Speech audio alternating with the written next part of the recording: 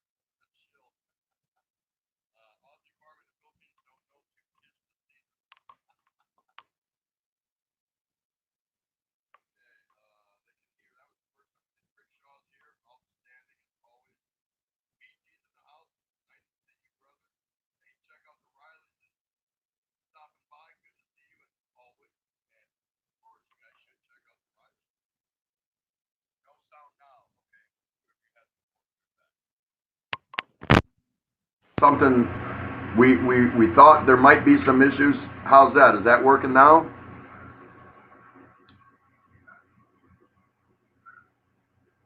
Bear with us. We're working through some IT issues here because we're trying some new things. Hello, Angelina Jolie. I think Chris Beecham is letting us know, yes, he can hear us. That's good. That's good. Aussie farming in the Philippines. Yep.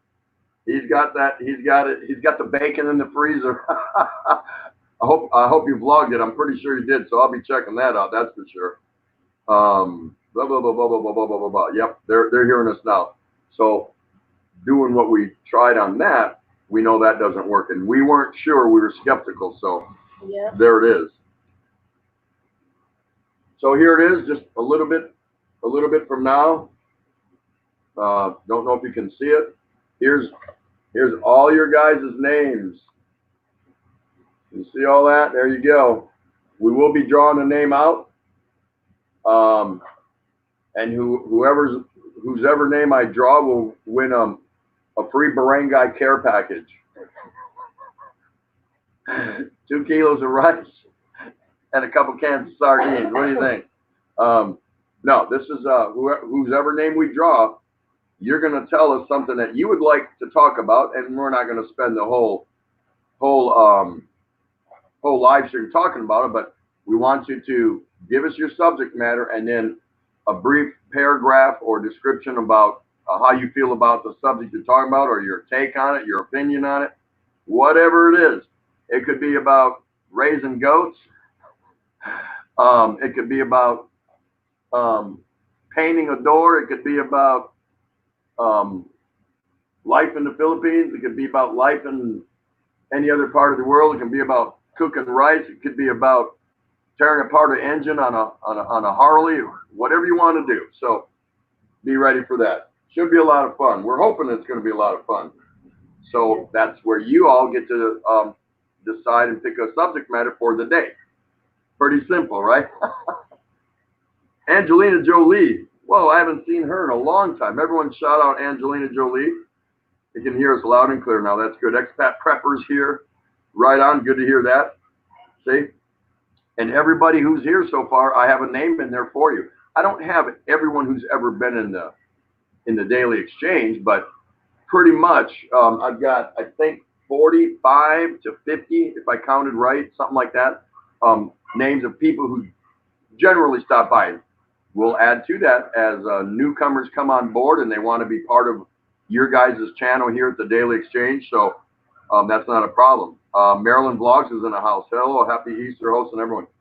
And a very happy Easter to you too. It's been pretty quiet around here for obvious reasons. Normally, there would be a lot of noise. There would be parades up and down the street, religious kind of ceremonies and tributes and recognitions and things like that. So that's not the case this year. So maybe next year things will be back to normal, and I'll go ahead and get a chance to vlog it. And again, I'm not going to be the first, and I'm probably not going to be the last. I don't know if anyone's ever vlogged it here in Tondo, but whether they have or not, that's what I was going to do, and I was hoping to show you fine folks how that works. So didn't happen, and again, that is not a great concern of mine. My concern is still with the our neighbors and the people here and their plight, which is, you know, they're not working and things are getting tight. So that's most important, not me being able to vlog a certain annual event. You know what I mean? Hi, Dora Cruz. There is Dora Cruz. Laughing Out Loud Mountain Man, me and TT go way back. Yes, we do. Angelina Jolie. Hello, expat prepper. They grow like a bush. It reminds me that Muggs needs to feed them water. Yeah, her plants are just taking off big time, big time. And I want her to make me some strawberry shortcake if the strawberries will hold out before this thing ends. You know what I mean? Well, who's gonna come up? I gotta practice on this. Okay, so we she wanted to try the StreamYard, so here we are. I'm not a big fan of StreamYard. It's okay. Now I've gone up in other people's lives, but as far as on this end, not that I was afraid of it or hesitant, I just didn't know if we were ready for it. So here we are. She wanted to try it, and you can't say no to someone you've been wedlocked for 38 years. So help her out. Don't be shy. Let us know if you want to come up. All you got to do is click on the link. By the way, do you all see the link? That I put up, yeah.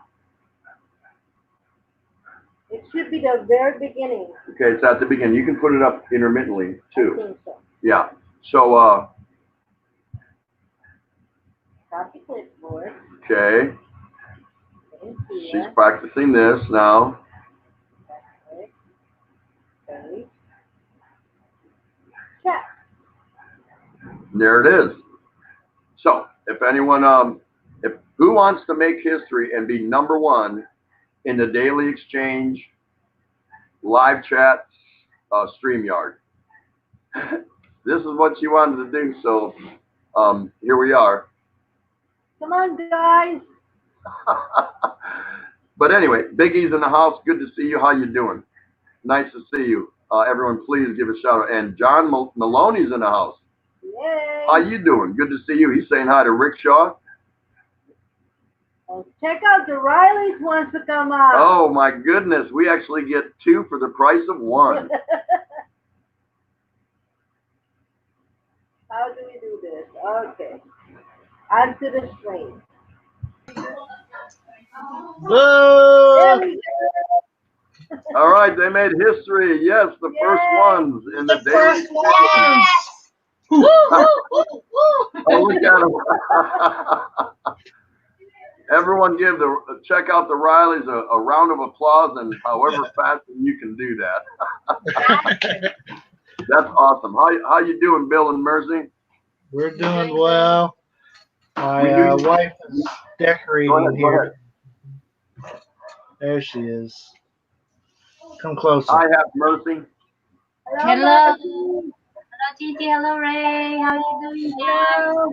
We saw you guys were on earlier, but unfortunately we were over at her sister's house because her sister made a little fuss about making some food and whatever. So we walked a couple blocks down and went and hung out there for a little while. So no big deal. You know, we'll be back again.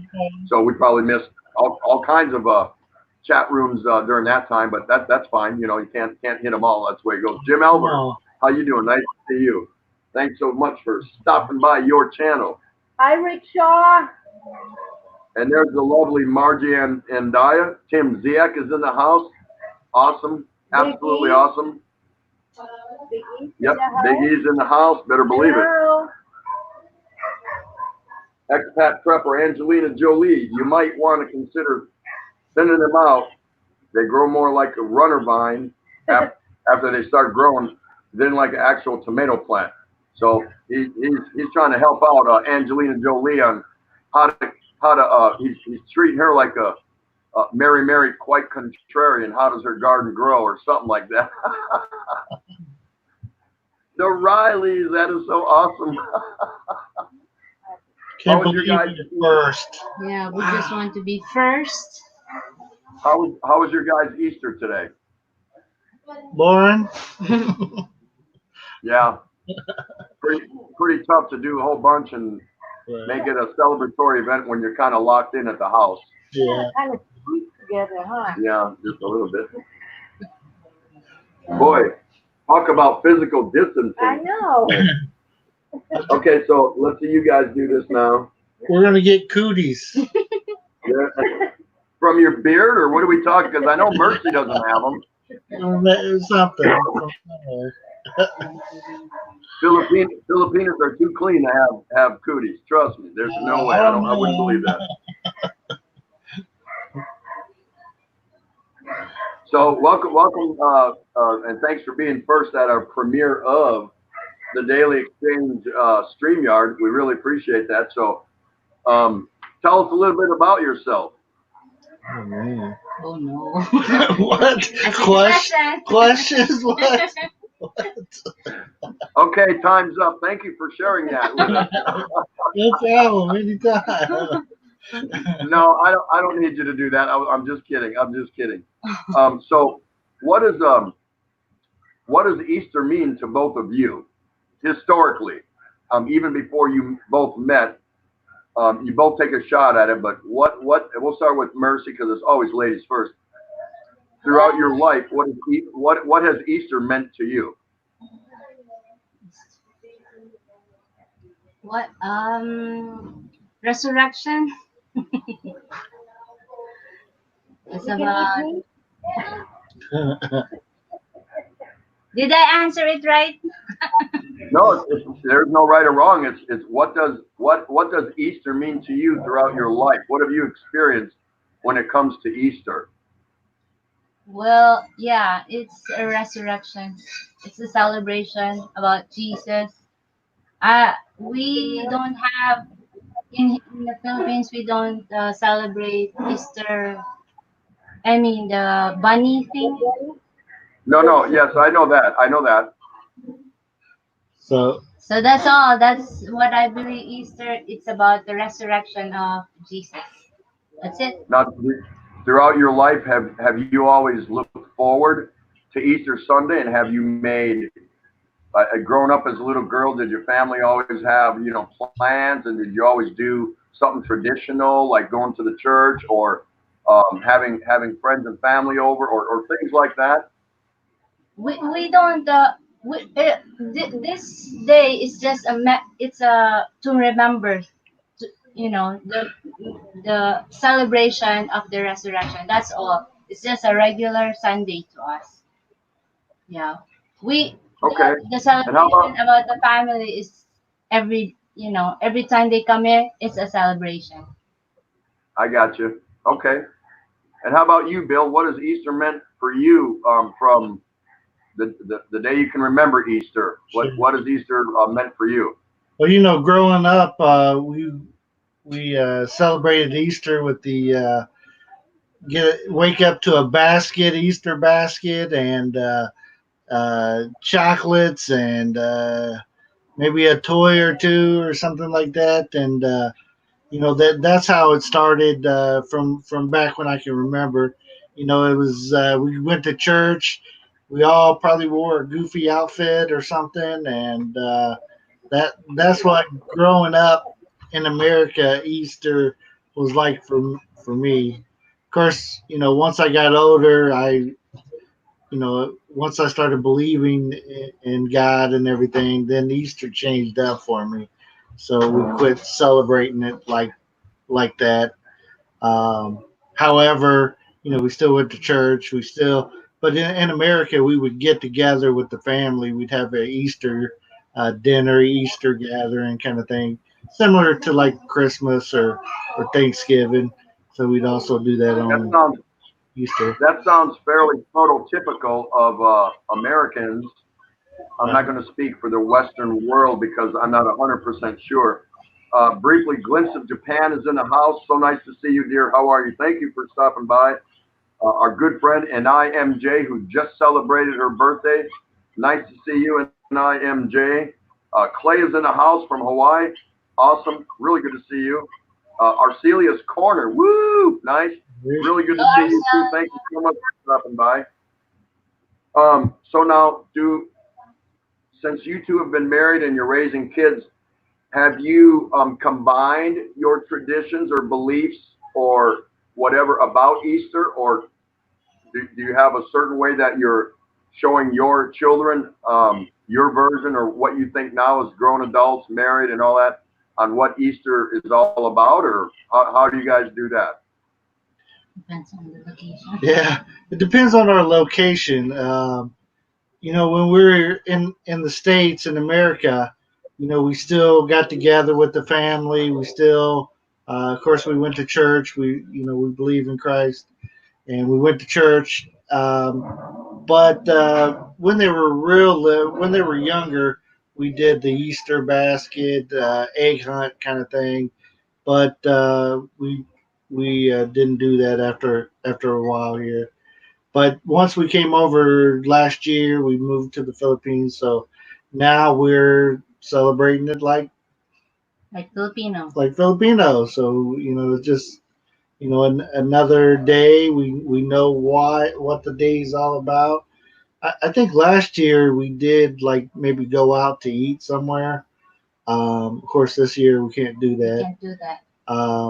But we we blend into where we are. Do what Well, they're it's tough for little kids when you have little kids when they're smallish. and they're at school age or whatever, because there's a lot of pressure because of what they're seeing, at least back in the U.S. Um, the hype, just like any other major holiday. Woo, Easter, and they're drawing bunnies and baskets and eggs and hanging them up on their classroom wall. So they're coming home probably with some sort of expectation. And unless the parents are just totally over the top religiously, or they have certain beliefs that they want to hammer home to their kids, you almost have to let them participate in that when they're little, and then you can kind of graduate them out of that and give them the true understanding of what Easter stands for and what it means. Would you agree with that? Oh, definitely, definitely. And one thing that we did do, my wife is a fanatic at one thing back in America. The day after Easter, and that's 50% off candy day. She would be at the store buying up some candy for 50% off because it's 70. or 70% off or whatever it was. She was all about those after Easter sales or Just after put that in Christmas. the balikbayan box. Yeah, she's buying it up like That's half awesome. price. Woo! I'm so happy to see everybody greeting each other, because that's what happens here at your guys' channel at the Daily Exchange. That's really awesome, especially on Easter Sunday. It's even nicer. This makes people feel good. We're wishing everyone that they did have a good Easter, or are about to engage in their day. And some people don't believe in it one way or the other. Either the Asian version of what they think Easter is all about, along with the Western version. So some people just, it's another day, it's another Sunday. That's fine too. Doesn't make them atheists. It just means they're not. It's not a day for them to want to celebrate. So that's cool. There's nothing wrong with that. Yeah, right. I get that. I get how that goes. Mhm. That is so awesome that the Rileys made history. Save this show, guys, because you'll be able to go back, 50 years from now and say, by the way, who was the first ones Right. going on StreamYard in the Daily Exchange? Well, TT, you made history on our channel. Yeah. You were the We're first making one to moderator. yours too. So now we've made a That's little right. bit of history on yours. So Yes. Yeah, it almost looks like us and the Rileys set this up, because that's true. I was the Rileys' first moderator. They didn't even know what a moderator was. They were brand new in YouTube and live streaming, and I'm watching. I'm like, let me share a couple things you can do with it, whatever you want. And I kind of walked them through it, and sure enough, it wasn't 10 minutes after you made me a moderator, wham, some dummy came in, a hater, and I just Right. hammered his butt right out of there. And they were like, wow, that was pretty cool. how'd you do that? He's gone. What happened? He's gone. Where'd he go? Good timing. He was terminated. That was pretty good. And of course, ever since, I've had a great relationship. And we're sorry we're not catching everyone's comment. Please bear with us. We hope you're talking to each other while you're listening to some great conversation here with the Rileys, and here on the Daily Exchange, our first guest on the Daily Exchange in StreamYard. Aussie Farm in the Philippines, Easter means 3 times pay for working in the fire department while everyone on holidays. Okay, there's one way to look at it. Nothing wrong with that. Jeannie's in the house. Cheetors, how you doing? Nice to see you. Tim ZX saying Easter's a new beginning and a fresh start. Awesome. Glimpse of Japan. And if anyone doesn't know Glimpse of Japan, go check this lady out. You're absolutely, oh my gosh. She walks around in the parks and shows the cherry blossoms. She's just among the cherry blossom trees in Japan while she's doing her vlog. Now, her vlog might be a particular subject or something she's talking about or whatever, but her background is like, and not every video, but a lot of them, and you're like, man, that's really nice. She's well-spoken, soft-spoken, and really nice girl. So write that down if you get a chance. You won't regret that. She's saying that Easter is about remembering the resurrection of Jesus. He died for our sins and set us free from the bondage of sin. But since he resurrected, he is already in our hearts, the essence of Easter for me. Awesome. Thank you for that. That is so nice. Let's see here. In IMJ's blog, thank you for the greetings, host TT and Asawa Kano 38. You are welcome. Tom Patrick. Oh yes, the schools celebrate Easter and Christmas in the USA and also did the Pledge of Allegiance to the flag. Now who knows, it may offend someone, definitely won't offend us. Yeah, it's kind of the way the world is going, especially in the US, because there's so many civil liberties and they're ever changing, that different groups, you know, come out of nowhere kind of, and they want their rights and they want to be respected. And if, you know, it's tough. It's tough because now it puts a lot of people at different distances and different angles because some support it and some don't. And it kind of has a division to it, if you know what I mean. And personally, I don't like that. I don't like to see a country divided over silly things or things that have been taking place for so long now. Every once in a while, we get it right where we view a tradition, a custom, a law, or whatever, and you go, you know what? This group is correct. That's not fair. But many times we're like, it's always been this way. Who are they to change it? You know, you know, like what was it? At least a decade ago, or if not longer, where you know people got offended by walking into a business and an employee of that business or a banner on the wall or something said "Merry Christmas," and it said, hey, "That's against my religious rights and freedom. I don't want to hear that. I don't want to see that." Oh, okay, I'm sorry. We'll just say Happy Holidays. Yeah, where does all this come from? But it is what it is. You know, you can debate it forever. But how do you feel about that, Bill? Well, you know, it's you know, customs. No matter what country you're in, you should be able to adapt and blend into them. Some people come to different countries and they want to change that country rather than blend into the country or adapt to, you know, their culture or their customs. I didn't come over here and start telling everybody, you know, stop eating that balut stuff because that's gross. You know, it's I don't want to eat it, so I'm not going to eat it. But you know, let them eat that, you know, that stuff. So it's just what they do, and you know. Yeah, you can't just come over and point fingers and say stop doing that. What are you doing? Exactly. You know, that's wrong. But yet in the West, it seems like they don't just say you can't do that, stop doing it. They actually take it up and through the courts and try to get a decision that benefits their beliefs. And you know, I'm not a fan of that. Right. It's like, look, this has been going on. You're 50 years old, and today you woke up and decided you didn't like this, or you're new to the country, and you decide that's against your religious beliefs or values or freedoms or principles or whatever you want to call it, and you want to take it to court and get it overturned where it benefits you. Yeah, see, I don't buy that. That's just my own personal opinion. Not that I'm not against their beliefs. It's just that this has been the way it's been going. Let it go. You know, kind of like that. I don't know. BT is saying, told you, Tim, slippery slope, don't see your people's post. Do you hear me, Tim? I'm not sure what he's telling me. Oh, that's earlier maybe? Okay. Jeannie's saying it's StreamYard and couple hosts. Can I join with Pickles? Oh, wait, Pickles don't talk. Bring Pickles on. We don't care. Come on, Gene. Nora Cruz, a part of the religious holiday week, and do some fasting and celebration on Sunday as Jesus rises. Sunday we have Salubong, the meeting of Jesus and Mary resurrection. Awesome, awesome. Hey, Mugs, come on. I want to see you, Mugs.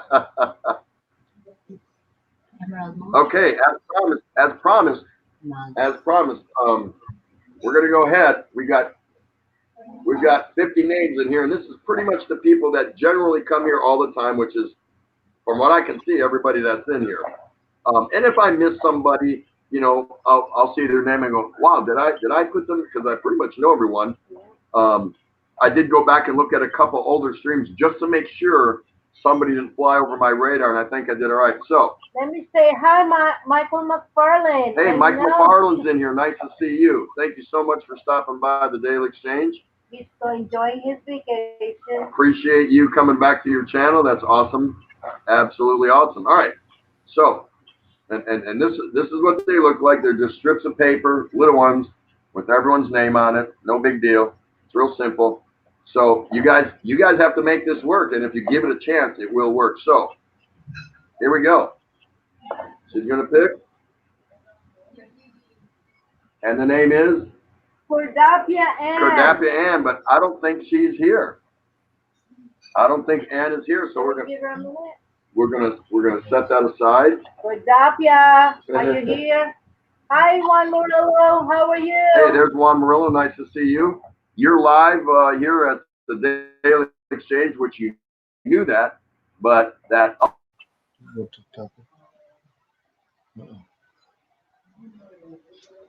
They decided they want to make it in the Daily Exchange StreamYard, so awesome. So everyone, if you don't know them, there is, check out the Rileys. That's their channel name, Bill and Mercy Riley. I don't know how to put your, what do you call that? Link. Your link.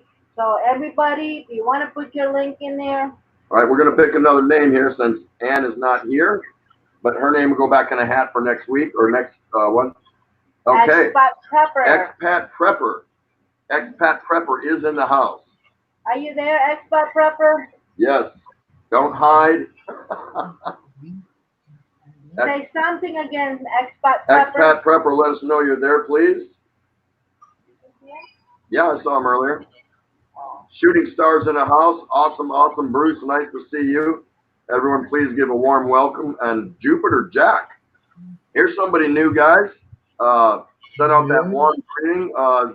In many parts of the U.S., the Easter Bunny was renamed to Spring Bunny. There you go. Pretty cool. Kathy and Ken. No, Kathy and Ken is here? Yes. Awesome. Nice to see you, Kathy. I know Ken's not here, I don't think. And Tim Zia. Yep, I already said hello to Tim Ziak. Yes, absolutely. There's Expat Prepper. All right, so here it is. I don't know if you can read it. No, probably not. Probably too bright. Yeah, but anyway. Okay, Expat Prepper, what we want you to do is we want you to give your subject that you want everyone here to give an opinion about or talk about. You know the rules, of course, as long as it's decent and nothing over the top. And give us a little brief paragraph or description on your opinion on that subject matter, if you would, please. Oh, you can come up. And if you can come up, that'd be even better, of course. But that's up to you. We're not going to say that's mandatory. But take your time. You can type it in, or you can just click the link and come on down. Like The Price is Right. Come on down, a new car. See, the Rileys are calling you, Expat. Bring it on. Get in here if you can. MMK is in the house. So nice to see her, as always. There's Margie Andaya. Shooting Star. So, yeah, we don't want to say you can't play or give your subject matter and an opinion on it.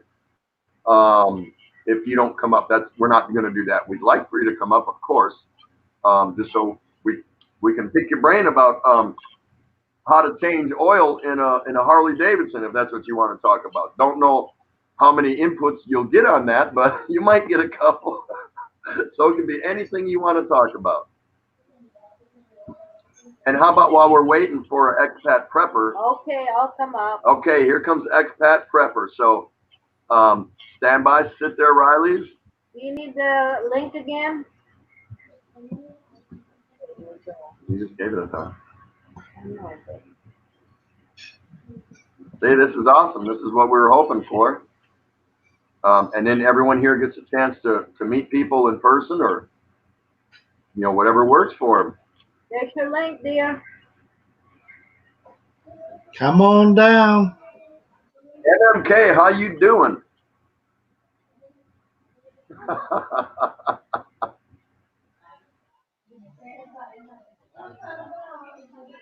Waiting for extra pepper. He's not showing up. He's still working his way over, so don't worry. Take your time. There's no hurry here. We're not going anywhere real soon. Not that I know of. Not at least till April 30th. I wish Rick showed me. And then we have, we were talking about the other day. We got a decision to make, and of course, we're coming up on our 30th anniversary, May 5th. So that means we've had many other anniversaries before. A lot of them. Some Cycled 3 times. some we missed when I was doing my Navy career and I was out to sea or whatever that happens, but many we've had. So it's not a big deal, but we were hoping to get out and do something. But we're wondering, even if they Are you getting mushy on me now? Oh. even if they lift it and green light us April 30th, how's that going to be by May 5th? Are things going to be open, and if people are going to be back up to speed, it's going to take time. And there he is. Welcome to the Daily Exchange's very first. Okay, Thank there you you. go. Thank you. Now we typically Oh, want there to he stay away is. from. Nice to see you. Did I hear you right? We want to stay away from controversial topics, right? Yeah, we want to steer clear of that kind of stuff. I mean, Okay. You want to have a topic that, How you about want to pick a topic that you believe everybody in the chat room can probably have an opinion or give you an opinion, because that's what you should be looking for. You have something you want to talk about, and again, we're not going to spend good. All right, I got go for it. something good that I think everybody can relate to. How about if we talk about what our favorite pet was in our lifetime, or what? I'm a dog person. I have 2 Belgian Malinois dogs, and I get into training them, and I really enjoy. Every day I'm out there, messing around with my dogs, and so yeah. If we could talk about, have you had a spectacular pet in your life? Tell us a little bit about it. Why you like. Maybe you're a cat person. Everybody's had a pet. A really good pet at some time in their life. So yeah, I'd like to talk about pets. So I'll get off the show and watch the text here. Okay. Okay, and briefly, I just wanted to shout out to Big Ian Sabu. He's asking me, which is a good question, what would you call a controversial topic? Pretty much, we want to avoid politics, What's going on right sex, the current situation in the planet, because there's plenty of channels that people know they can go and talk about that all day. So we want to avoid that. We didn't want to make this the channel to remind everyone what they're getting hit over the head with every day they wake up. This is a channel, and I know Biggie knows this, but he probably wants me to put this out for everyone else. This is a channel, your guys.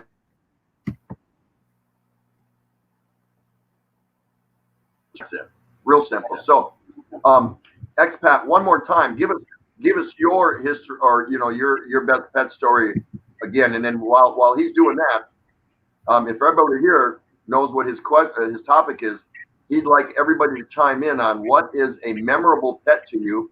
Was it a dog, a cat, a horse, a goldfish, whatever?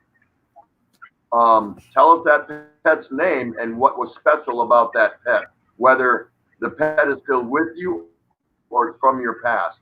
So there you go, everybody. There's your subject matter. It's a good, easy subject matter to break the ice with. So while Expat is breaking his story down, why don't you all chime in? Okay, I'll be real quick. I moved to the Philippines here, and I have some land, a small farm. I've always wanted that my whole life, and after we moved over here, we're kind of isolated. So I wanted a dog breed.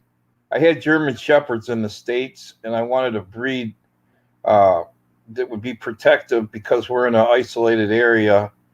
And I got 2 Belgian Malinois dogs. As you know, that's the breed that the Navy SEALs used when they hunted down Bin Laden and that other terrorist guy. Anyways, these dogs are phenomenal. It's the first time I owned the breed. My female is pregnant right now, so we're gonna have some puppies pretty soon. And I just really like the dog. It seems to be the easiest dog that I've ever had, as far as training, and I can't say enough about the dog. I love that dog like I love my kid. My son's looking over at me. So, anyways, I'll get off and let everybody else talk. Thanks for having me on. Those are highly those are highly intelligent animals. I know that. Otherwise, they wouldn't be working with the Navy SEAls. Hang in there just a little bit. What? Where'd he go? Hello. Wait.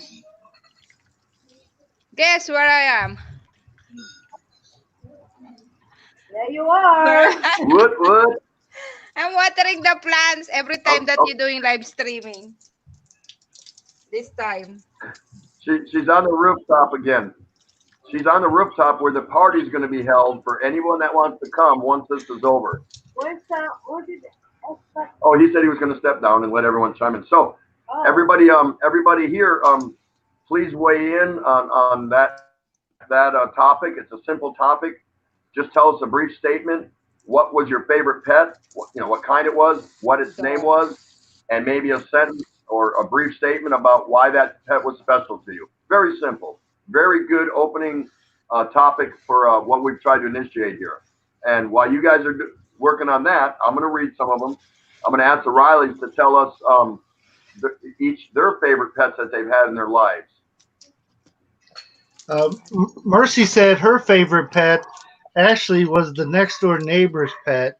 It was a python that had gotten loose and came over from the next door neighbor. A python, a big snake here in the Philippines. We don't like snakes. Well, she, Mercy, at the time, they were very surprised to have this pet python that came there. They were very happy to see it, and it tasted very good as well. So it was the best pet she ever had. You ate the snake? Yes. Yeah. She found out later it was the next door neighbor's pet that they had lost, but by that time they had then digested it. So. And I too I have eaten snake at the snake market in Kowloon, Hong Kong. So doesn't bother me. It tastes like chicken. You know what? It is. Muggs, how about you? Yes. Have a pet sometime in your life, and if Dog. so, what kind of pet and what was Dog. special about that pet for you? You know how to dance? Tala. Remember Bravo? Bravo. Bravo. I'm not sure. His name. Bravo. His name. Yeah, what kind of animal was that? Dog. It's mixed breed. Askal. Yeah, mixed Askal, and I don't know what kind of mix is that because a friend of my son gave it to him.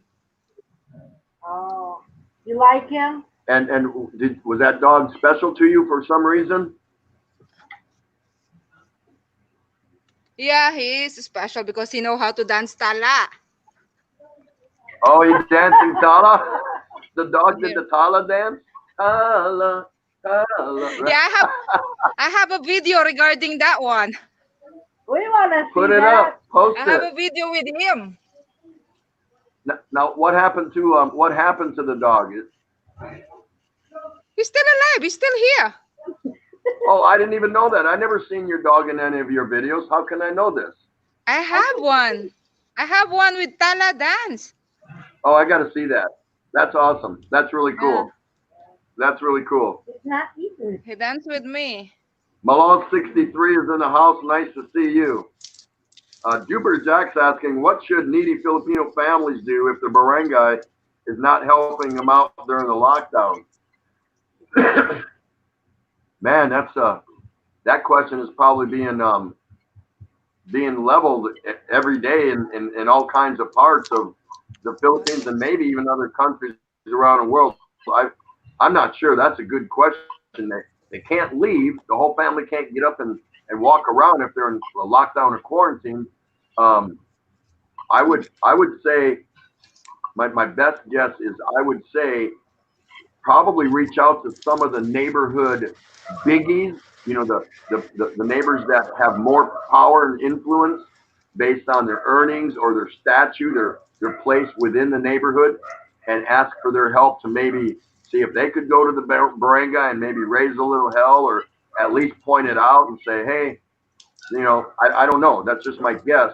Because if you can't leave, you can't go to a higher authority. How are you going to do that? I don't know, but maybe ask some of the people in the neighborhood that seem to have a little more influence and see if that might help and ask for their assistance.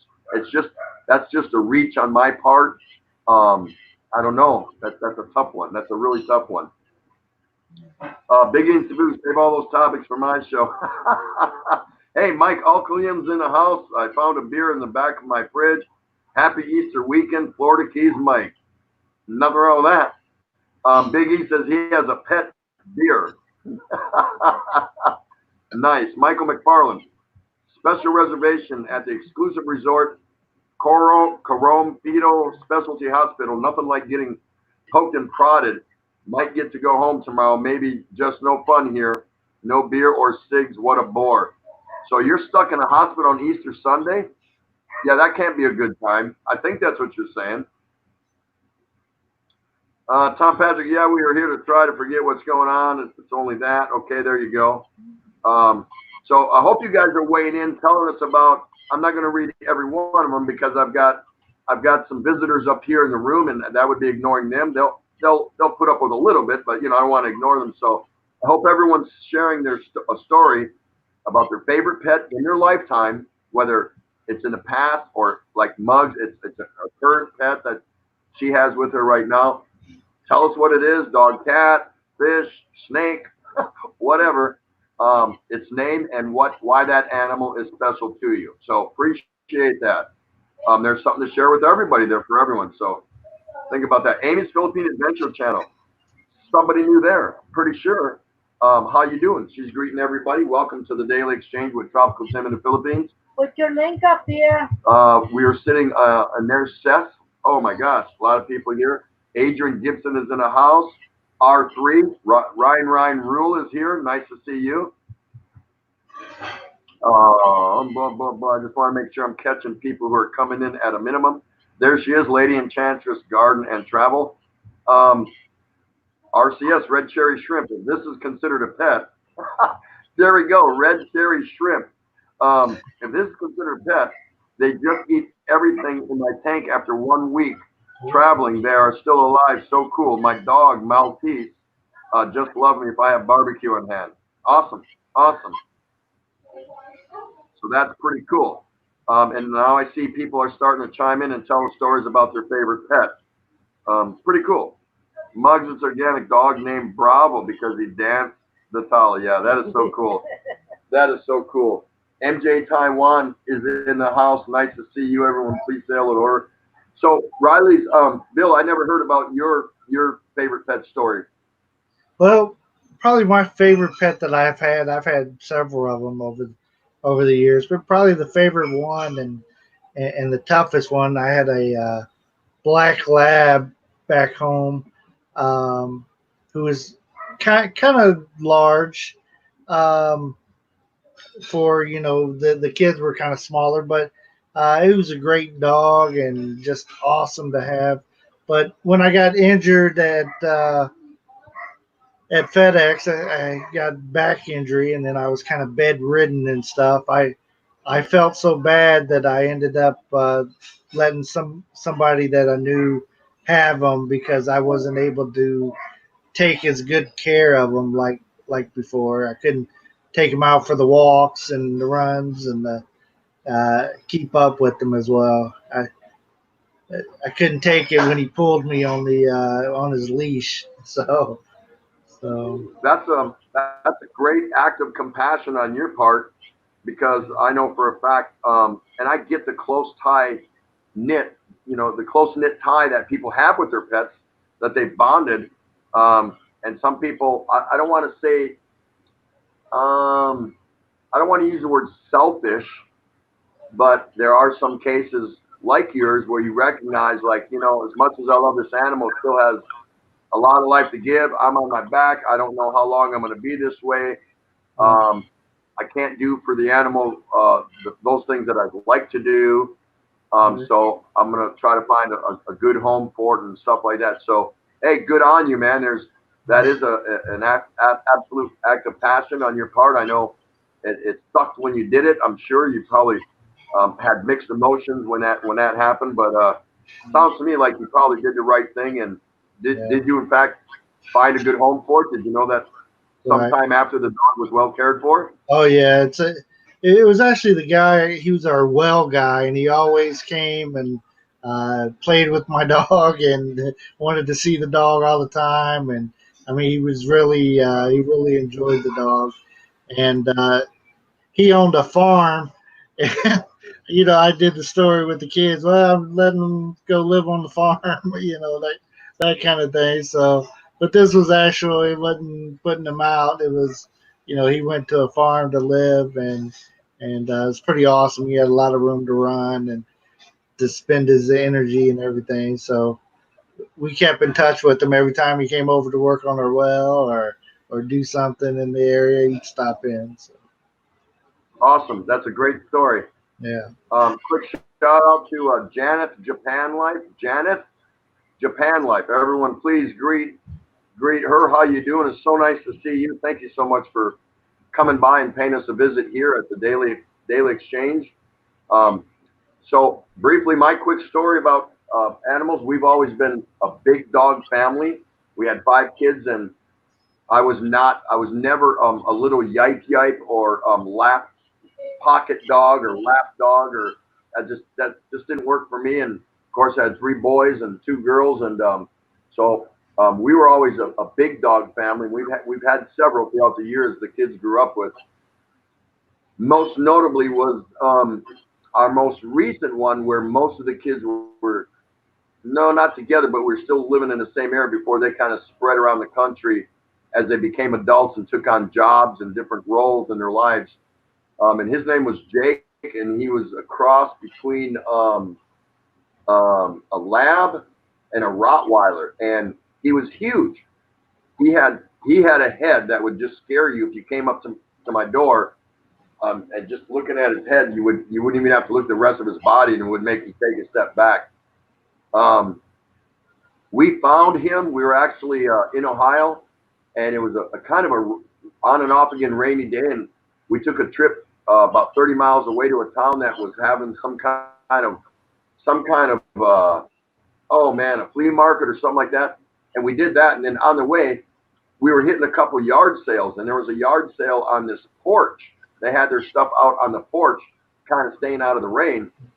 And she wanted to stop, so she stopped. She got out of the passenger side. She ran up the little sidewalk up to their house, left her door open, and then she was waving to me to come over because there was like some record albums, because I used to collect vinyl. And it turned out they had crap, nothing I wanted. Anyway, so when I turned around, there were 2 dogs trying to climb into the front seat, and one was a basset hound, real, its body low to the ground and short, stubby legs, and you can tell that dog was like a couple, 3 years old. And then there was a floppy-eared, big feet ball of fur that was with it, and that was Jake. And I turned around and I told the people, I said, "Are those your dogs trying to get in my car?" And she said, "Oh no, they belong to the neighbors." So I picked up Jake at the time. Of course, that wasn't his name, and I knew he was new. He's a puppy, and I went there, knocked on the door, and the lady said, "Well, I don't know what that dog is," and she was referring to the basset hound. And she goes, "But that one belonged to my sister and her boyfriend, but they moved out and they didn't want it anymore." I'm like, "Well, what the hell is it doing running around here like this out in the rain?" Or whatever. She goes, "Well, we can't take it. We don't have no room for it. I've got a dog out back that just had a litter of pups." I'm like, really? She goes, yeah, you can have a pup if you want. And we were kind of in the market for a dog. Um, and so I walked around back, and the back of their house sloped, their property sloped. It was a big mud puddle. And this big dog, I couldn't even tell you what it was. I mean, it's like something I've never seen before. I can't even describe it or begin to describe it. It was laying there laboring with like 12 pups or something, sucking on its milk. And I was like, no, I don't want nothing like that. So I went back to the front. I'm like, so you're saying you don't want this dog or whatever? Nope, we can't take it. We've got enough. And I was mad that when she said her sister and boyfriend just in the middle of the night hauled butt out of their house and left the dog there. I said, can I have it? And she, yeah, you can have it, no problem. So we took it, sat on Ray's lap. We went all the way back to our town, which is Ohio, Washington Courthouse. Dog had fleas, and it was a weekend, a Friday or Saturday, and so we waited the weekend and took it to the vet, got it cleaned up, and turned out the dog was a diamond in the rough. It was one of the best dogs we ever had. We had to put him down because his hips collapsed on him back in July of 17, so it's been fairly recent. And yeah, he made it to almost 14 years, and like I said, he grew up with the kids, and he was protected Ray, very obedient. If I was in the house, you could walk in the house and he wouldn't bother you. If I wasn't in the house, he had a tough time. So that's my story. That was my favorite pet. So, and he was just awesome. We still got pictures of him, and when he was younger, and he'd stand in the kitchen by her, which he wasn't allowed to be in the kitchen when I was home. When I'd come in, he would haul ass out of the kitchen. But she would like be cooking and trying to pivot around to the fridge, back to the stove, to the counter. Somebody get this walking carpet out of my way. But over time, her and Jake bonded, and she cried her eyes out when we had to make the decision to put him down. So there you go. That's ours. Hi, nice to meet you. Well, I know the Rileys already, but nice to see you. Welcome into the thank you. live chat. First time. How are you doing? How's your Easter? Sorry, say that again, sorry? How's your Easter going so far? Yeah, it's been good, yeah. Like everyone else around the world, I've had to pretty much stay home, of course, and all that, but yeah, it's been good so far, yeah. It's been nice, isn't it? Hello to the Rileys. Awesome. Again. Yeah. Say hello to the Rileys. Yeah, aren't they awesome? They're awesome. Great. Yeah, they're good, yeah. I was on their show earlier today. We were teaching him to behave himself, but I don't know if he can. Especially if you get single Filipinos on the panel. He has a tendency to try to get close to him. I'm not calling him out. This guy right here. You know about that, Riley, don't you?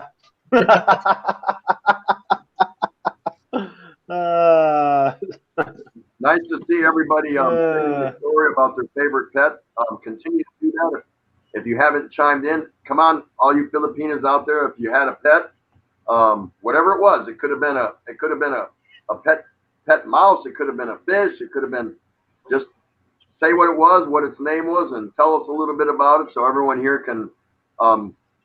What did you have, Adrian Gibson? Adrian, yeah, did you describe it? I can put mine. I've never really ever had a pet, but I could tell you about my friend's like puppy dog. It always every time I visit, like I don't visit all the time, but like every time I visit, it just like literally barks its head off at me. Like it just hates me, and it like every single family member we can go to a gathering or whatever it is. If I'm standing like a meter from it, it just barks its head off at me. Wow. What'd you do to it? And it growls at me as well. Like if I even sit near the dog, it just growls. It's only like a puppy dog as well. It's like it just goes right the whole time. You know, I just have to have a quick look at it. The quick look at the dog, and it just goes. And not to anyone else in the family or anything, it just does it to me. Say hello to Scoot D. Thanks for stopping by, Scoot D. And Rickshaw is here also. Jupiter Jack just put up a good post about his pet, so y'all take a look and read that. Hopefully you're reading most all of them. Awesome, that's awesome. So where do you hail from, Sorry? Adrian? Where do you live? I live in Perth, Australia. Okay, I've been there twice, courtesy of the U.S. Navy, way back in the early '80s. Oh, you came So to yeah, I like to Perth Perth? a lot. Fremantle. Fremantle, of course. Yeah, yep. Yep. Yeah, nice place, Twice. Freo. Yep. Yep. Had a good time each time I came there. Yep. So There were rumors that was in the 80s, wasn't it? Yeah, there were rumors that when U.S. sailors would pull liberty there, that to watch out the Aussies. If you go to the bars or something, they're gonna want to man up and try to fight you. Or this, I've never seen anything like that. Some guys are buying beers and treating us to. Freo's a little bit of a dodgy area for things like that. In Perth, yeah. Yeah, no, we had a good time. Everybody there in Fremantle was very hospitable. Couldn't have been nicer. Really good time. I just have some fond memories of Fremantle. So, nice. When I went there the first time, and then a few years later, we found out we were going to Australia again for a Liberty call on a 7-month deployment. You know, I was like, wow, maybe we'll get to go to the East Coast to Sydney or something like that. No, they put us right back in Fremantle, which was fine, but a little disappointed because I was hoping we could see the other side of the continent. Oh, of course, yeah. It's nice over the other side of Australia. Yeah. Sydney's very nice. Melbourne, Brisbane, yeah, they're all nice places on the East Coast there to visit. A lot of the place over that side, I've visited most of that side of Australia. It's quite nice. Quite a nice place to go, isn't it? Yeah. Nice. Hello to Garden Hacks. Nice to see you. I think you've been here once before. If memory serves me right. I could be wrong, but it doesn't matter. Pull up a chair, sit down. We're visiting here right now with Adrian Gibson and Bill and Mercy Rileys from Check Out the Rileys. Today's topic, courtesy of... I've got to call you Bill, don't I? From now on, I call you Bill. That's... Yeah.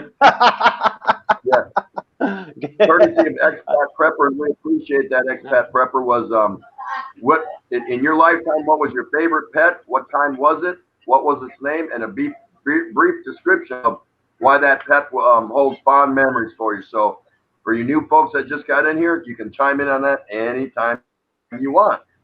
How's that? Pretty cool. So my favorite pet was a donkey, such a jackass. He was following me. My favorite pet was a donkey. Man, my favorite pet was a donkey, such a jackass. He was, followed me everywhere. That's pretty good. That's pretty good. That's a good. Now, Adrian, have you ever been to the Philippines? Sorry? Adrian? No, I haven't. Have you been to the Philippines? No, I know Filipinos here and all that. Is that something on your bucket? Yeah, probably one day. Yeah, sooner or later. Something on your bucket list that you might do? Yeah, I've been talking to someone over there and a couple of people over there and things like that. So, yeah, see what happens. Yeah. Well, he's been. Barry G. Hello, Barry G. Barry G. is in the house. Nice to see you. Can I tell his truth real quick? Trouble with Tim. Let me tell you the truth. If one of these Filipinos talk to this guy, he will start swimming tonight. He will jump in the water and just start swimming his way to the Philippines. Don't let him kid How did you know that? How did you know that, Bill? You told me. You don't know what's going on the... He forgot. We just met in the past few days, but I already. Yeah, the conversation last night was quite funny, wasn't it? Oh yeah. Adrian, is that something you are currently interested in? Philippine women or anything like that, or not necessarily? Yes and no. Just yeah, just looking around, came on these channels and wanted, because of the virus and all that, just wanted to talk to a lot of people around the world and yeah, see how it goes and whatever. Yeah, that's just pretty much me. Yeah.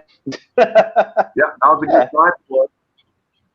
Now's a good time to find out and meet a lot of people. That's for sure. Yeah. So we appreciate you coming here, and maybe there's some folks here you can meet. Nothing wrong with that. Yeah, of course. So when yeah. you don't look real old, so you don't look like you're close to retirement age. No. And either I'm paying you a compliment or I'm way off. Yeah. So yeah. when do you expect to come over here for your first visit? I'm not sure yet. Just wait. Definitely have to wait till this virus finishes, and then we'll see what happens from there. Yeah. Start thinking about it and all that. Yeah. Now, saving all my money, wanting to travel and all that sooner. Wanting to travel around. So yeah. Just something. Yeah. Do you know anybody here? Do you personally know anyone here? Not really. Like, I've just been like talking to a few ladies online from the Philippines, but I don't know anyone that's like, I know some Filipinas and Filipinos here in Australia that have like come from here, and my best friend's married to a Filipina, and they've married for like, how long have they been married? 15 years or something, or yeah. So yeah, that's pretty much why. Do you know any other? Do you know any Do you know any Aussies that live here? Say that again, sorry. Do you know any Westerners or Aussies that live here in the Philippines? No, not really. No. Okay, because there's a lot here. There's a lot of Aussies here. So, you know, as you continue to surf around on YouTube, you may run into a few channels of some Aussies, and you know they might can fill you in on a few things. You know, it might be helpful to you if you do start sparking the interest, and maybe come over for a vacation and take a look around for yourself. And of course, yeah. And it doesn't have to be an Aussie, but I'm saying if you felt more comfortable with someone from the mother country, you know, they're here. They're here. There's plenty of them. There's plenty of. If there's plenty of Aussies, it helps, doesn't it? If that, yeah, because you just don't want to go over there like for a first time to somewhere and go, or any country, go, oh, you don't know anyone, or you don't. It's like you've got to know someone to go there, don't you? Really, you've got to, to make sure it's. I personally want to be knowing people before I go to some place, don't I? Or have friends coming or family go over there with me, and then I know what's going on then, don't I? Yeah. Take care, Tim Ziak. Thank you so much for stopping by. Little different show tonight, so we didn't, you know, exactly read line for line, which is a little refreshing for us. It's something different, something new. So, you know, I appreciate you stopping by, brother. Take care of yourself. So yeah, it does help to know somebody. You're a big boy. You're an adult. You could come over here sight unseen without knowing anyone and make a go of it, as far as have yourself a little vacation or whatever. But yeah, I think it does help and puts a little ace up your sleeve, if you will. Yeah. If you did know somebody in advance that might can give you some ins and outs, and you know, some tips on what places to go see and stuff like that. And of course, it's possible. It's possible. Oh, I've heard a few places that people have told me here in Australia and all that. Like my best friend's wife comes from Dumagetti, I don't know. It's one or the other, yeah. She's come from Dumagetti, yeah. So my friend's not really a big. He doesn't like go there every year. Like she usually goes every year to the Philippines, but he doesn't really like going all the time. So he usually goes every 2 maybe so years maybe. He usually goes with his wife and kid to the Philippines. So yeah.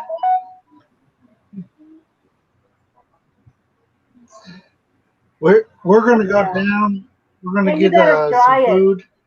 So we'll see you guys here in a little bit, maybe. Bye, guys. Yeah. Thanks so much, Riley. Everyone, please say goodbye to the Rileys. well, they did great. jumping in and being the first ones in history to come on up on the Daily Exchange's very first StreamYard. Thanks so much, Bill and Mercy.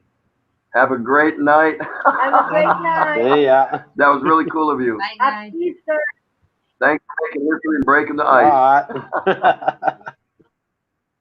That was awesome. That was awesome. Yeah, there's no worries if you want to make a plan out a trip. I would definitely make it a plan. You just don't get on a plane and come over here. That's very difficult at best. Yep. But if you make a good plan, yeah, you can come over here and have just a wonderful time. Just fantastic. Of course, we have to get through this issue that we're facing right now, and it's just the way it is. Yeah, that's right. Yeah, I would have liked to come earlier, but the problem is, it's it's just now this has stopped me from going there. Yeah, pretty much. So, yeah. There's Barry G mentioning then you need to get on Judea's live channel. Yeah, I like her a lot. Great channel. She's been here. I'm sure she'll be back. She's in Dumageddon, great lady, married, but she will fill you in on Dumageddon. Yep. Judea's life channel. Okay. Yeah, there's a lot of people that in a short amount of time, and I mean a short amount of time, if you spend enough time daily or whatever, surfing around and going to different channels, you will run into the right people, of course, that will just give you an overload of information of what you need to be armed with as far as information prior to coming over here. And I'm talking about other Westerners, Aussies in particular, Americans, of course, and others, Brits and whatnot, and Filipinas. Filipinas are the best source. And they may well be married. They just happen to have a YouTube channel showing their hobby, or maybe they got a cooking channel or a small travel or gardening channel. And you can hook up with these people and you can ask them questions. They'll be happy to tell you if they know the answer, Oh, yeah, of course. Yeah, that's probably why I did all this, to get information about it. Yeah, it's good to go on. Yeah, good to find out all this information before you travel to anywhere else. Even like I've pretty much been everywhere in Australia, so I don't need to, except the Northern Territory. But I've never, other than that, I've been pretty much everywhere in Australia. So Australia is a vast place, and I only got to see a tip of it in Fremantle, but I've seen enough, documentaries or movies and things like that. Yeah. Man, I'd like to cruise into the outback once. Of course, I don't want to go alone. I want to go with like Crocodile Dundee or somebody, Crocodile. I was watching that movie. I was watching both of them on the weekend, actually. While you're sitting at home, I was actually watching both of those Crocodile Dundee movies. They're actually really good. Yeah. It's the same thing like you were mentioning before. Yeah, if I went there and I said, okay, I'm going to come there and I want to go do a week or 2 weeks an adventure into the outback, there's no way I'm going to go do that alone. And it's not that I'm afraid of anything, but if you don't know something and it's brand new in a place as vast and open as that, you just don't go. You don't go it alone. You get somebody that knows what the hell. Quite open Australia. Like, there's a lot of open like a lot of desert and a lot of open parts of Australia that, you'd want like a tourist guide or just someone that knows their way of life around the place. Yeah, that would make it easier for your trip then, doesn't it? I mean, I would love to make a vlog of taking Scoot B, who's here in the room, and dropping him in the middle of the outback and say, find your way back. Because he's been trained to do that. But I'd like to see him do that. Right in the middle, yeah. It's it'd be a bit of a big trek from the middle to get out of that area. Hey, hang out for a little bit. I'm gonna let you visit with my wife Ray. I'm just gonna fix me a refresher drink. I'll be right back. Sounds good. Yeah. He needs to have that drink. So he needs a good drink, innit? I'm 33. Oh man, I don't look 30. I look young. I look younger than 33. Yeah. We've got young genes in our family. Yeah, we have a Lexus, lot of yep. young ones. Yeah, I go to a common book.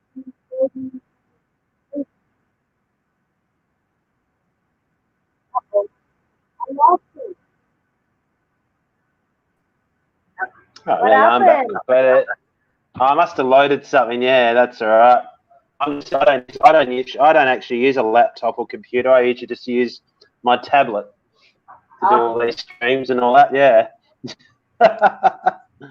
Yeah. Hey, Scoot B, come up. Yeah. Bring everyone along. Bring them all in the house, isn't it? Yeah. I like when you have all these. Like I like it when you get like you get like 4, 5, or 6 people at once. It's really fun to talk to. 'Cause then you get to talk to everyone. I've been on a few of those chats where there's about 6 of them. And it's really fun, actually. Yeah. This is our first time doing this, and yeah, let Oh, it's them your come up. first time doing. Is this your first time doing StreamYard, isn't it? Yeah. Yeah, it is. Yeah. I saw Tim walking around the markets in Manila on Saturday. Yeah. Because I was talking to someone like what part of Manila it was and all that on. Yeah. That was I saw his video. Yeah, I saw that video on Saturday. It was quite fun, actually. Yeah. You like it? It's actually really fun because like the way they do the markets, and like we have markets here in Australia, of course, but just the way it's just different. Like the way things are like set up differently than our markets in Australia, and it's not much different, but it just looked a bit different compared to what we have as markets. So yeah, it's pretty cool actually. Yeah. I was making a joke about social distancing. No one really, like, there was so many people. He was walking near a lot of people, and no one was really spreading apart and all that. And yeah. Crazy.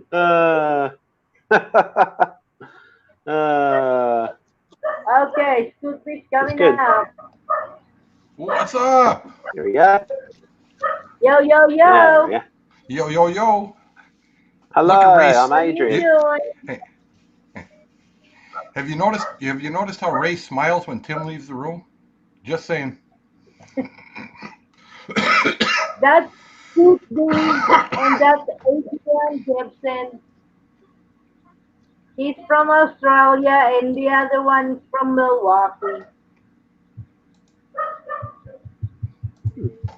Hello, hello. Did you guys hear me? So how are you liking the lockdown so far, Ray? You going stir crazy? I feel like I'm getting used to it, really. Yeah. What are you gonna do? Either you go crazy or go with it. Yeah, we're all getting a bit bored of all this not being able to go places. Like I like to go out to a fair few places like restaurants, cafes, and movies, and all different places, pubs, and all that. But yeah, well, shut aren't they? So what can you do? Can't do much, you know. Just have to, yeah. Hey, Shooting Star, you wanna come up? Yeah, Bruce, come on up. Come join the stream. Drew, I don't think Biggie's still in the house. No. Expat Prepper already went up.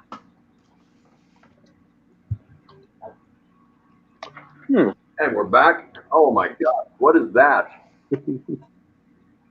What's up, brother? Hey, what's going on? Welcome. Nice to see you. Thanks so much. How you doing? How's your Easter Sunday panning out there? I just got home. Okay. Hey, Do you know Adrian Gibson? yeah, I've seen him before. Oh, great. That's great. Glad to hear that. Scoot's over in Arizona right now, Adrian, if you didn't already know that. Sorry? He's from Milwaukee, yeah. but he's over in Arizona right now. Oh, okay, yeah. Yeah, I think I know where Where's and he's got a Filipino wife in Thailand. She's working in Thailand right now. Yeah.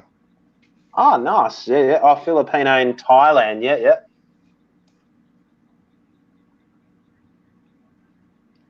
Actually, she's sleeping So in Thailand have you been to places? Sorry, Have say you been again? to? Go ahead. So what was that? What was that about Thailand? I said no. I was saying. Oh, go ahead, Tim. Yeah. No. Adrian, have you? I know you said you haven't been to the Philippines. Have you been to other Asian countries? No, I've only just really travelled around Australia, really. Yeah, but it's like, Okay. yeah, just like looking at everything around the world, watching videos, and then it's like time to now the virus is like, you just got to start thinking more and just wait for it now, and then start planning it out, don't you? Now that's the best part. At least you get to plan things now, don't you? With all this time off and well, I'm actually still working. I'm not having time off, but I'm just I'm still able to plan things, don't I? So that's good.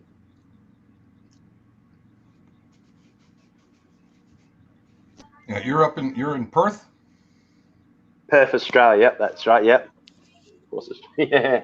Have you ever been to Perth? Have you ever been to Australia or? Yeah, a few times. I used to do field service work for a company called Petting House. They do. They make. Yeah, I used to do field service work for a company called Petting House, and they sell equipment that does like huge I-beams for buildings. Does all the punches all the holes and everything in. Yeah, and there was a steel plant we went to in Perth to put a bunch of machines in. Steel plant. Company makes they do like the structural, foundations for big buildings and everything. Oh, of course. Yeah. Did one there. Did a few outside of Sydney. One in Queensland somewhere. A lot in a few places in New Zealand.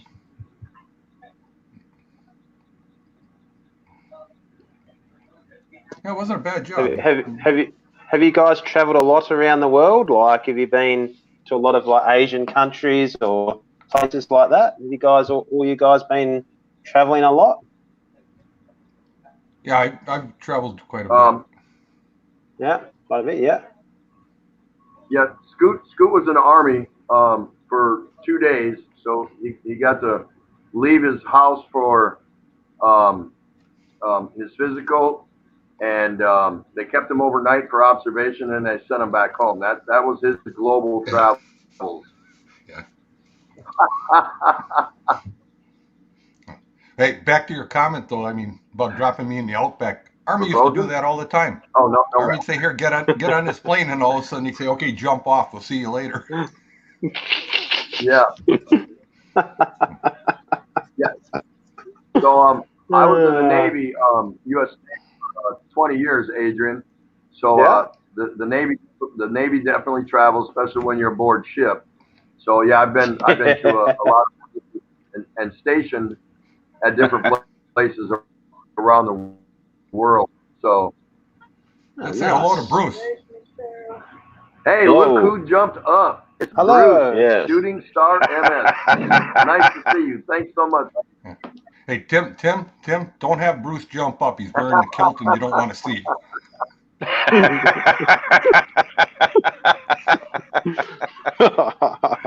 Oh, God.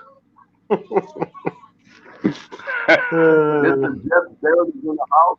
Mr. Jeff Barrett, friend of mine, is in the house. I made it running late. No problem. M. Jane is still hanging around. Good to see her.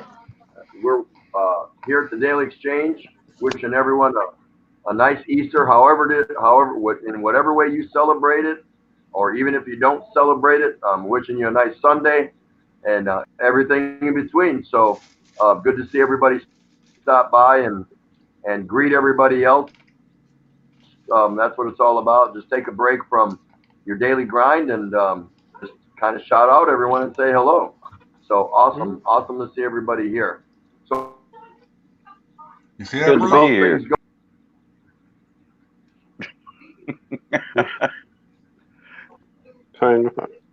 Yeah, Bruce very rarely laughs.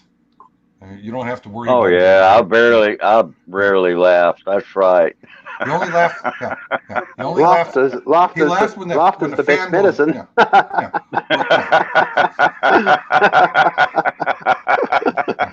yeah. Bruce So only Bruce, laughs how's when the fan everything? blows under his kilt. How's everything going in your neck of the woods, Bruce? Oh, oh, it's going okay. Just been staying at home a lot. Because of what's been going on, and it's kind of seems kind of weird because I'm usually having to go work, and anyway, they've got me set up where I can actually work here out of my home. Of course, Wally World, that's a different story there.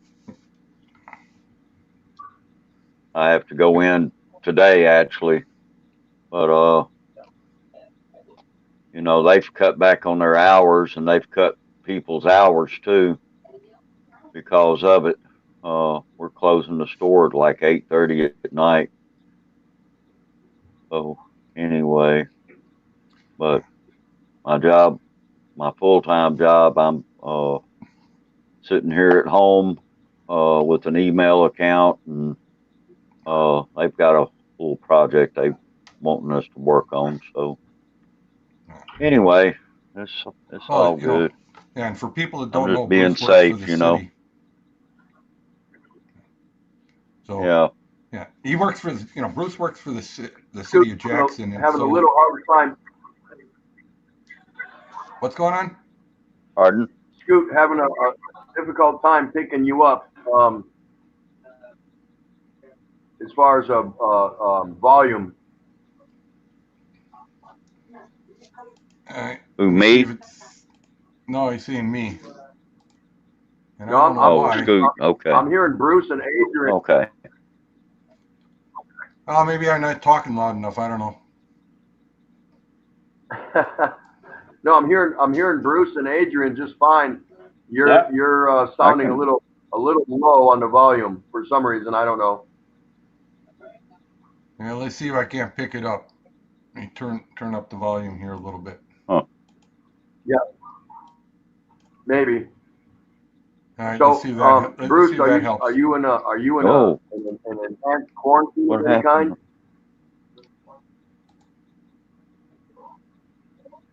Hey, Bruce, are you Yeah.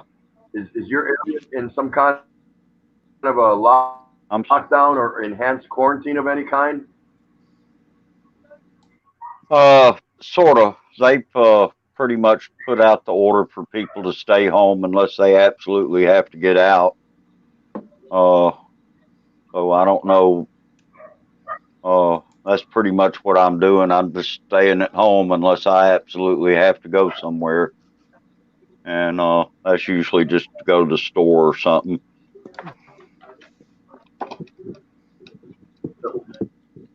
What about you, Adrian? Are you in some sort of a lockdown there? Are you still able to move about freely or what? Yeah, like we're like it's like a semi lockdown, you could call it. Like everyone has to stay home, but you can still like walk outside, have exercise. You can go like still go to the beach. You can go. Well, it depends on the part of Australia. Some they close some beaches, but we're still all open here in Perth, and you can still get like you can still do your shopping, go to the doctors, nurses, pharmacies. You don't like. I've been watching Philippine videos, and people need to have like a pass, and you have to wear your mask to go out to get stuff. But yeah, here you don't. We don't have any like passes or things like that to have to go out. You just go and get your shopping done, and that's pretty much it. Yeah, but everything else is shut pretty much. So yeah, at the moment. So Mountain Man is asking Bruce, where are you from? I'm from Mississippi. Hello to Charina Wheelock Blogs. good friend of mine, should be a good friend of yours if you don't know her. She's been stopping by for a while, saying hello.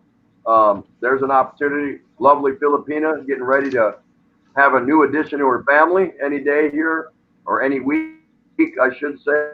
Nice to see you, dear. Thank you so much for coming by. So again, there's plenty of people here. If you guys are bored or interested in stepping outside of your box, your normal everyday routine, and want to meet someone new, at least in the YouTube world, many opportunities here. So please take advantage of that as you see fit. Yep. So Bruce is he's in Mississippi, which I knew that, but and I didn't even know, I guess, where he's really from, but he's actually from Mississippi, so that makes sense. That's fine. Scoot, are the golf courses still open there in Arizona? Of course. Can I come over and play a couple rounds? Of course they are.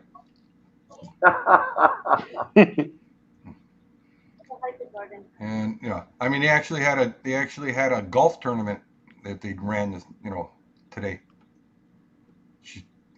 Which makes no sense, but they only had like 3,000 people show up for it. Wow.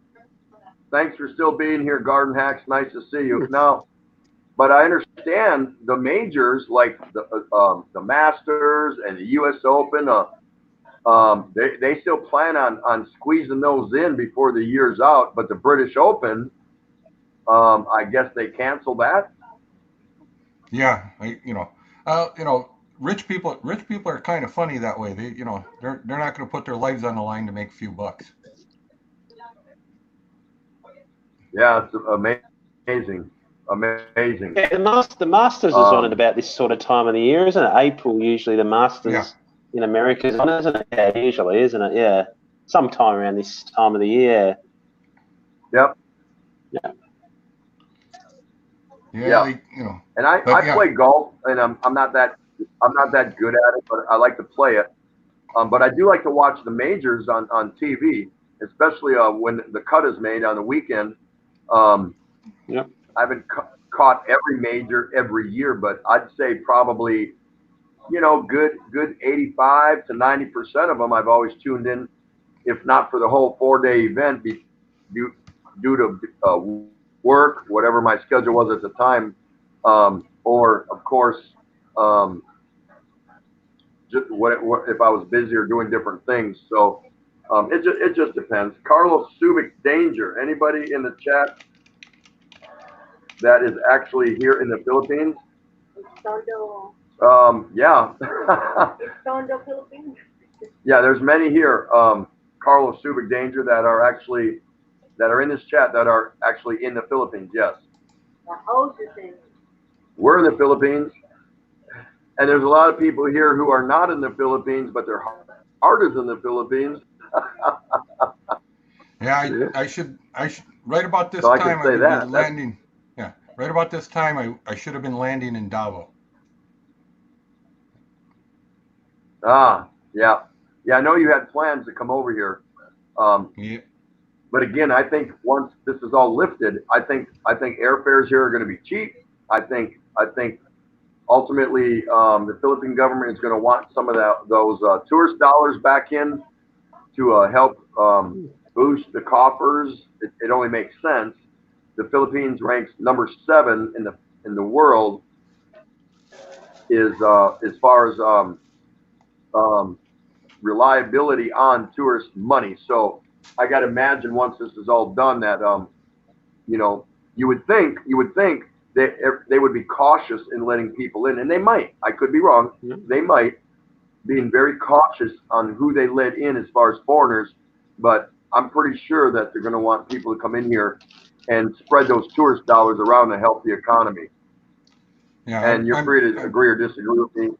No, I agree with you, Tim. But I think that you're going to see protocols all around the world of testing up until the time, like they said, 18 months from now, where they can come up with an actual working vaccine.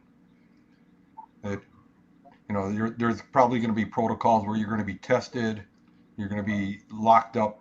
Basically, they're going to say, okay, fine, we'll let you in. We did your test. you spend, until we get the results back, you're not allowed to leave this, this hotel or wherever you're staying. Type thing. Okay, yeah. And I can see protocols like that going in. Yeah, I see that as a potential roadblock. I mean, people are not going to be as willing to come over here if they think that they may be subjected during their vacation time. Let's say, for example, if they've got 2 weeks vacation and they got to spend 3 to 5 of them in a hold place until they get the results of a test back once they land. Yeah, they're not going to be receptive to that. So they're not going to come over, are they? Yeah. Actually, I can agree with Tim, that actually maybe a new protocol, a new way of doing things. I agree with that. Well, that new test that they came up with in Manila. Go ahead, out of all the different tests in the world, the test they developed in Manila, right now they have five places throughout the Philippines that can interpret it, but they're working on a way to get it down to a less than 1 hour test, and in a way to do it. And I can see that being in place. You're going to have to come out of pocket to pay for your own test to get in. Okay. Just like you pay for a visa, you're going to have to pay, for the test to be done. They're going to hold you for an hour or two while you run the test. They're going to call your name. You go up. You're either getting entered or putting you on a plane and sending you back saying, hey, you're sick. Yeah, I mean, much like they do getting into Taiwan. Very, very intensive screening and then testing. Oh. Yeah, it's going to be interesting. I don't know what's wrong. But this tablet of mine is not cooperating. Well, stop using it like a frisbee.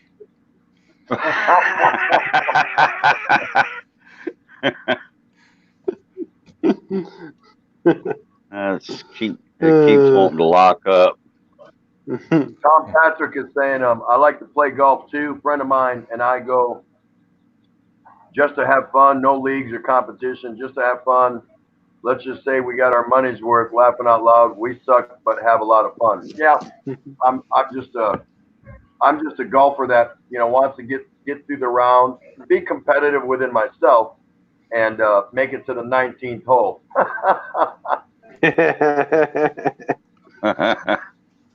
Hey Tim, you golf like I do. You start the 19th hole somewhere around the third one. Yeah. Yeah, I actually brought golf. I shipped some golf equipment in my Balikbayan boxes. We mailed 3 about 2 weeks before we left, and we got them, of course, long time ago. It only took 57 days, so that was pretty good. Of course, I couldn't pack golf clubs because the boxes aren't tall enough. But I did pack 2 pairs of golf shoes, some gloves, a whole big Ziploc freezer bag full of tees and ball markers and just a bunch of stuff like that. A whole bunch of balls, brand new balls, but I just don't have my I gave my club, both my sets, to my younger son because he likes to play a little golf and he's not that good, but he likes it enough. So I said, these are yours. I can't bring them with me. So really, Chad? So I'll piece together a set here sometime before long so I can hit some of the links. I just enjoy going out there and sharing the camaraderie and the outdoors and just hitting a ball. And I never understood golf, even though I like to play it. I never understood it. Why would you whack the hell out of a little white ball as far as you can just to go find it so you can hit it again away from you? Yeah, I know. It's like a lot of sports. You think like, why do you hit the ball so far? It's funny, even golf. Yeah, you think like that. I mean, hey, go check out what Robin Williams skit he did about golf. Emo Miko Chico is in the house. Look at that. Emo Miko Chico. Nice to see you. Thank you so much. Chico. Everyone, please shout out Emo Miko Chico. Awesome. And Engine Loves to Start Matthew. Fast, honest job done. Hi from the UK. Hey, awesome. Nice to see you. Thank you for stopping by the Daily Exchange. Yep. Sharina's here. Too bad Tim seems like visa extension will be busy on April 30th. Well, now, not so fast, Sharina, because her husband is trying to work his permanent residency.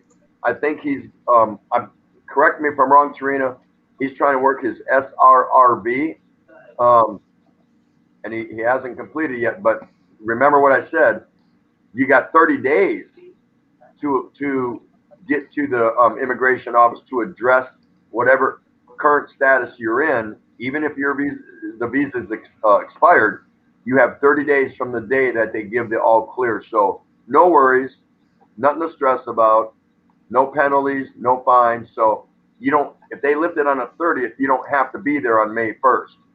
Um, just keep that in mind. You don't have to race there, but you will have to, he'll have to get there within 30 days. So at least they recognize that part of it here, the Philippine government, to cut a little slack, things like that. Shooting star went out again. Yeah. Yeah, he said he says he's having troubles with his Yeah. with his tablet. Yep. Carlos Subic Danger just echoed that sentiment. So you're going to be fine, Sharon. You got plenty of time. You got plenty of time. And I'm not so sure I would want to be there within, the first 5 business days after they give the green light, because it probably will be flooded, the immigration office. So I'd probably avoid that like the plague for the first 3 to 5 business days, and then maybe visit it in week 2 or something like that once they give the green light. Yeah, it's gonna be figure how many people have different visa issues they have to take care of. Oh yeah, absolutely. Absolutely. I don't think 30 days will be enough. I was thinking that the other day. I didn't say nothing, but I was wondering about that. It's like, remember, it's not only Americans or Westerners. You got a lot of people from around the world that are here for different reasons that need to either get out or extend or whatever it is their business is. So yeah, them places are gonna be flooded, and I mean flooded. That's gonna be hard. We were talking about flights. I said flights out of the Philippines are probably going to be expensive because the planes are going to be packed.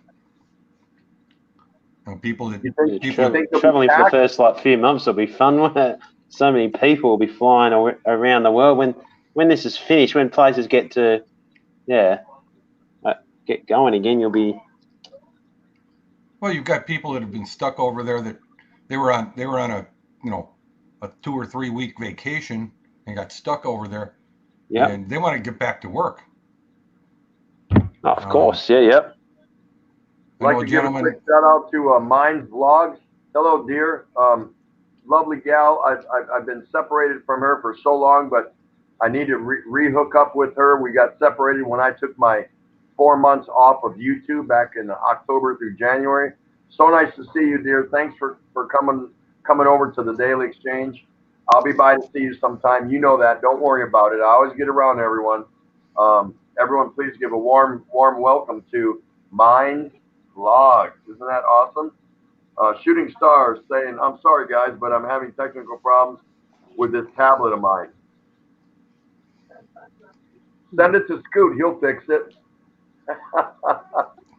Mountain Man, I enjoyed the stream. I got to run. Mountain Man, stop using it like a frisbee. Good to see you, Mountain Man. Thank you so much. I really appreciate it. John Murphy's in the house. Rickshaw still hanging out. Awesome. Tom Patrick. Legal Americans, 135,000 per immigration site. Yeah. That's from Rickshaw. Yeah. I thought it was a little over 200, but maybe that when I heard that number, and that's been some time, within the last year or so, that may include the ones that are here illegally. So could be. Because Rickshaw did say legal American immigrants. So that's the number I saw. Yeah, I know a couple of Americans that live up in the mountains in Mindanao. They came in the early 2000s and just said, you know what, it's too much hassle to do a whole visa thing, and just stayed.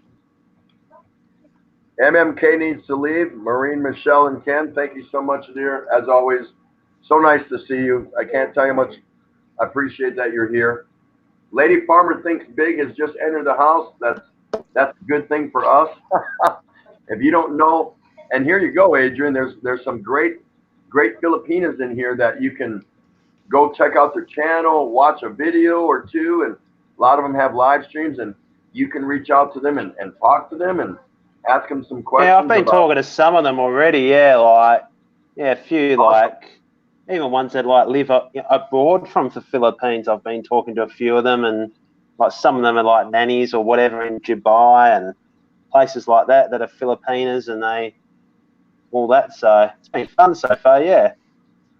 Awesome, absolutely awesome. It's been good. Yeah. And you got guys like right here, sitting right next to you, Scoot B. He knows the Philippines. His wife's from the Philippines. He's not here now, but he knows enough. So you've got so much at you have an encyclopedia at your disposal if you ever. Yeah, it makes it easier, doesn't it? Yeah. Yeah. It makes it so much easier then, isn't it? It really does. It also goes to, like I keep telling people, the Philippines, oh, it's like Australia, it's so big, but you have so many different islands and each one's different. What works in one place, maybe not there. Right? Tondo is completely different than Palawan. Okay, And northern Palawan is completely different than southern Palawan. Yeah, because I've learned things about they have so many different languages in that country that some may not understand they will understand pretty much all of it, but they won't understand everything of all those different languages in that country and parts of the Philippines. Different dialects. For example, my wife is pure Tagalog. She can't necessarily understand someone speaking Visayan. If they talk too fast or whatever, I've heard of that. they can talk right past her, and vice versa. It just depends which part of the country you come from. So I've seen in the States Filipino wives married to Americans during my Navy days, where we were living on a base where a gal that spoke Visayan could not communicate with a gal that spoke Tagalog, and guess what they were speaking? English. Yeah, they English. had no choice. That was the only way they could communicate. As wild as that sounds, it's true. It's absolutely true. My darling Emily and son is in the house. So nice to see her. Thank you so much for stopping. And I want to make a correction. When I greeted John Murphy, the response I got was, "I'm the wife." So John Murphy's wife is in the house. Can you please tell us your name, John Murphy's wife? And maybe get your own channel, because I'm just going to shout out John Murphy, but that's fine. That's cool. It's all good. Glad to have you, John Murphy's wife. And I don't know this person, Jam Raw. What is that? Oh, you don't want to know him.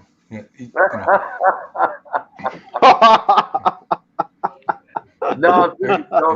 Yeah, he's a skinny little runt. Isn't he a what do they call him? A pussy willow or something like that? Yeah, he's kind of a pussy willow. Pussy willow's a plant. You know what I mean? Do you know what a pussy willow is, Adrian?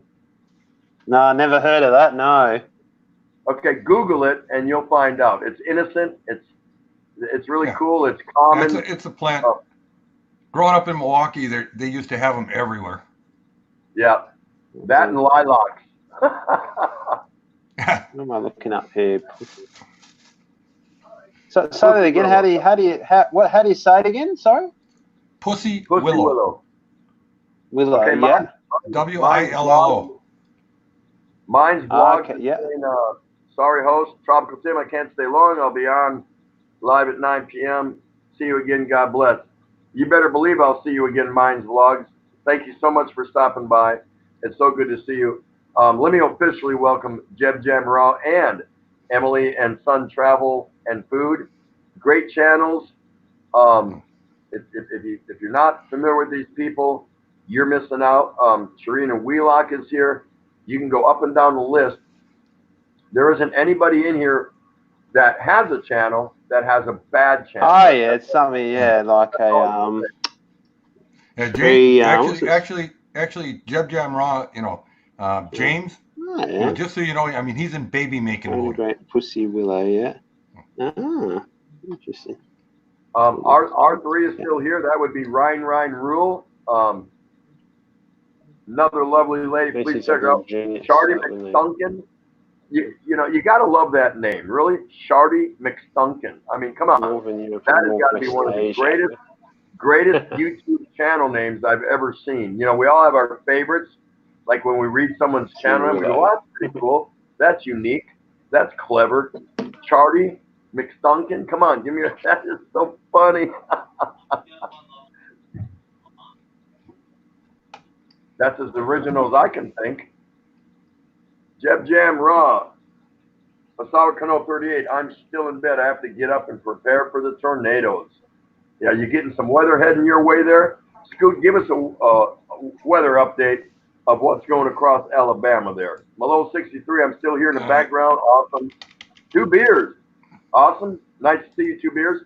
So for a lot of the new people, because people start out the stream and they leave, but other people come in. Today, for a lot of you regulars that come here, you see this bowl? There you go. And you see all this. This is everybody's names.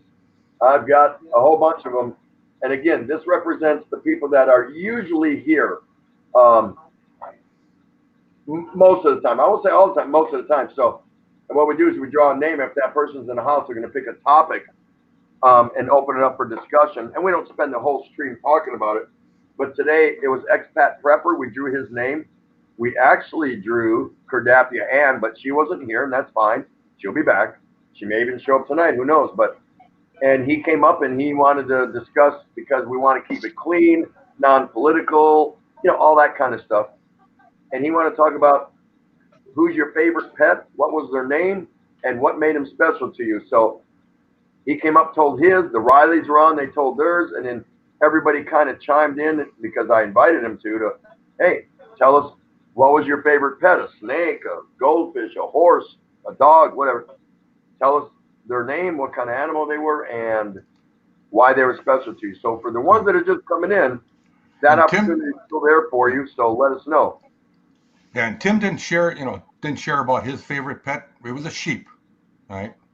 He did have a favorite pet sheep. She ran scared every time he came near. Don't know why. Yeah, every time I got close, the sheep would just go, bad boy.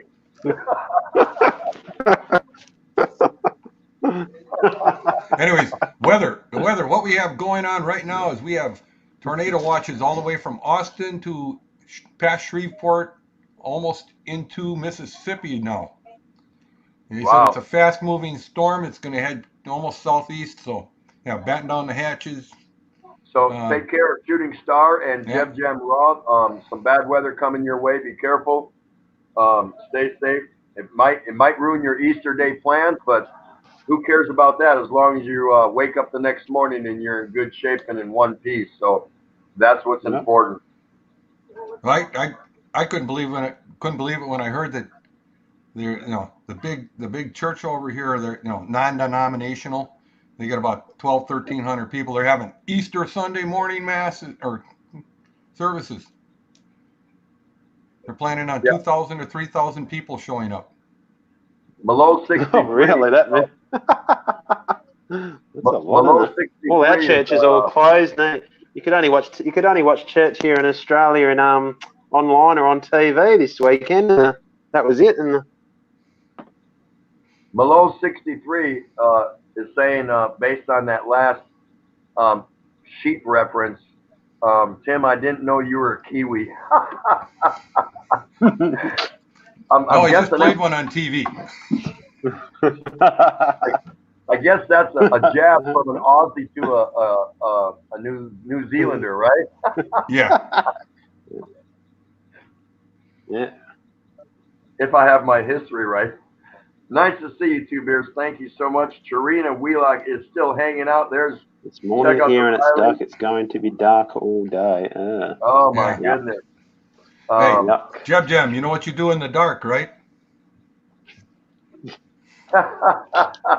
What? Try to make a boy? Yeah, Jebby's got plans.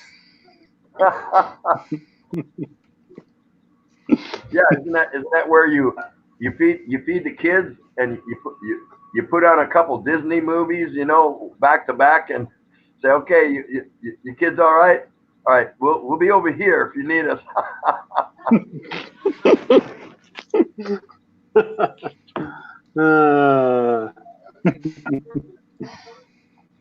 Absolutely awesome. So I'm gonna let you guys visit with her for a minute. Oh, about time. About time you make this stream good. Hello. Hi, darling. No babies. Yeah. You see what James saying? Yeah, that's James talking. That ain't what Jebby's saying. You remember there's a slight delay, so we gotta wait till they're talking for like a split second. That's what I've been finding out. I'd rather cut trees in the tornado. No Good morning, babies. Two Beers. You want to come up, Two Beers? Hi, Two Malone. You want Hey, to come up? Tim, did you see that? It says 2 beers, so I guess, all right, never mind. Mr. Jeff If he Baird is insists. back. 2 beers. The wife here is inviting you up if you're so inclined. Tom Patrick, pretty much that way here in the Philippines, listen on the radio or watch on TV for mass. Yeah, I mean if that's part of your Easter Day tradition, you know, I guess because you can't go anywhere, if you can watch on TV, I guess that'll have to suffice. So if that's a need for you to fulfill, definitely turn on the TV or live stream. I guess a lot of religious services and churches are holding their services live stream, as I understand it. So you know, it's there if you need it. No problem. Take advantage of it. Serena Relock, okay, Tim, gotta go. I'm jealous of your cold beer. I need to change my phone. I have fun watching you guys. Good night. Until next time. No, the fun was all ours, Serena. Thank you so much for stopping by. Say good night to the panel, Mr. Scoot B and Mr. Adrian Gibson. We appreciate you stopping by. And we'll see you again soon here. Be safe. Be safe. I'll be right back. I'm just going to refresh and see what's in the fridge. All right. So, what are we going to do, guys? What are we going to say? Anything? I don't know. Why don't you tell us what your days are like? I don't know. I didn't even know it's already past Easter. Yeah. Yeah, I know. People are forgetting what day it is. Tell us a typical. Ray, tell us what the egg hatch. All right. Hey, Ray. Now tell us what a typical day stuck in the house with Tim all day is like.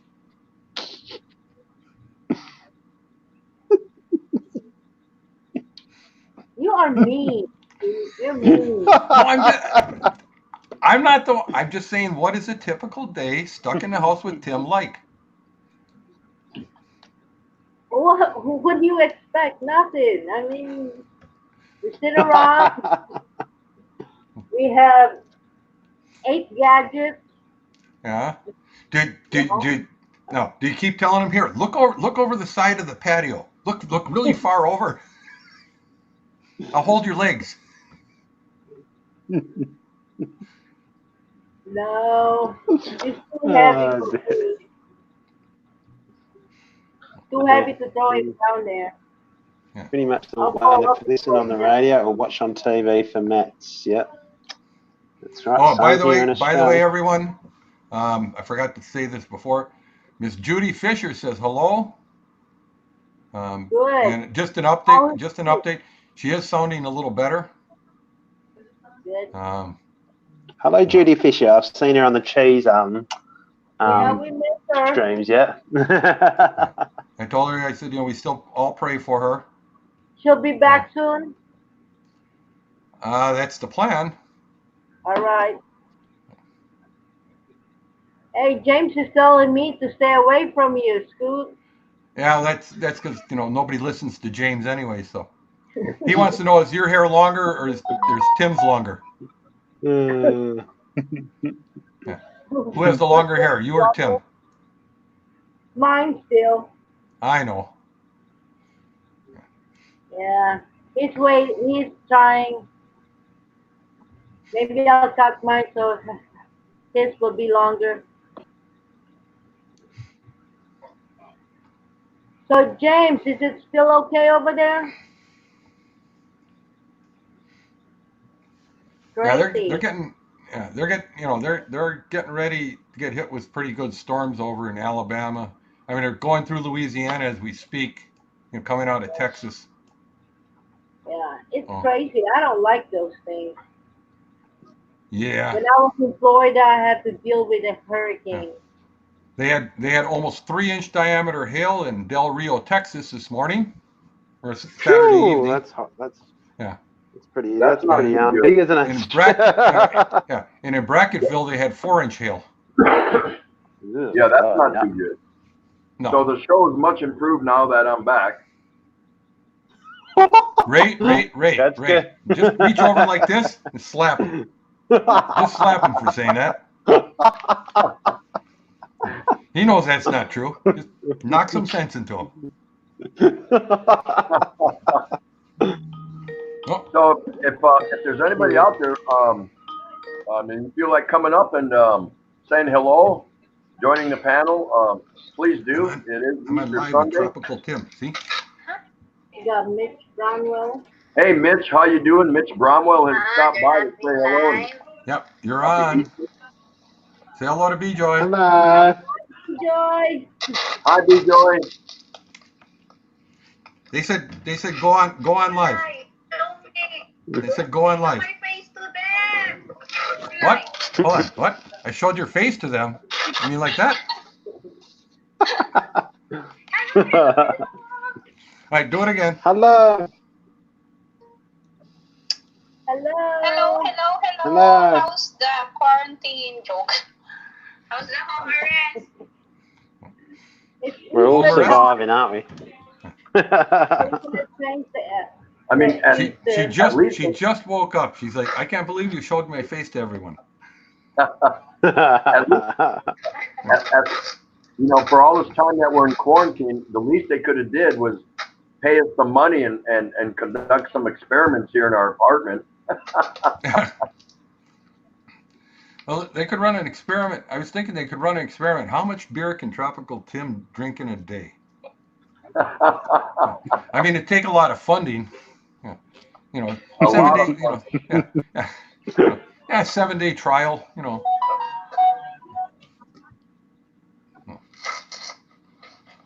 Tom Patrick saying we had a big snowstorm back home in Maine. Wow. Yeah. So they're still getting hammered up there, huh? Wow. Yeah, they've been having some really strange weather lately. I was reading an article about that. Oh. But here's what they're saying, by the way, timing state by state. Texas will have severe thunderstorm tornadoes through mid-morning Sunday. Louisiana, mid-morning Sunday to Sunday evening. Arkansas, late Sunday to Sunday evening. Mississippi, late morning Sunday to mid-evening Sunday. Alabama, mid-afternoon Sunday to very early Monday. You will have, out there by you, James, you will have tornado watch and severe thunderstorms up until sometime early Monday morning. And then Georgia will get hit Sunday evening to Monday. And so will South and North Carolina. Well, Two Beers is up in Canada. Two Beers, are you still getting dumped with snow? Check out the Riley says, tell us whose hair is longer, yours or TT? You mean between me and Scoot? No, he's talking about you and Ray. Okay, you put that well with this one. See, Ray's is still longer. Yes, honey. Mine's still longer. A little bit. But At least her hair is still a little longer. Yeah, but her hair is a lot darker. What now? But check out the Riley's beard is longer. Yeah, we think check out the Riley's. Bill's beard is longer.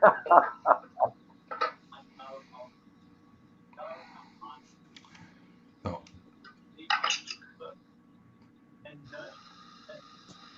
let's see. Hey, Melo's Mitch is going to Bravo, leave. thanks for stopping by and wishing everyone a happy Easter. Appreciate that. Good to see you, of course. Trader Life is in the house. Nice to see you. Too much.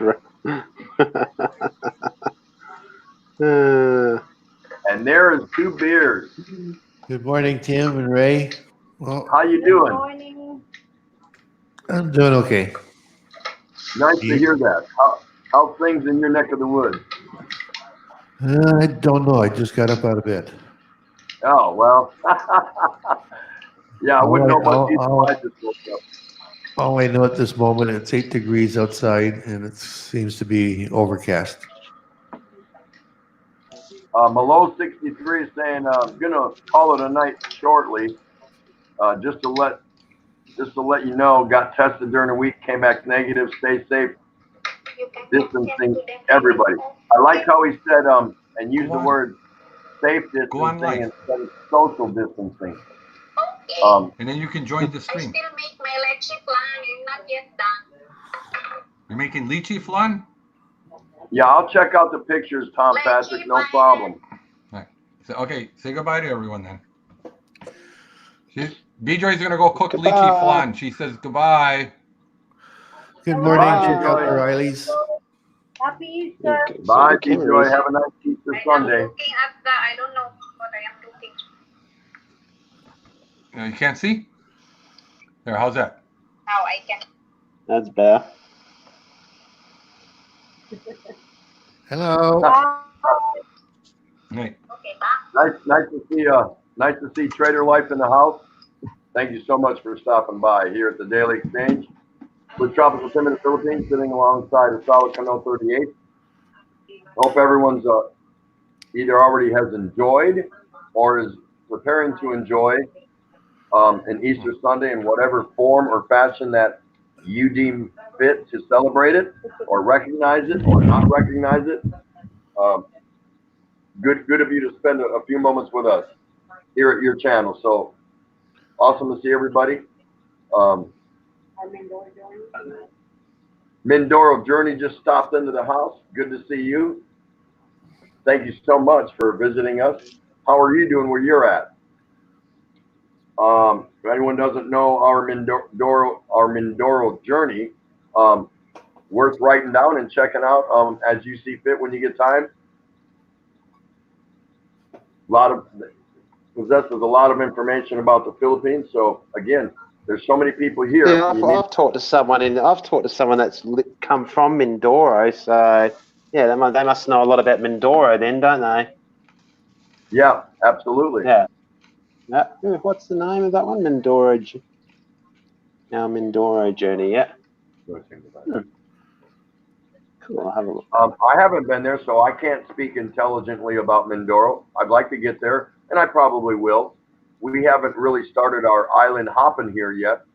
We've been here April 4th, made it a year that we've been here. Now, of course, my wife's from here, and I've been coming in and out of the Philippines since 1980.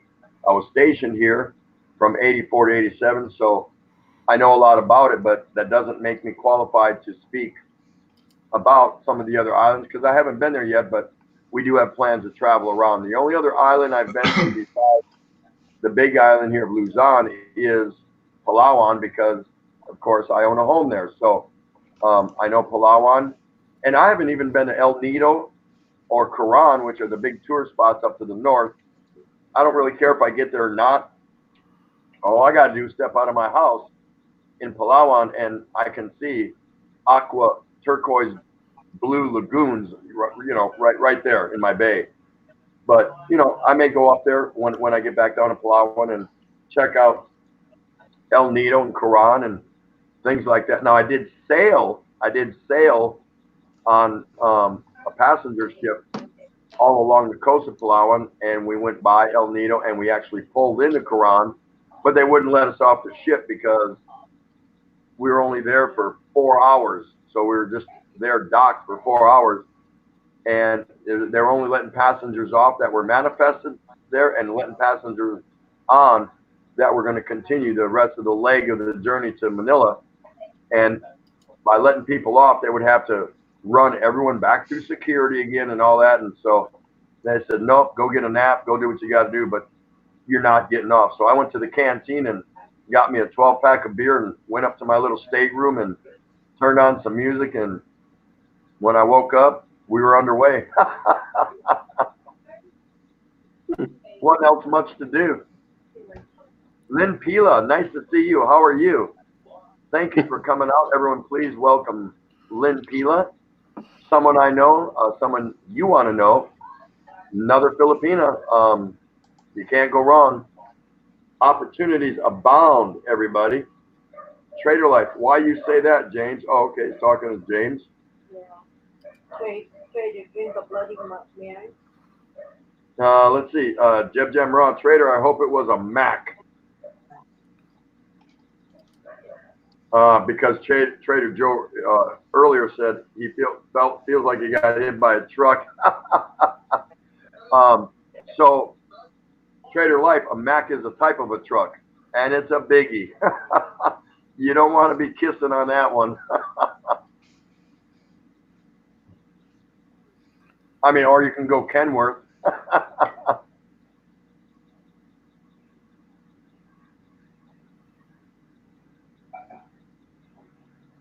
Jeb Jam saying to Trader, the Mack truck is the best hit. Makes you don't want a second hit. Yeah, probably. Probably you get hit one of those. It's not going to be too pleasant. Check out the Riley saying hello to Two Beers. Hey, Two Beers. I'd asked earlier, are you still getting dumps of snow up there by you, or do you think spring's around the corner, or what's going on? I think spring is around the corner. No, where we are here in Toronto, there's a mountain range to the north of us, and then Lake Ontario right behind us. And because of those two geological features, most of the snowstorms skirt around the city. Cool. But it looks like spring is on its way.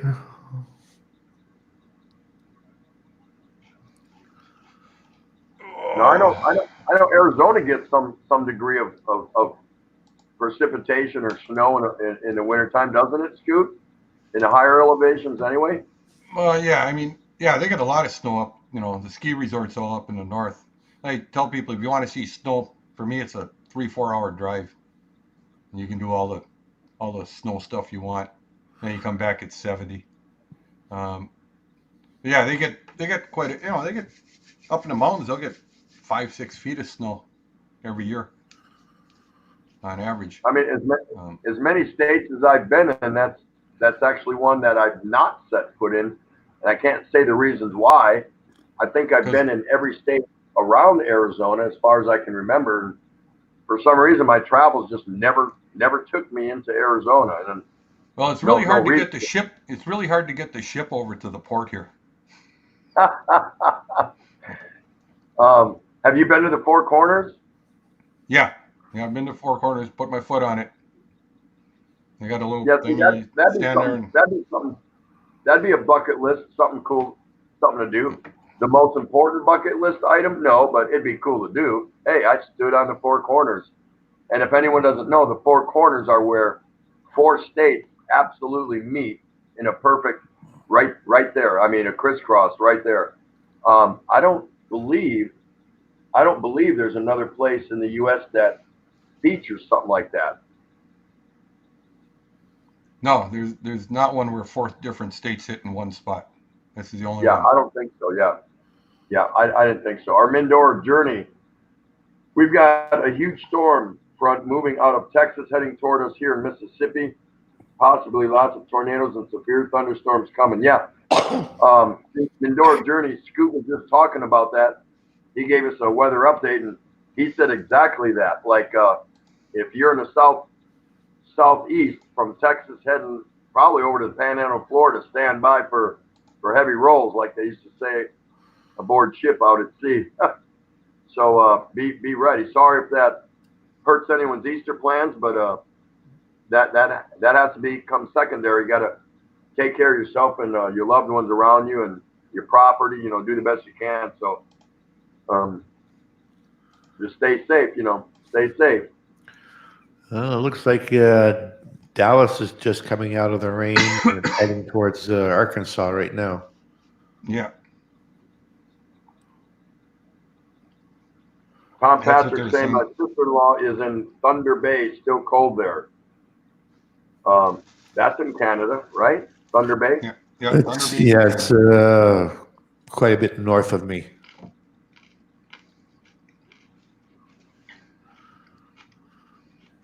Wow. There's a little town just east of Wawa. Wawa? Yeah, Wawa. That's what it's called. Isn't And a that the little name town of that's in a valley called Whitefish. I was in there one time when I was traveling back from Winnipeg to Ontario. And they go into this valley, and it was so cold and dry up there. Anytime a big truck passed by, it would just pick up the snow and it would just hover over the roadway, so you couldn't see anything at all. So I decided to stay in a motel there. When I got up in the morning, it was minus 70 Fahrenheit. Wow. 70. I mean, Hey, funny thing is, go ahead. Adrian, this might sound like a dumb question, but you know, there are no dumb questions. Do you get snow in Australia anywhere? No, that's not a dumb question at all, Tim. That's not dumb at all. Actually, yeah. Yeah, we get snow even here in Perth, but it's very faint. Like, you have to be very cold. Like, our average temperature in like winter times maybe like Perth's about maybe 15 degrees Celsius and between 15 and 20 degrees Celsius. But if you go down south a bit, if it's a really cold, blustery, cold day, it might get down to below 10 degrees Celsius somewhere down there, down south of Perth. And there's like a place called Darling Downs, I think it's called, and bit of it's not mountain, but get a bit of snow there. And then over east, you have your snowfields and all that in Victoria and New South Wales, and they've got snow all the time there in winter. And then you've got Tasmania that's down the bottom, and they snow pretty much all winter and all that. So, yeah. I've heard they have a few ski resorts down in the south. Ski resorts, that's correct. Yeah. Yeah. Yeah. So New you're South saying Wales and Victoria. Yeah, but if Australia gets snow, it's predominantly in the south as opposed to the north. Well, don't forget, North's too hot. Yeah, it's like North's like your Philippines weather a bit usually, especially North's like Philippines weather a bit. It's dry in the middle of the year, and it's really wet seasons between. When's the wet season? Between November and about April. Up there, yeah, up north, yeah. Don't forget, Tim, when you're in Australia, when you go south, you're getting closer towards the Antarctica. Yeah. Yeah, that's what I was thinking. I kind of figured that, but isn't that just strange how they're in a more southern hemisphere than the U.S., the continental U.S. Oh, quite a but bit. Yet their snow is in the south, and they don't get snow in the north. And in the States, it's the opposite. We get snow in the north, but not so much in the south. It's funny. Yeah, it's funny how that works. Yeah. It really is. They get the influence from Antarctica, and we get the influence from the Arctic. Yep.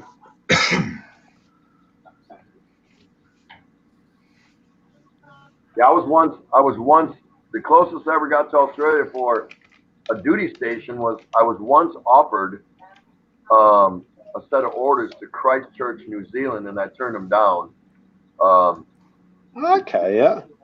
it's a little isolated there, and I didn't want to bring um, my wife there at the time, and that was early in my Navy career, and I was like, Christchurch, New Zealand, where the hell is that? And I, No. asked them questions. They told me what kind of duty station it was and that, and I said, nah, I'll pass. And I ended up taking a set of orders to a Joint Service Staff Agency in Washington D.C. So that turned out good. It was a ticket punch. For me, I was feeling a billet one rank higher than mine. So yada yada yada. So sometimes once in a blue moon, I think about if I had gone there, would that have been a good duty station to be a part of? But I'll never know because I never took it. Actually, I did a job in Christchurch and ended up spending like 6 weeks there. And, I mean, I What? went down. We went down where we stayed in the hotel. You could drive all the way down the end of the road. It ended on a beach, and that's that beach where what was it? That movie, The Last Indian, was filmed.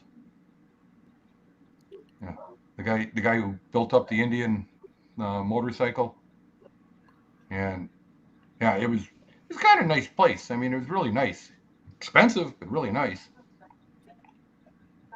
Yes, I've seen some of the scenery on what travel channels or documentaries or whatever, and New Zealand, and this is years later. Just some of the majestic mountainous ranges they have and all that. I said, wow, that's really nice. I mean, really nice. But I have no idea what it's like to live there. Um, I'm curious about, um, and maybe Adrian can speak more to this. That little country, or two countries on one island, Guinea and Yeah. Papua New Guinea.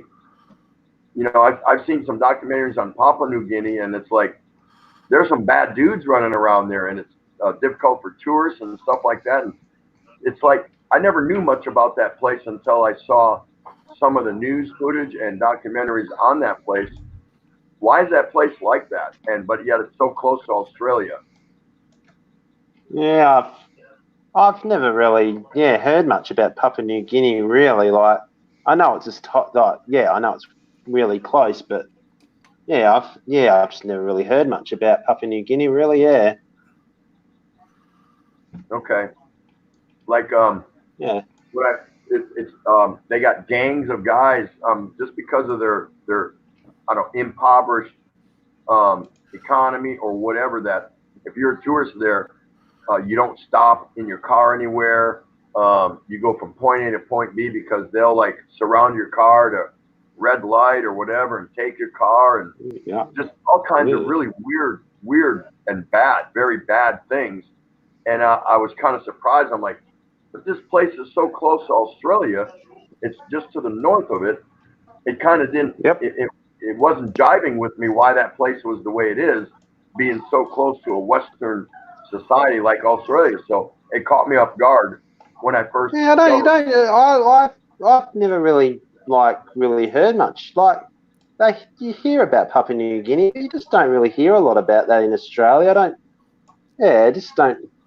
It's not ignored or anything. I don't know what or whatever, but yeah, it just doesn't feel like it's ever talked about here in Australia, Papua New Guinea, really.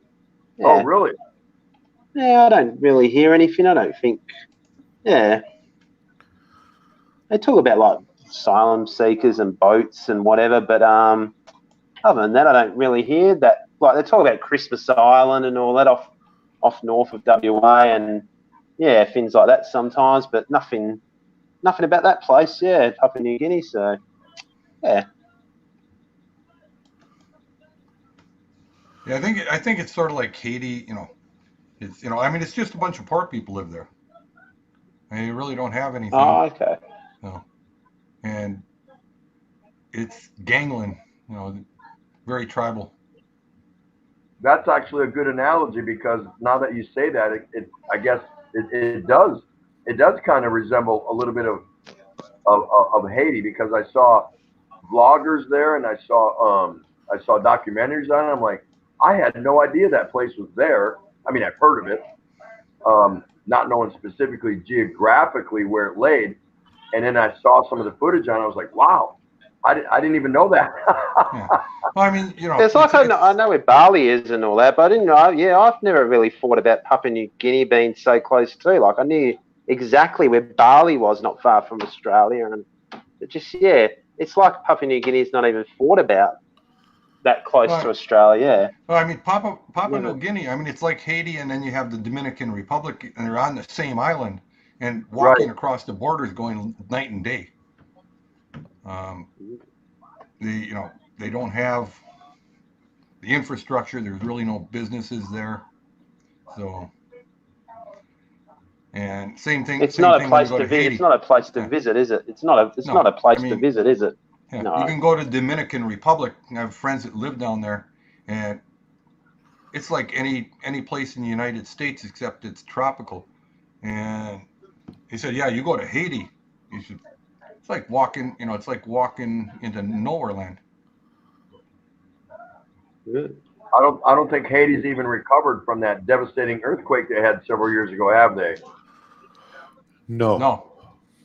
They don't have any money. I mean, there's no business, and the only business that you have, is people raise food, and then they're just shuffling the money around amongst themselves.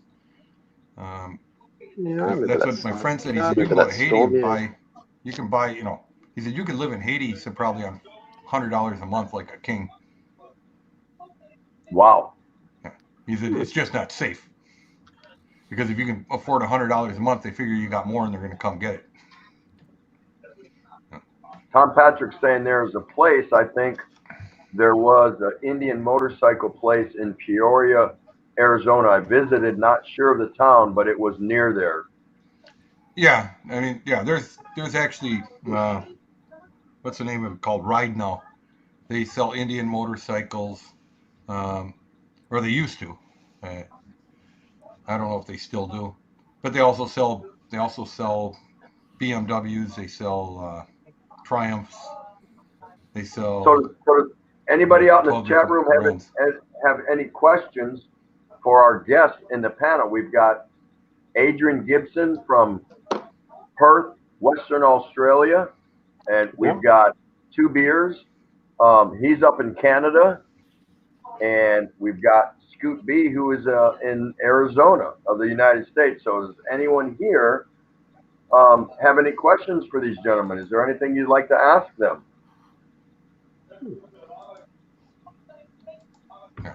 We're giving you the world view. We're here to tell you. We are here to tell you.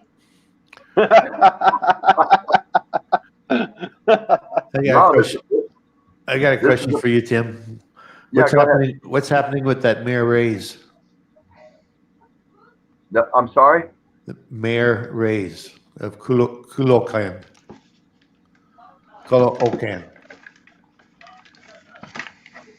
I'm still not picking you up, Two Beers.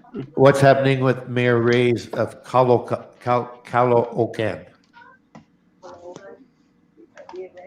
Caloocan? Yeah. Caloocan, okay.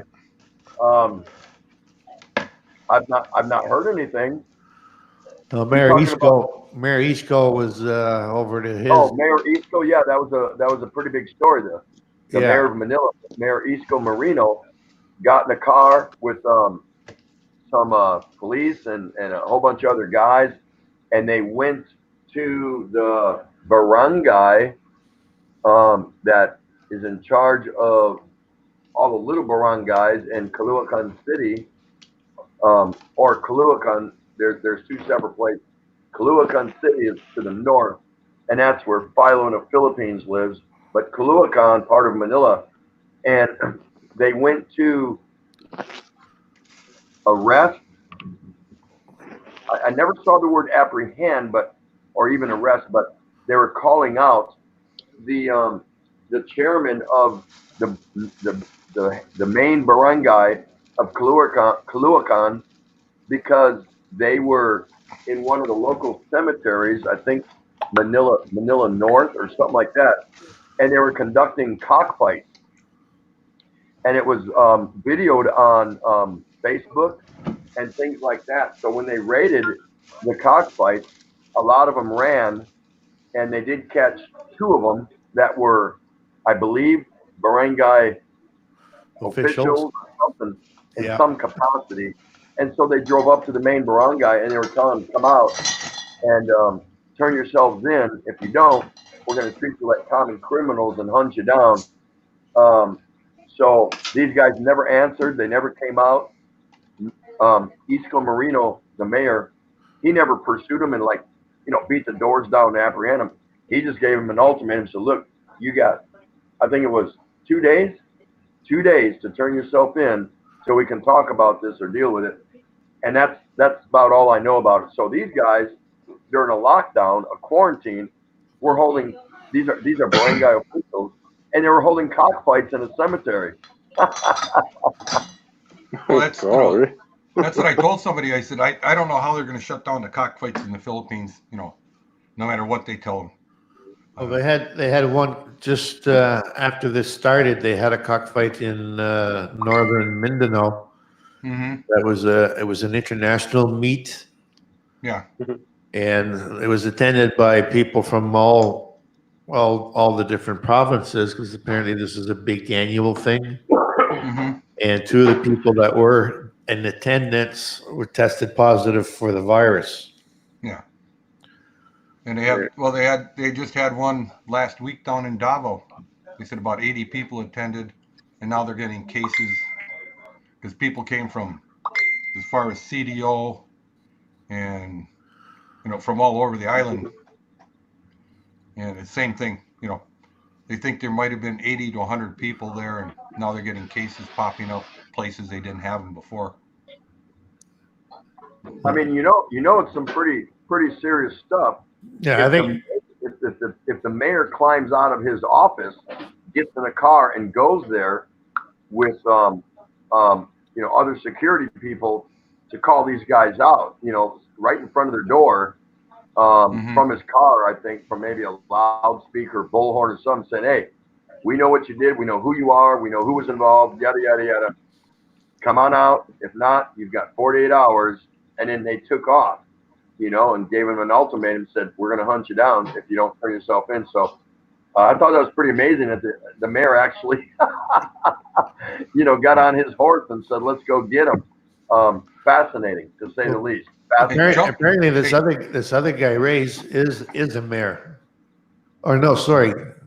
That's what they said before. Now they're saying he's the barangay chairman. Yeah. That's what I said. He's a chairman.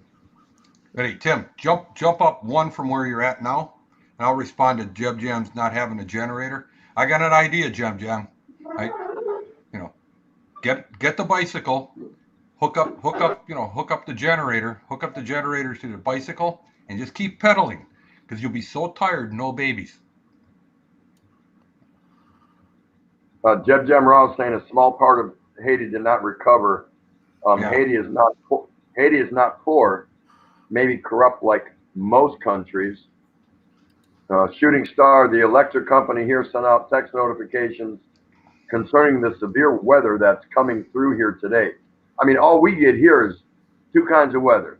It's either hot or it's sprinkling and hot. There's nothing else. So Jeb Jam's telling Star, I didn't install a generator yet. Yep, you already read that, Scoot. So yeah, they're bracing for heavy impact over in their neck of the woods. So hopefully everyone comes out of that okay.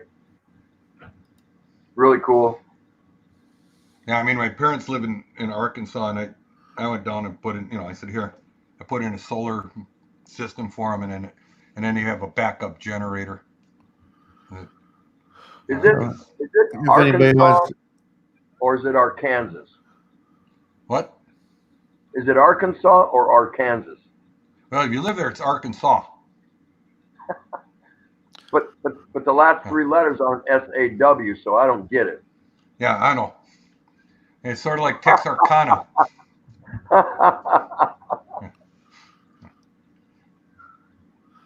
If anybody wants to take a little trip to Toronto here, I got a 5,000-watt generator sitting on my balcony and it's never been started.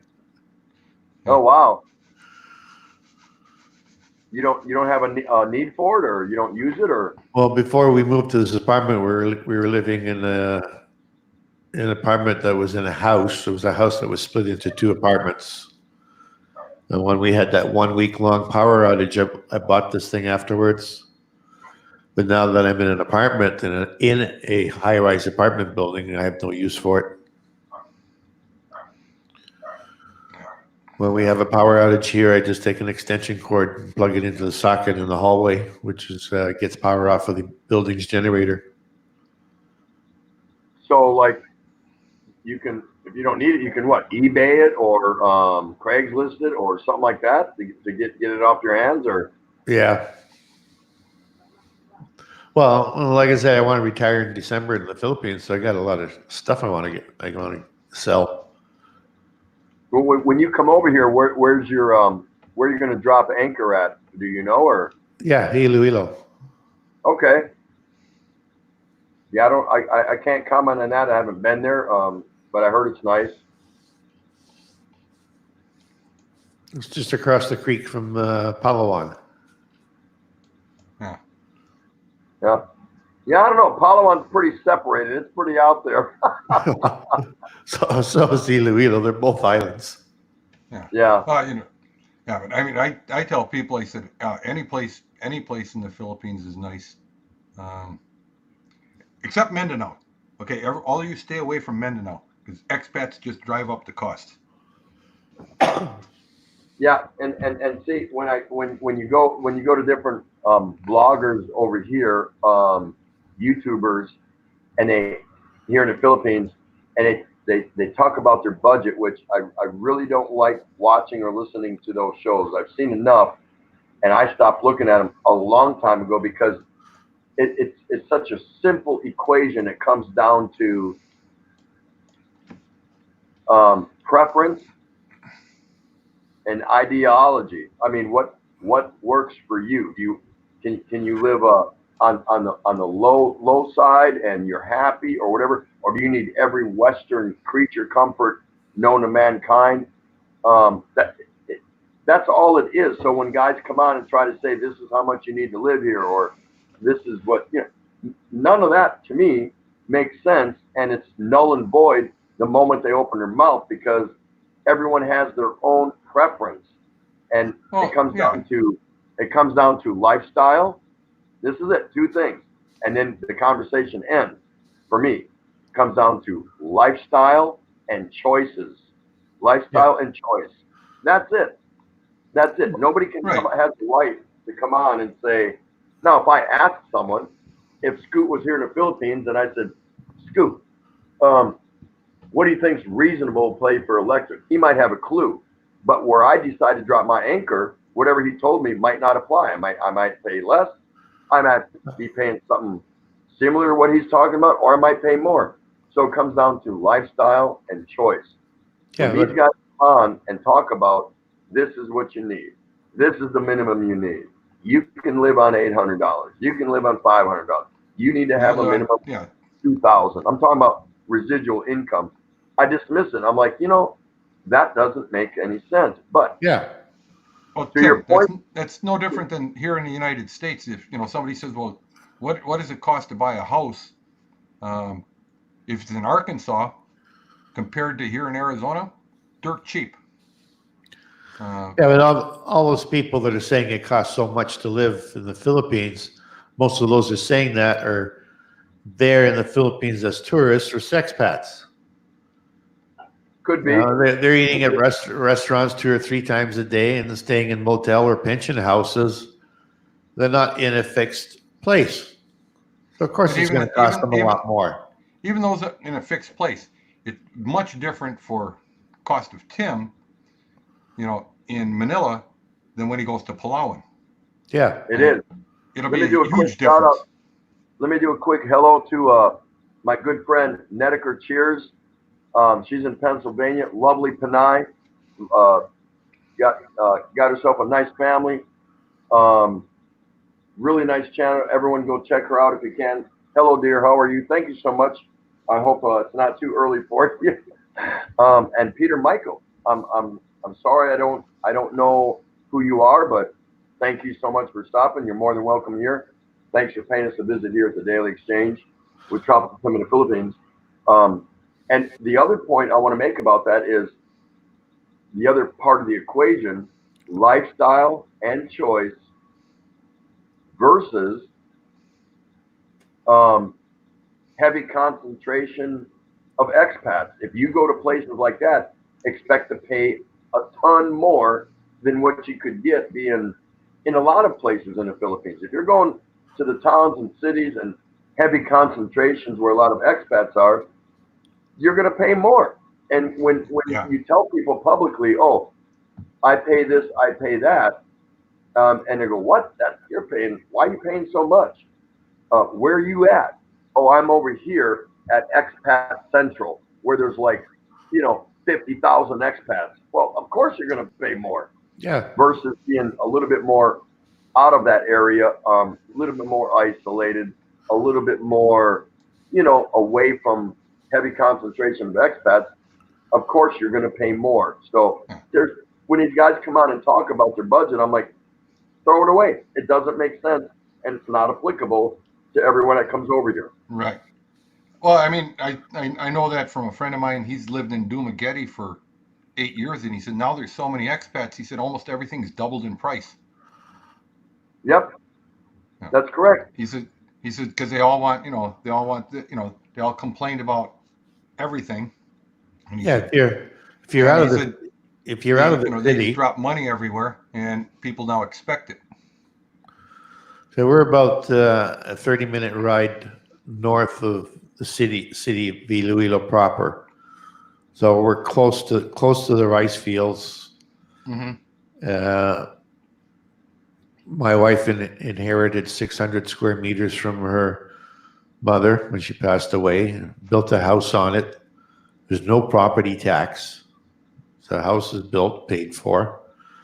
And so all we have to do is pay for water and electricity and LPG for cooking. Mm-hmm. Yeah. Adrian Gibson, who was on our panel for quite a while, thank you so much. He's taken off. He said he had a great time. The great time was had by us. So thank you so much, Adrian. That's Appreciate right. you coming over to the Daily Exchange again, and appreciate you for jumping up into the panel on our virgin voyage here on StreamYard with the Daily Exchange. Thank you so much. Really good to see you. Yeah, Appreciate it was good to have Adrian on the thing. Only thing would make the stream better is if Ray was sitting there. Now, how Kind of about like Nedek? duct How tape about over his Nedek mouth. Cheers joining us. It's Nedeker. It's Nedeker. Nedeker? Nedeker. Yes. Nedeker, Come and cheers. join us on the Hey, panel. I was gonna ask her where in Pennsylvania does she live? Because BJ's sister also lives in Pennsylvania. She's on the east side, north of Philly. I was just wondering where Nedeker actually lived. Nedeker, come on in. Love to see you, even just for a few minutes. Stop cleaning and stop making blueberry tarts and blueberry. She always makes blueberry stuff, and I think she does it to pull my chain because I watch her videos and I'm like, again with the blueberry, because I love blueberry anything. I could eat blueberry anything off the back end of a cow in the Wait, field. don't even go there. I know where you've eaten blueberries from. Yeah, no, I like blueberries, so she's always cooking up something pretty cool. So nice lady, great channel, but Nedeker, jump in if you want to. No pressure. No pressure. I don't want to chase you away. She lives at the bottom of the Pocono Mountains. Yeah. And I've been to the top of the Pocono Mountains because I have a cousin that lives up there. My cousin is female. Her name's Brenda. And she married a guy that commutes down the hill and takes 2 or 3 rides. His car to the bottom of the hill, and then he gets on his mass transit buses that zip him all the way into New York City, and then he catches, I think, a cab or a subway or something. So it's like 2 or 3 rides.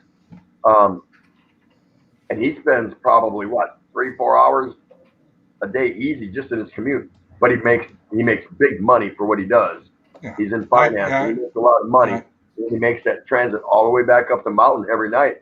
And when he gets home, he's got like, 2 hours maybe to hang out with his wife and kids. Got to get sleep and get up and do it again. Yeah, they got a beautiful, just gorgeous home built up on top of the Poconos. Ray and I visited there back in the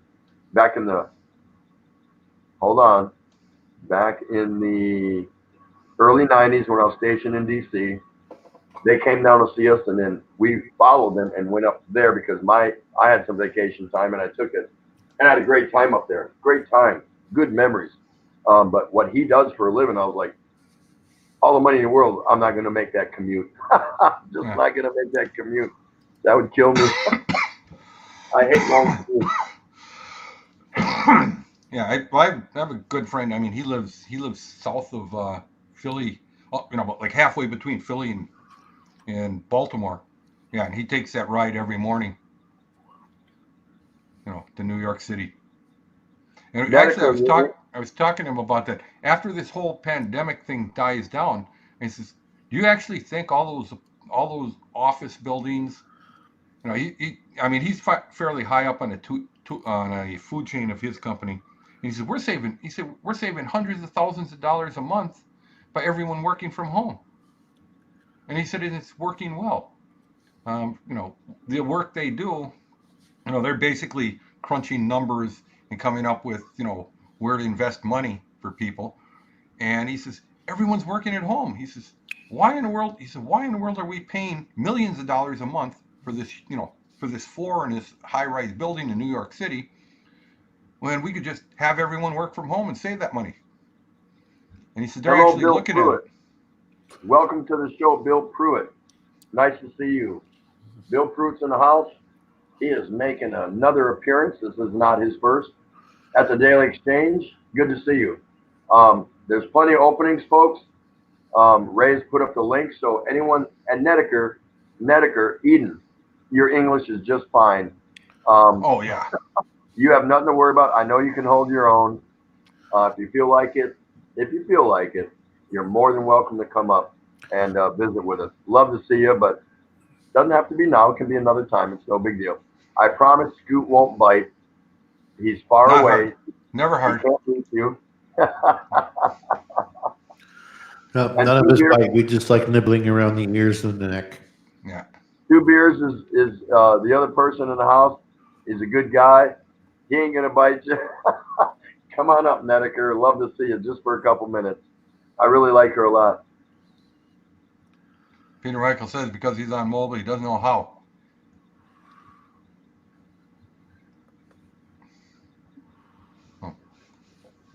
Peter Michael, I think, is trying to get in.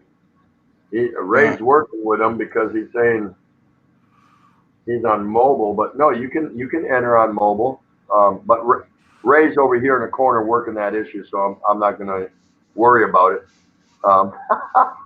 Nedeker's laughing. Come on in and bring some blueberries, something with you. Cobbler, pie. Pie would be best. I haven't had any blueberry anything since I've been here. So we're talking, over a year. So Nedeker, you go on live, and then you sit there and you eat blueberry something in front of Tim, and I'll hold this up, and then we'll watch him cry. Probably would.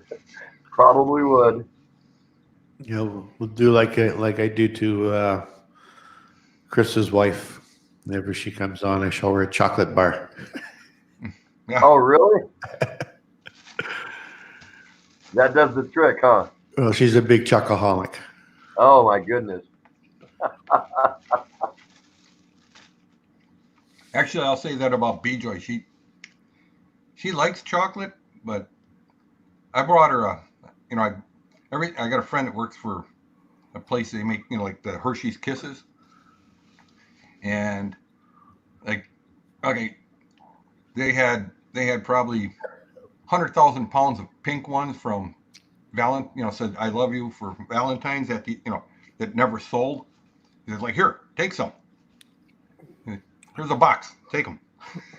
So I brought over like it had to be close to 5 kilos, 10, 11 pounds of those. And she gave a lot of them away, and she still has them. I mean, it's almost a year now. Yeah, she has one. She has one every day or two. That's enough for her. Yeah, nobody in my family has noticed that I have a 10-kilogram brick of white chocolate in the deep freezer. Mm-hmm. They all think it's cheese. Hey, welcome to Trader Life. Hey guys. What's going on? Not a whole hell of a lot. Yeah. Well, he ain't that hungry yet. He hasn't eaten the popcorn off the ceiling. Is that what it is? Yeah. Yeah, the popcorn's stale. I don't know if I should eat it or not. Bill Prost said he can't come up because he's still in his boxers. And no one wants, and he's right. No one wants to see that. Well, Tim does, but nobody Scoot, else. I haven't seen you in a few days. I thought you'd be a little more sexy, but I did shave down the head. Okay, well that's an improvement, I guess. Yeah, aren't you supposed to keep that off when you come into somebody's live stream out of respect? What are you doing? What's that? No, I'm Jewish. That's why I wear it. Hey Scoot, I'm a mutt, but it's okay, man.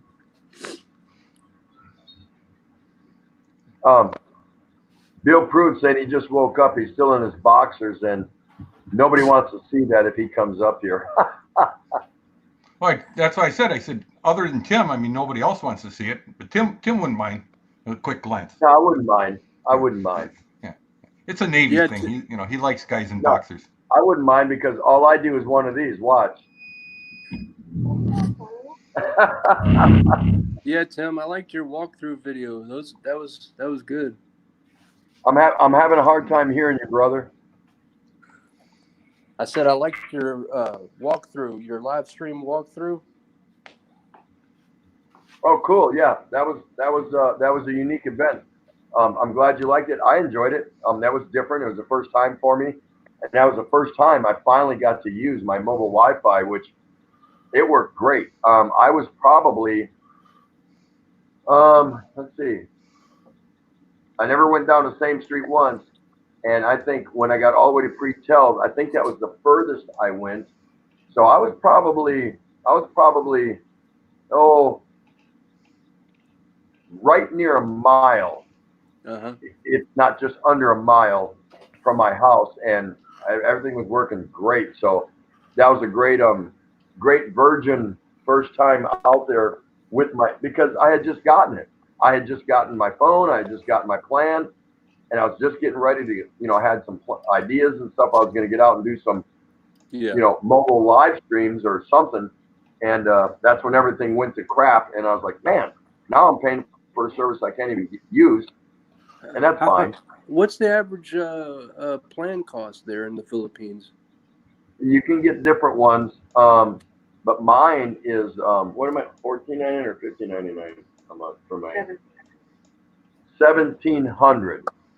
So you're looking at about, $35, and that pays for the phone. It's a 2-year deal. It's a brand new phone, and it's nice. It's got all the creature features, whatever. Is it top of the line? No, but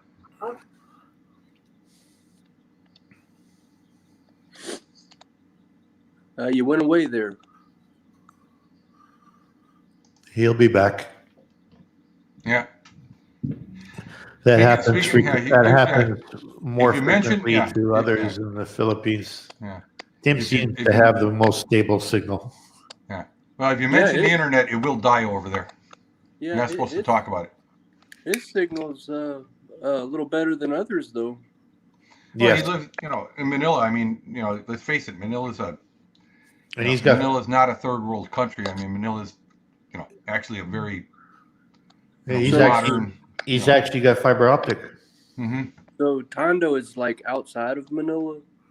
It's a Tondo's suburb. in Manila. It's a suburb. Yeah. Tondo is in Manila. Yeah, I think he's the only one in Tondo that I've seen. I mean, I don't know. Well, apparently he says he's the only white guy in Tondo. Yeah, he said, yeah, Ray kicked the plug out. Mm-hmm. Tondo's Yeah. close to the port. I don't know. I'm going stir crazy over here. I'm ready for this mess to be over with. I need to go back to work. What do you do for work? I'm in receiving scanning for a large warehouse. We do vinyl products for Oh, okay. commercial application, and also it can be used for cars and Yeah. My son kind of does signs. that for yeah. You know, Yeah. he works, for a place, and yeah, they laid him, they basically laid him off 3 weeks ago. Well, the thing about it was they said we were an essential company, and we were still working there for a while. And then April 2nd, I went into work, and we worked for 4 hours, and they came down through there and handed us all letters and said, "We'll give you a call when things pick back up." I was like blindsided, so Yeah. I wasn't Oh. expecting it. Yeah, I just read in the news when I got up, which was about an hour ago, that apparently the U.S. has declared a national emergency. Can you guys hear me okay? National emergency. Yeah. Yeah, we can hear you. You're All back. right, so history has just been made. This is our first StreamYard at the Daily Exchange, and this is also the first time known to mankind where the host actually kicks themselves out because somebody kicked the frickin' cord out of the. Oh my God, she's laughing. Look. Good job, Ray. Good job. Good job. You were telling me something, and then you were gone. I was like, okay. Hi, Doris. Hi, Jeannie. They were they were all worried, and I said, "You'll be back." Yeah. No, she said she got up and she kicked something and it just bloop, turned everything to black. So no, what I was saying is so my mobile Wi-Fi is, I mean, it's awesome. It's working great. It's doing everything it's supposed to do. Except when I kicked it. Except when she kicks it. Yeah. No, but she sat back here yesterday and was trying to say hi to everyone and greet them as they came in because I was busy watching where I was walking and also trying to provide insight and description on where I was going. So, I can't sit there and like greet everyone and read everyone's comment as I'm walking the streets of town. It's difficult to do. If I would have sat down somewhere, that would have been a different story, no problem. But so we used it as that, and it turned out to be just fine. Everyone was happy. We were happy. But yeah, 1,700 and unlimited mobile Wi-Fi where I can go in the jungle, and they said you might get a blip here and there, but for all intents and purposes, it should work just fine. So yeah, I'm very happy with it. If you come over here, do not sign up for Globe Wireless. Do not do it. Oh, and what's the company that you're with now? What's the name of it? I'm with Converge. Converge? Oh, I haven't At heard my of house, at my house, I have Converge fiber optic. That runs my smart TV. We can run. Let's see. Hold on. I can run on Converge fiber optic. I can run my smart TV, meaning I can put YouTube on it. Your two phones. My two phones, her two phones, a laptop, and a tablet. All that with no interruptions, no nothing. It's that good. Wow, with no delay or anything? No, I mean once in a while you see a hiccup, just a brief hiccup, but no, yeah, you're totally cool. Totally cool. Like here in the U.S., when you have multiple things running on the signal, it starts getting slow. Yeah. Well, yeah, but are you talking regular base cable or fiber optic or what? Right. Not fiber optic, regular cable. Yeah. Yeah. Well, the big pipe gets smaller and smaller as more people get on it. Yeah. Yeah. And from what I understand, some of the islands to the south who struggle with internet services, there's some reports that some fiber optic is showing up down there. And see, if I go back to Palau onto our other house, I'm screwed because they just don't have that down. They do in Puerto Princesa to a limited degree, but out where I'm at, they're not gonna run a line around a mountain just to hook my ass up. It's not gonna happen. It's not gonna Yeah. happen. Well, like where I've already looked into it. I'm gonna just go with satellite internet.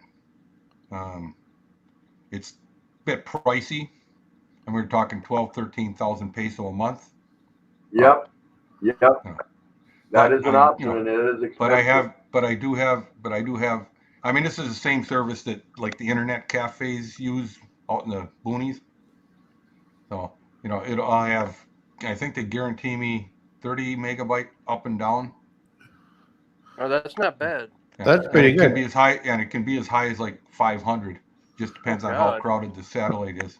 Oh, listen, let me tell you guys. I had a 30 Gentlemen, meg. let me take a quick time out just to greet a couple people real quick, and two beers. I'll let you get in there.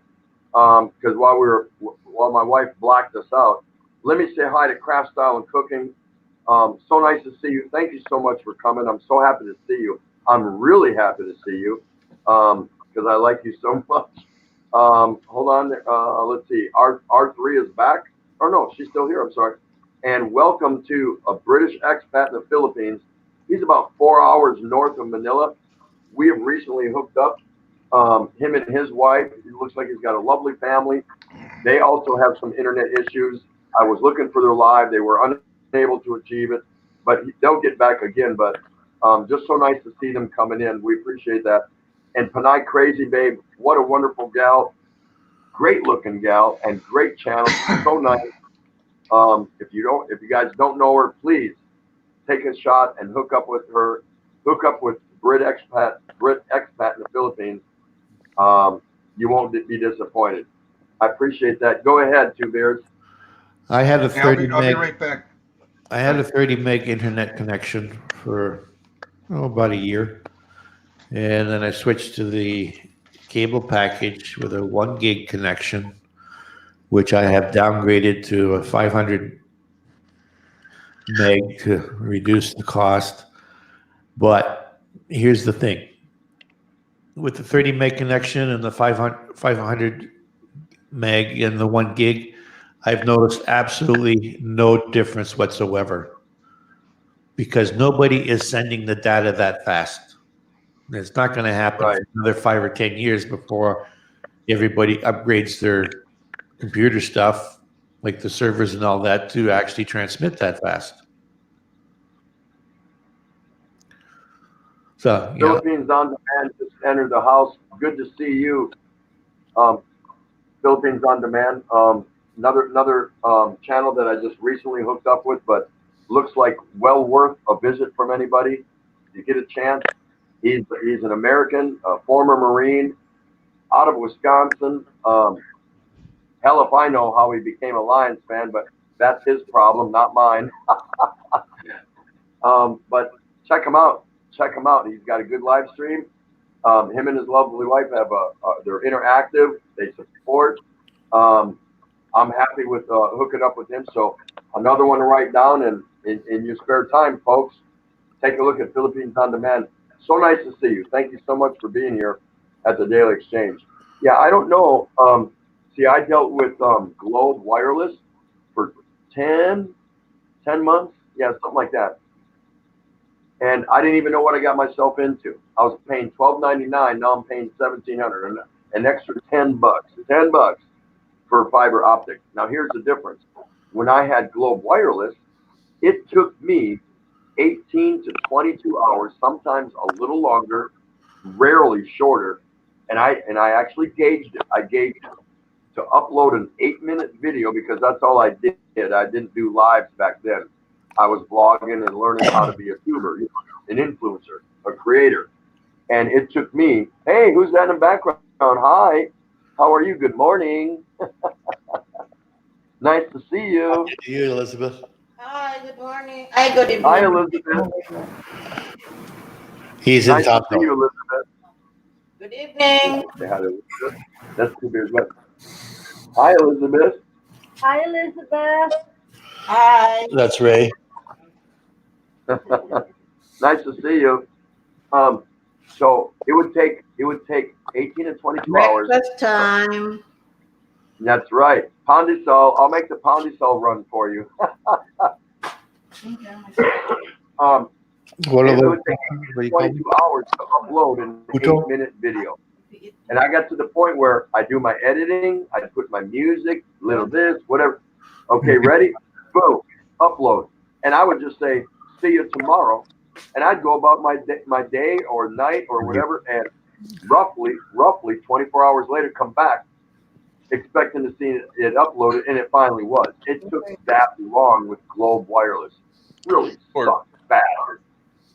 Now, the first video I uploaded when I was installed with the Converge fiber optic, I uploaded an 18-minute video, and we timed it because I did it 4 days after we got our install.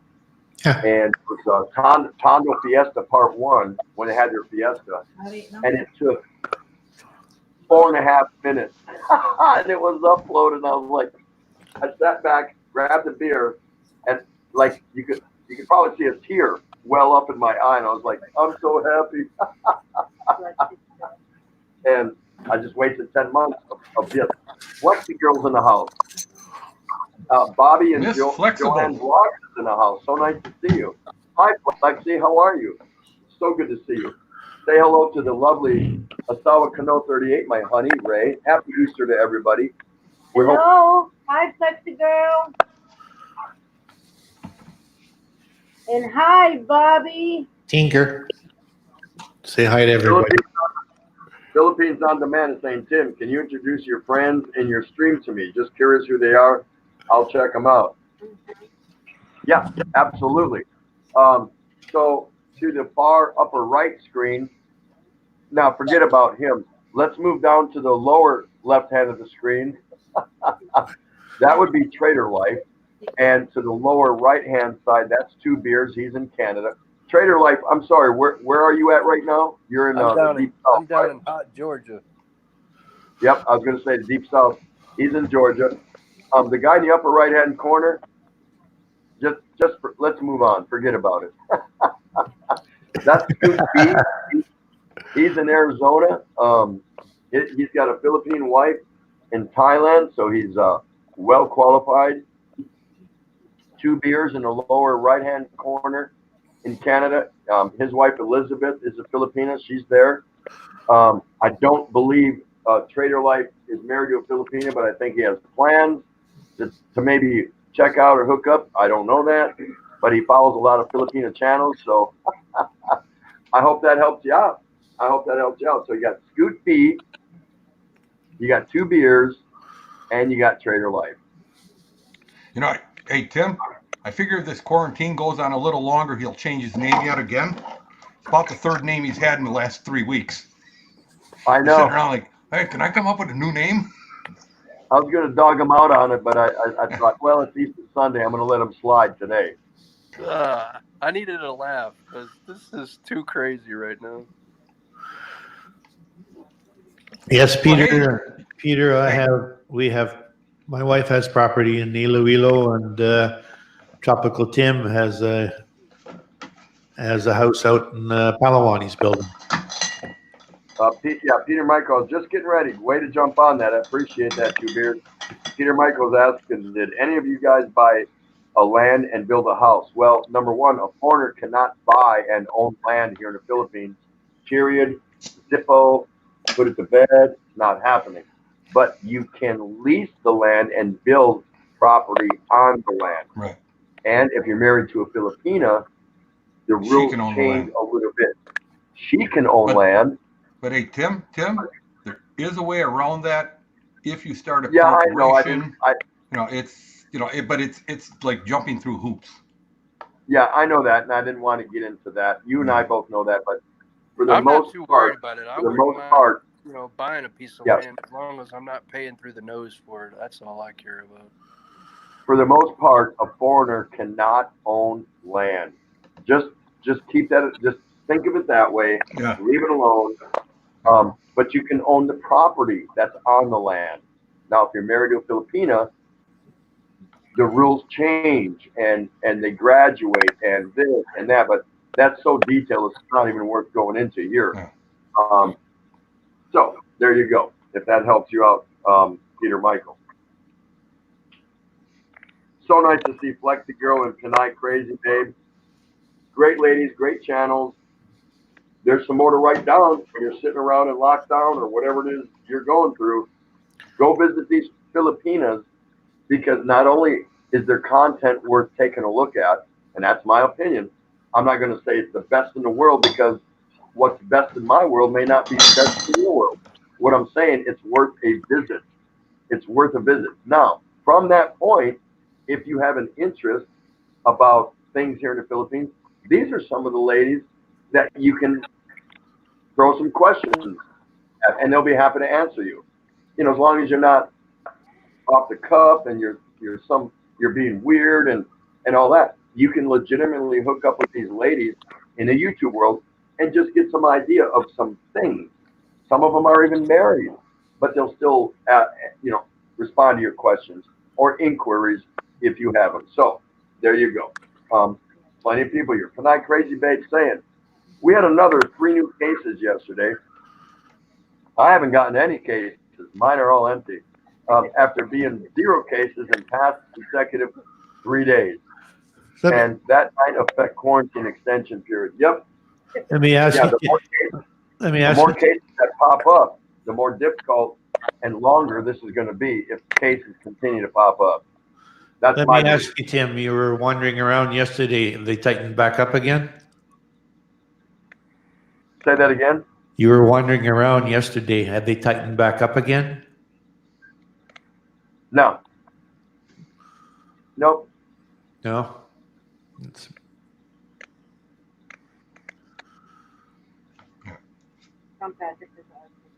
Hey, Jake, you get a little stir crazy. Remember, your governor just opened up all the beaches. You can go out, go down to the beach. Yeah, I was reading that pissing contest with the governor. Who was that, Georgia? Yeah, Georgia, yeah. Tom Patrick saying, I was wondering, Tim, Scoot, I don't have your bankroll, man. I don't have a job right now, man. I ain't going nowhere. Tom Patrick saying, I was wondering, Tim, you've been in Tondo for some time now. How are you going to move all the things you and Ray accumulated back south in Palawan? By ship. You just pack it all up. And believe it or not, it's not that expensive. It might cost me a couple $100. If not, she'll give it to some of her family members here, because we did not purchase anything that we can't replace. Put it that way. So we made that a point when we got here. There's nothing irreplaceable here. I don't care if it's our fridge, TV, microwave, all the stuff is available all over the country. You might pay a little bit more further away from Manila because of the shipping costs to get those products down into the malls or appliance stores or whatever. But our AC units, our window AC units, yeah, if you're not married to your material things, there's nothing to worry about. Look, listen, it's no one's business, right? But I make $3,600 a month. Ask me if I'm scared of anything. And I live here in Tondo, and in my apartment, I pay $125 a month. I pay anywhere between $75 and $100, depending on the time of year, for electric. $3 a month in water, and then a little bit extra for my drinking water. Throw in some groceries. My beer bill is bigger a month than my actual living costs here. Now, what we do after that, go out to eat, this, that, whatever, doesn't matter. But yeah, you better have a residual income when you come over here. And if you got one, you can make a go of anything. It's not that hard. I'm just banking money now.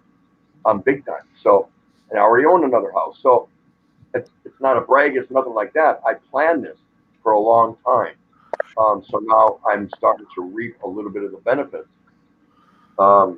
If you come here blindsided you can come here with $50,000 with no residual income, no revolving monthly pension, and think, I got it made. It's going to be cheap to live there. I can downsize my lifestyle, but guess what? That 50,000 is going to run out. I'm telling you, Yeah. it's going to run Depends out. on the lifestyle. It can run out really fast. That's right. That's right. So, um, again, lifestyle and choice. They both go hand in hand. It's up If to you you which stretch one. it out, I'm that sorry. Yeah, yeah, TT, that's my fear. Like I'm still a little bit younger and I have time, but You got time. I don't want to. I don't want to go over there and exhaust all my reserves and then not have not have some work. You know. No, the best thing you can do is come over here for a 2 week vacation and have a look around for yourself. Then go Yeah. home and save some more money. And a year later or whatever, come back and do the same thing and go to some other parts of the Philippines and have a look around. And you build up that momentum and decide, okay, this is what I want to do. Just be sure when you come over here, you don't fall in love because that's gonna throw a Well, wrench in I, everything your plans are. yeah, yeah. Tom Patrick saying, I was wondering. Oh, I'm sorry. Bill Pruitt. We inherited my in-laws' property. They were so happy their only daughter was finally getting married that they signed the property over when he proposed. But That's kind of fun. TT, do you think if you had say 2,000 a month or something like that, that would be feasible to live comfortable if I had that amount See, of money again, coming in? I don't comment when guys ask me from any place the Western world that want to come here.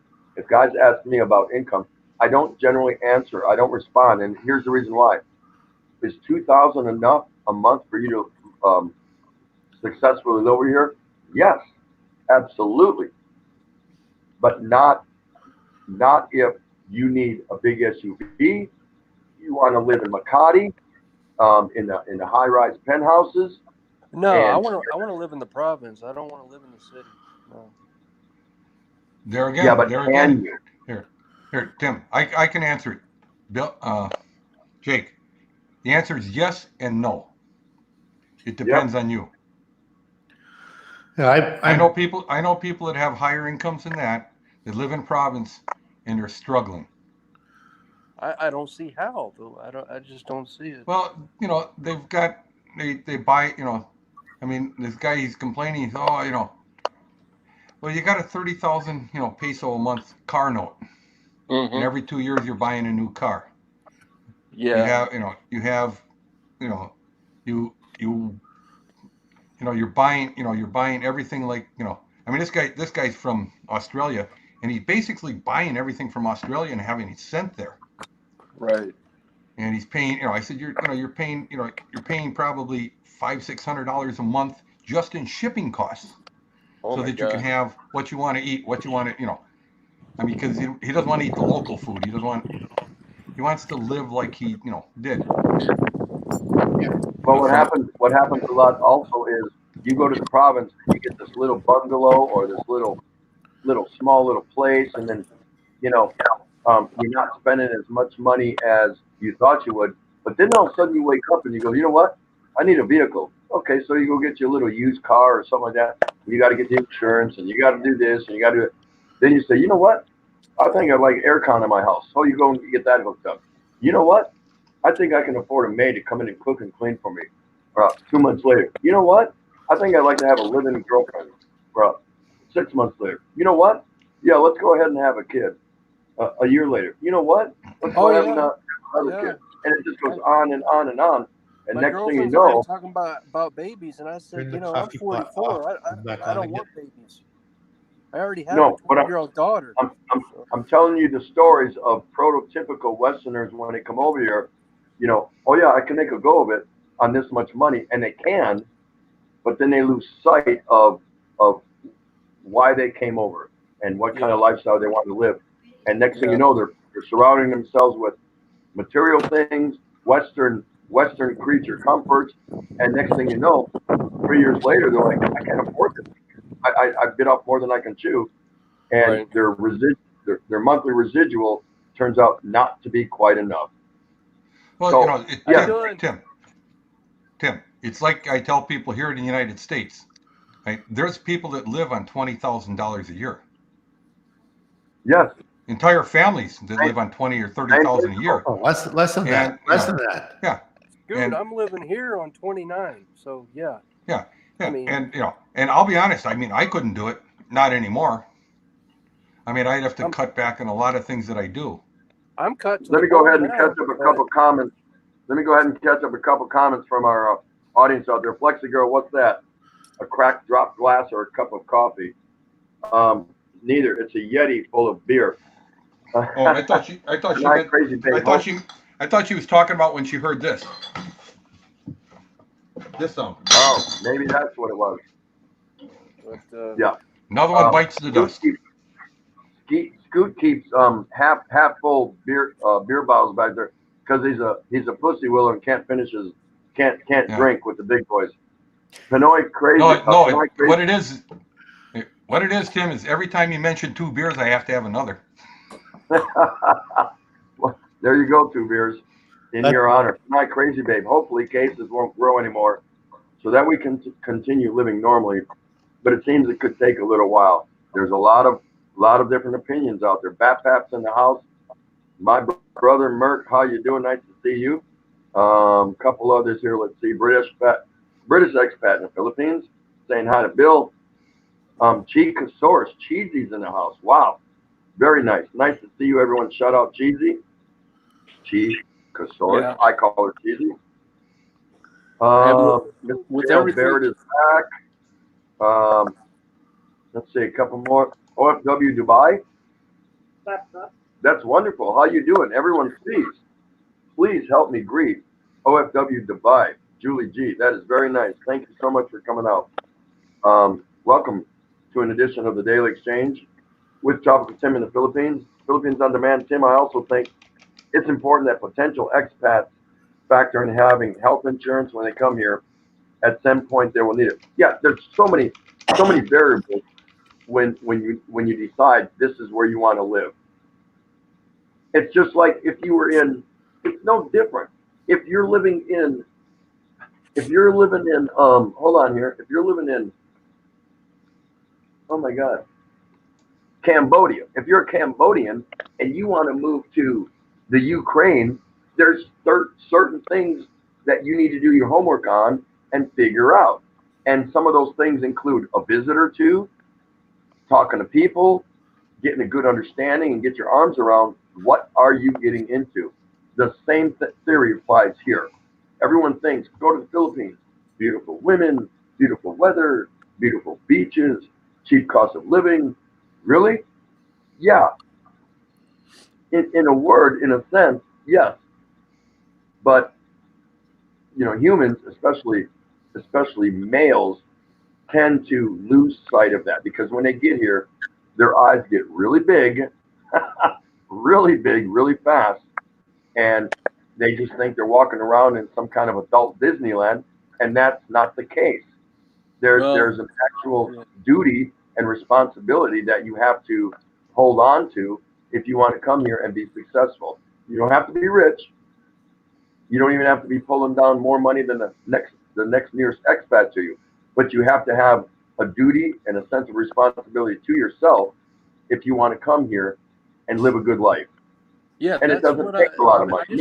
I just want a better quality of life because here in the U.S., I mean, it's got to the point where you can't retire here. You can't. There's nothing at the end of the rainbow. I mean, it's. And this is the perfect place for you to come. Of many, there's other countries that are kind of similar as far as economy and opportunities and whatever. This is a good place for you to come, but you have to make the move count. You have to make it right. Because so many end up flat on their face, going to the embassy and begging for a free ticket home. So keep that in mind. You're still young; you got a ways to go. Yeah, I mean, it's not as a permanent thing. It's not going to be for probably another 10 years, but I'll start looking at it now. If you plan to retire here, from now on, any electronics that you buy, you make sure it works from 100 to 220 volts. There's a good point. There's a Yeah. good tip right there. See the guy sitting in the upper right-hand corner? You talk to guys like that, and you talk to guys that are married to Filipinos, guys that are living here, guys that have been here. If it sounds negative, move away from it. Talk to guys that want to tell you the real deal, the ones that want to tell you about where the rubber meets the road, no fluff, no smoke up your butt, and you will actually get a good, well-rounded idea of what it's going to take for you to make that leap. That's the only way. You can't come Well, here yeah, and hope and Tim, cross your Tim, fingers yesterday, and guess. yeah, Tim, yesterday when I was doing my live, I brought that up. I said, I'm so tired of hearing these guys tell people, it's it's the pot of gold at the end of the rainbow, and that Not what it is. they, yeah, and yeah, sometimes people, they're like, I'm going to listen to XYZ, and it's okay, that's because that's what they want to hear. They don't want to actually hear the truth. And like I told somebody, he said, my biggest fear is somewhere around 20, well, they were saying 2033 and then it went down to 2029. And now with all the people not paying into Social Security that are being laid off, we're talking 12, 13 million people in the last, 3 weeks. Social Security is going to run dry, and it is a tax redistribution thing. Yeah, They yeah, either you have got to double the Social Security tax, to continue paying, or they're going to drop it to 70 cents on the dollar. and So you if you're got getting baby 1,000, boomers you're going to get retiring 700. for another 10 years. So Yeah. who's going to pay for that? Let me read some more comments, please, real quick for our audience out there. Tonight, Crazy Babe, I know at a South Cano, I feel the same way, but I wish they would also consider of not going to crowded places such as markets without face mask. I think she's saying the social distancing. Sad to say, many people still ignored. I'm a proponent of not saying social distancing. That's my own personal thing. I like to say physical or safe distancing because no government should tell us to practice social distancing. Humans need to be sociable. We need to be. Animals are sociable. Dogs, cats, whatever. So I want to see that change to let's Yeah. practice physical distancing. Well, I understand that. You tell me about social distancing. I don't know what you're talking about. All right. And then Peter Michael says, I want to go in 7 to 10 years with my wife. Then I'm actually only 42 to 45 long-term plan. Nothing wrong with that. He has a plan. Pinoy Crazy Babe, a lot of people went to market, especially in Carbon Market, Cebu, in preparation for Holy Week. And no one really followed the social distancing. That's all right. I get it. Bill Pruitt, British expat. Yeah, I lucked out big time. My in-laws are awesome. My mother-in-law puts up with me. My father-in-law gets in trouble with me. It's serious bond for guys. There you go. Hey, look at there's OFW Dubai again tonight, Crazy Babe. And just a day after that, we had 3 new cases. If only they will follow the rules, then the spread in quarantine won't prolong. Let me just cruise down here a little bit, a little bit more. Mr. Jess Barrett, see my work, make good money. I drive 2000 Suburban. You've seen it. Yep, I did. Adrian Gibson is back. He's listening to us. Let me just wrap a little bit of this up, guys, and then we'll be right back to the panel.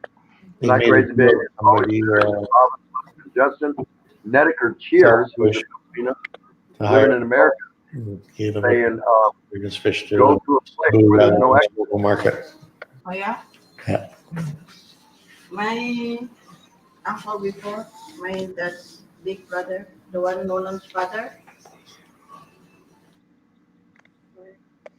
Tom Patrick likes to add, don't come here without a backup and know that healthcare is not the same.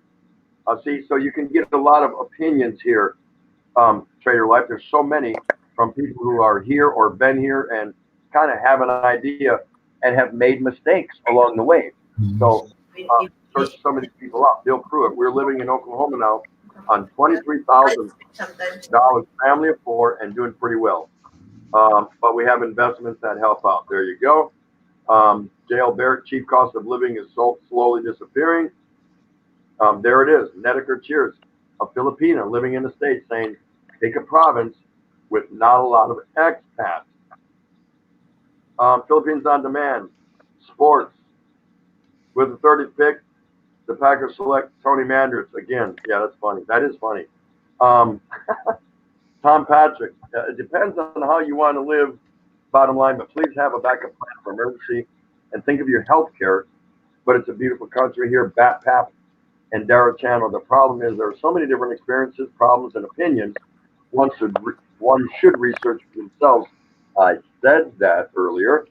Um, Experience is good enough.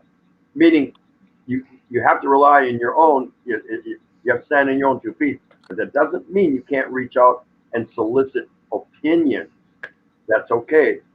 And you've got it made because there's so many people that have come before you, Trader Life. There's so many people that have come before you, like forefathers. I'm Scoot's dad, so he knows what I'm talking about. That you can extract a lot of good information based on other people's successes and failures. If you can put that to your advantage, to use, dude, you can come over here and be a rocket scientist and live really well. But you're gonna have to reach out to people. I really believe that. And if you do that, take note. And then when you come over for your first 2-week visit, you'll walk around, check things out. Trust me, you'll build confidence and you'll know what you want to do. You'll have figured it out. You can't come over here blindsided. It's not going to work. Very few people can do that successfully. Very few. So there you go. Back to the panel. 2 beers. What would you like to tell this young man? 2 beers again? All right. Yes, I have to. All right. Expat Prepper, you're welcome in anytime. Anyone's welcome in. I've got 2 more spots. So that invitation's been here. Thumbs up, everybody. Asala Kano 38, which is that person there. That's right. You don't want to make her mad. Do the thumbs up, otherwise she will get mad. She's in the dugout. If you She's can in the get dugout 30, managing the game. if you can get $30,000 a year on your pension, which is pretty damn good, that's $1.5 million pesos a year. You're like 3 times above the national average income in the Philippines. Right. Wow. But if you want to eat a steak dinner every night, hit the restaurant, hit a steak dinner, go to the clubs and that. Yeah, of course it's going to cost probably you. Going to blow through it really fast. Yeah. MJ Taiwan, hello. I tell anybody who wants to thinking of going to the Philippines for holidays, $3,000 in a month time on a holiday, you'd be living like a king for that month. I've known guys go over there and blow $3,000 in 2 weeks. Hold on, guys. Hitting the clubs and acting like fools. Yeah. Yeah, I'm not a club guy. I'd be low profile. So. Yeah, you stay away from the 5-star hotels. Over there, the motels are called pension houses. Mm-hmm. Yeah, I'll leave that for JG. Compared to the States, the bright fluorescent orange or yellow or red paint on the outside, but you walk, you look at the outside, oh my God. You walk inside, wall-to-wall marble. Yeah. Hey, guys, can you hear me all right? We hear you. Can you hear us? Perfect. Yeah, you guys got some pretty good info. I was just sitting back listening. As far as like the one guy said, electronics, to make sure that it'll take 220.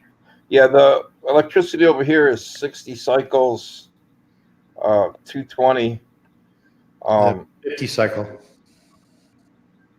It's 60 cycles. Really? Okay. Well, it doesn't make much difference anyhow. Yeah. Well, but I mean, a lot of electronics now. I mean, they run through a transformer, which will handle anything from 100 volts to 260 or so. Well, actually, they don't run through a transformer. They have what's called a switching power supply. Right. But I'm saying you don't want to run high-end electronics over here just out of the wall, because the electricity here is kind of like dirty in a lot of places. You get brownouts and voltage spikes. So, they have voltage regulators and they have step-down transformers. Mm-hmm. And I used to go with just step down transformers. Now I go with voltage regulators. So you want to protect your high end, anything, electronics, things like toaster ovens, stuff like that. It doesn't matter.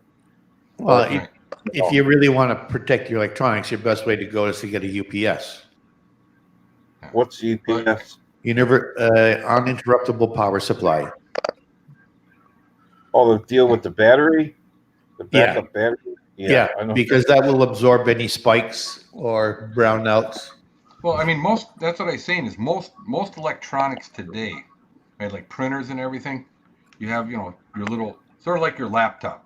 You can plug that in. It doesn't matter how dirty it is because what's coming out of there is DC that's regulated by a, real fancy electronic circuit.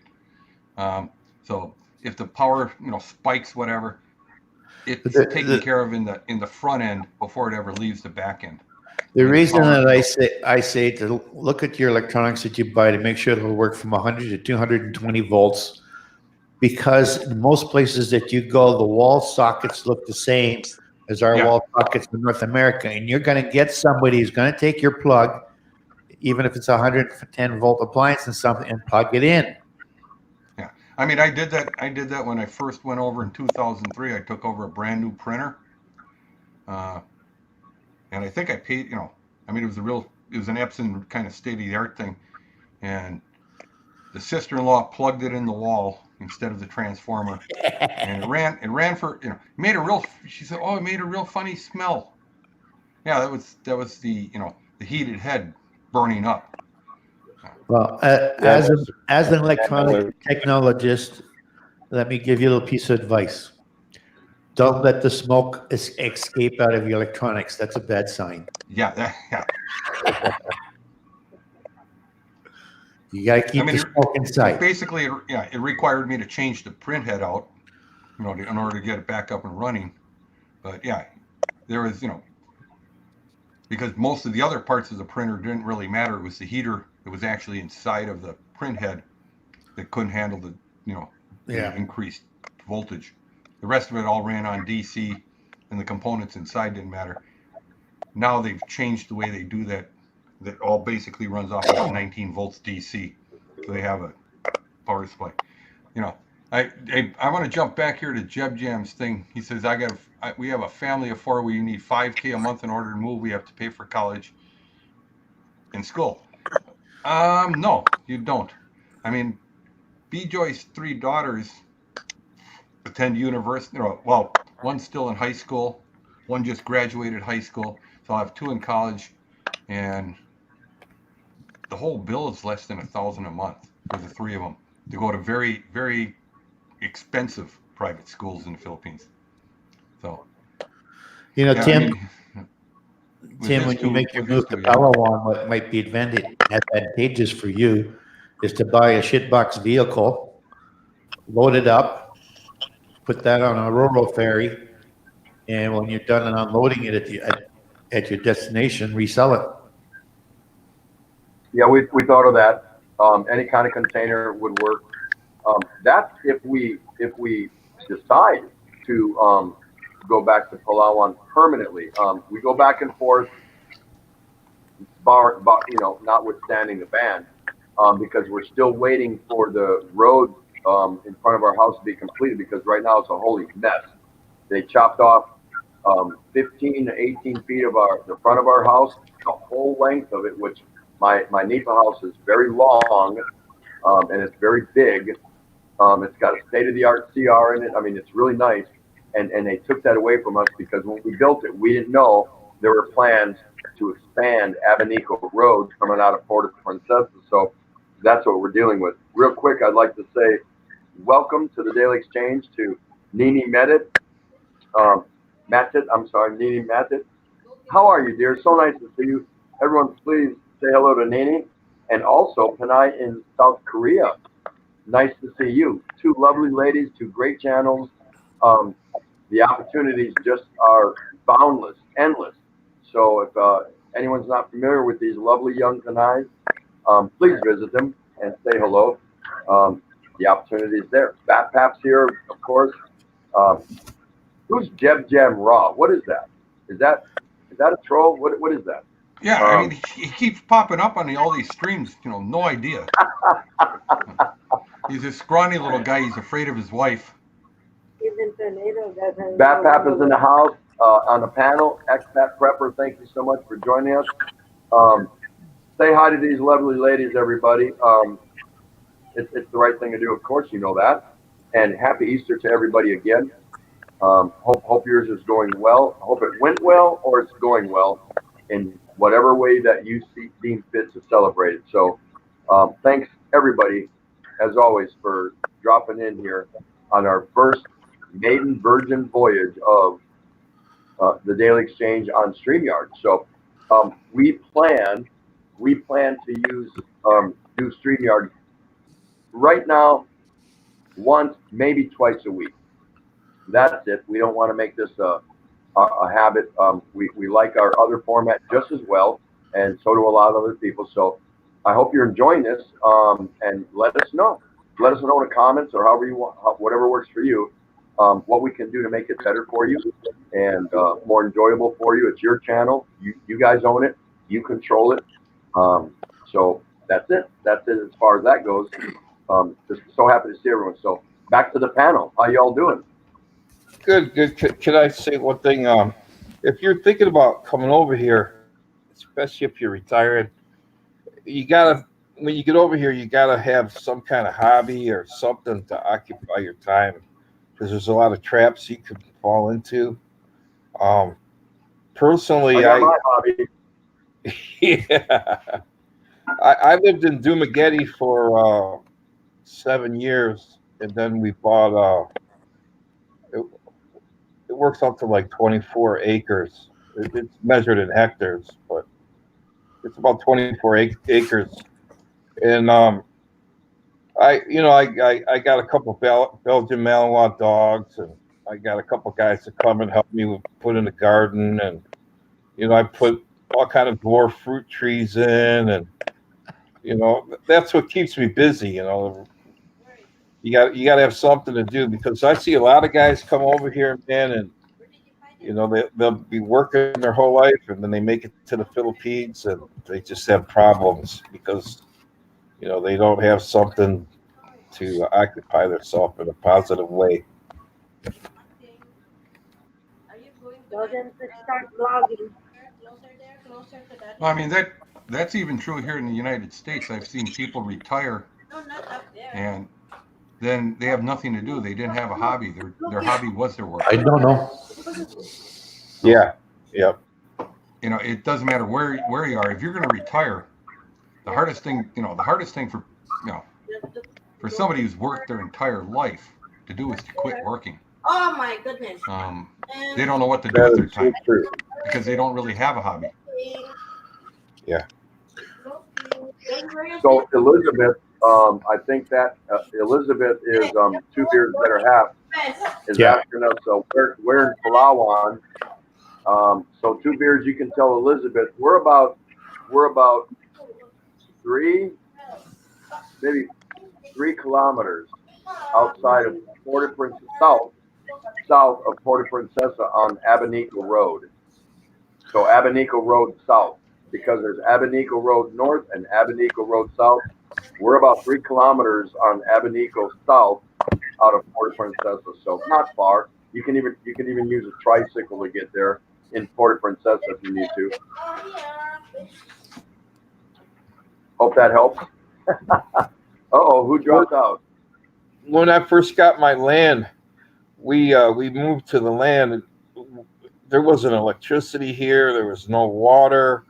It's just out in the middle of nowhere. We were sleeping on the ground, and we built a wood house. My wife's brother is a lumberjack, and cut trees down on the property, built a wood house. I started living in there, and one night, a big, huge rat came in at about 9 o'clock at night. This thing, I'd never seen nothing like it. It had a mane like a lion. You know how a lion has a mane around its head? There was jungles all around us, and this thing got in the top of the house. After that happened, I couldn't build a hollow block house fast enough. we started construct. I told my wife, I said, I don't even want a mosquito to be able to get in this house. And we built the house, and we got a bulldozer. And my driveway is probably a quarter mile long. Cut a driveway in. We put 2 wells in. Tim's showing off his T-shirt. Hold on. Oh, my bad. I'm sorry. Yeah, I'd show off mine, but you'd laugh too hard. I tried moving the stool that my laptop's sitting on. All right, I guess I will. So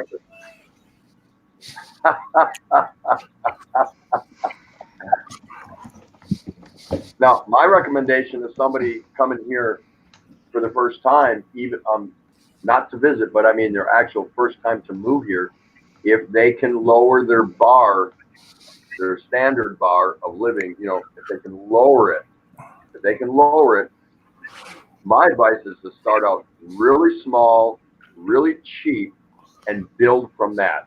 Go from there. Get you just a hole in a wall apartment, just something, that's comfortable, doable, has just the bare basic necessities. If you can do that, you can easily graduate from there. I mean, fast. But if you go all out, full bore, I gotta have all these amenities around me. I have to have all these Western creature comforts around me, and you might be digging yourself a hole. I would start very low, and then step out and step up and graduate from there. It's a common denominator, and I think that works best. Yeah, I mean, there's a lot of truth to that. And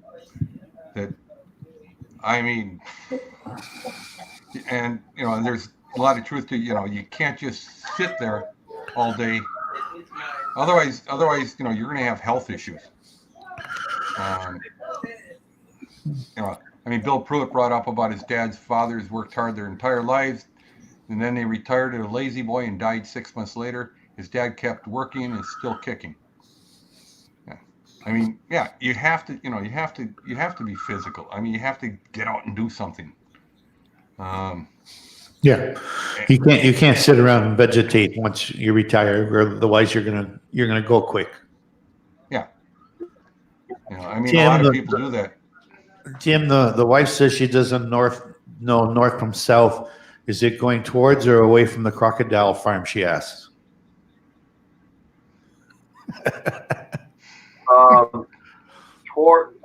Away from it. Yeah, that crocodile farms to the north of Puerto Princesa. But I am selling a lot I got up in Tai, which people don't know. That's like 4, maybe 5 hours if you're driving out of Puerto Princesa, heading towards El Nido. So, Peter, Mike, south of El Nido. Peter, an Easter egg hunt going on. Peter Michael is saying rent a condo would be a good start. Sure, it would be. But are you getting a condo in Makati, or are you getting a condo in Tondo? A condo in Tondo is a cardboard box with a tarp on it. A condo in Makati will run you somewhere around $1,200 to $1,400 a month, with all the other, that's with everything included.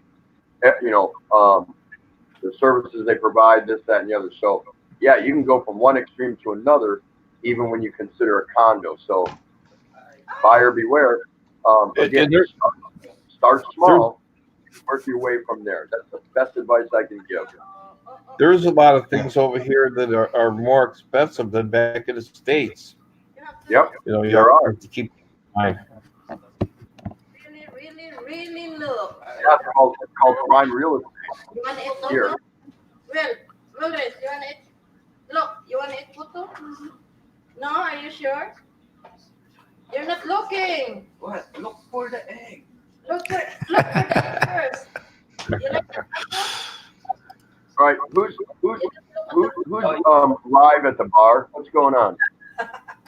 No, that's 2 beers. They're teaching the kid how to find eggs. They're having an egg hunt for my grandson. I'll mute the mic. Yeah. No, it's all good. We like background We like background things here. Trading quotes is in the house. Good to see you. Thank you for making a pit stop here at the Daily Exchange. We have a panel here. We have room for one more. Who was that? Two beers that no, two beers is there. Somebody fell out. What's that? Was that Trader Life that dropped out? Yeah, he left. Jake left. Oh, okay. I'm sorry I didn't get to say goodbye. I didn't know he was gone. So You know, one thing that I use a lot, somebody that's coming over might want to think about bringing one. They have the water dispensers over here that you can plug in to get, you put the water jug on the top and you can get hot and cold water. I got one of those, but the problem with those, man, they really suck the electricity, and that's one thing. They're not very efficient. Yeah, you're going to be paying a lot of money over here for electricity. Well, what I always suggest to people is you can buy one. They kind of go inside. It's called a Berkey filter. It's what the military used. I mean, you could take swamp water and dump it in there and get 28 liters an hour out of the big one.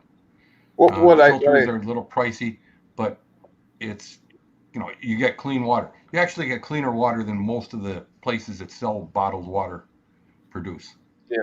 Yeah, those are good. What I did when I was in the States visiting, I went to one of those city garage sales, where the city have a garage sale, and I bought this Igloo yellow water cooler because the stuff you buy over here in the Philippines is Chinese garbage that they wouldn't even be able to sell in the States. It falls apart, it doesn't last.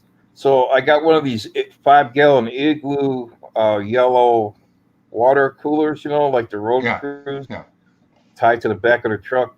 We keep that in the kitchen, and I got a chest freezer, and I take like the empty 2-liter bottles and freeze them, and then I take the labels off of them and I just drop those in there, a couple of those, and I take the ones that are thawed out and take them out and put them back in the freezer, and just keep that thing full of ice cold water because it's so doggone hot over here. And we use it every day. Yeah, I mean that would work for me because the second you talk about, that won't work for me because the second you talk about cold water, my wife goes into a frenzy. No, you have to drink warm water. She thinks if you drink cold water, it'll make your blood freeze or something. I don't know. Expat prepper, I wanted to ask you. You've got some fairly good experience here in the Philippines. How would you approach if I approached you and I was going to be a first timer coming in here to the Philippines? How to live, not to visit. I'm saying I've done my business. I did 2 or 3 2-week visits. Now I'm ready to come here and settle. What would you tell me? What advice would you give me?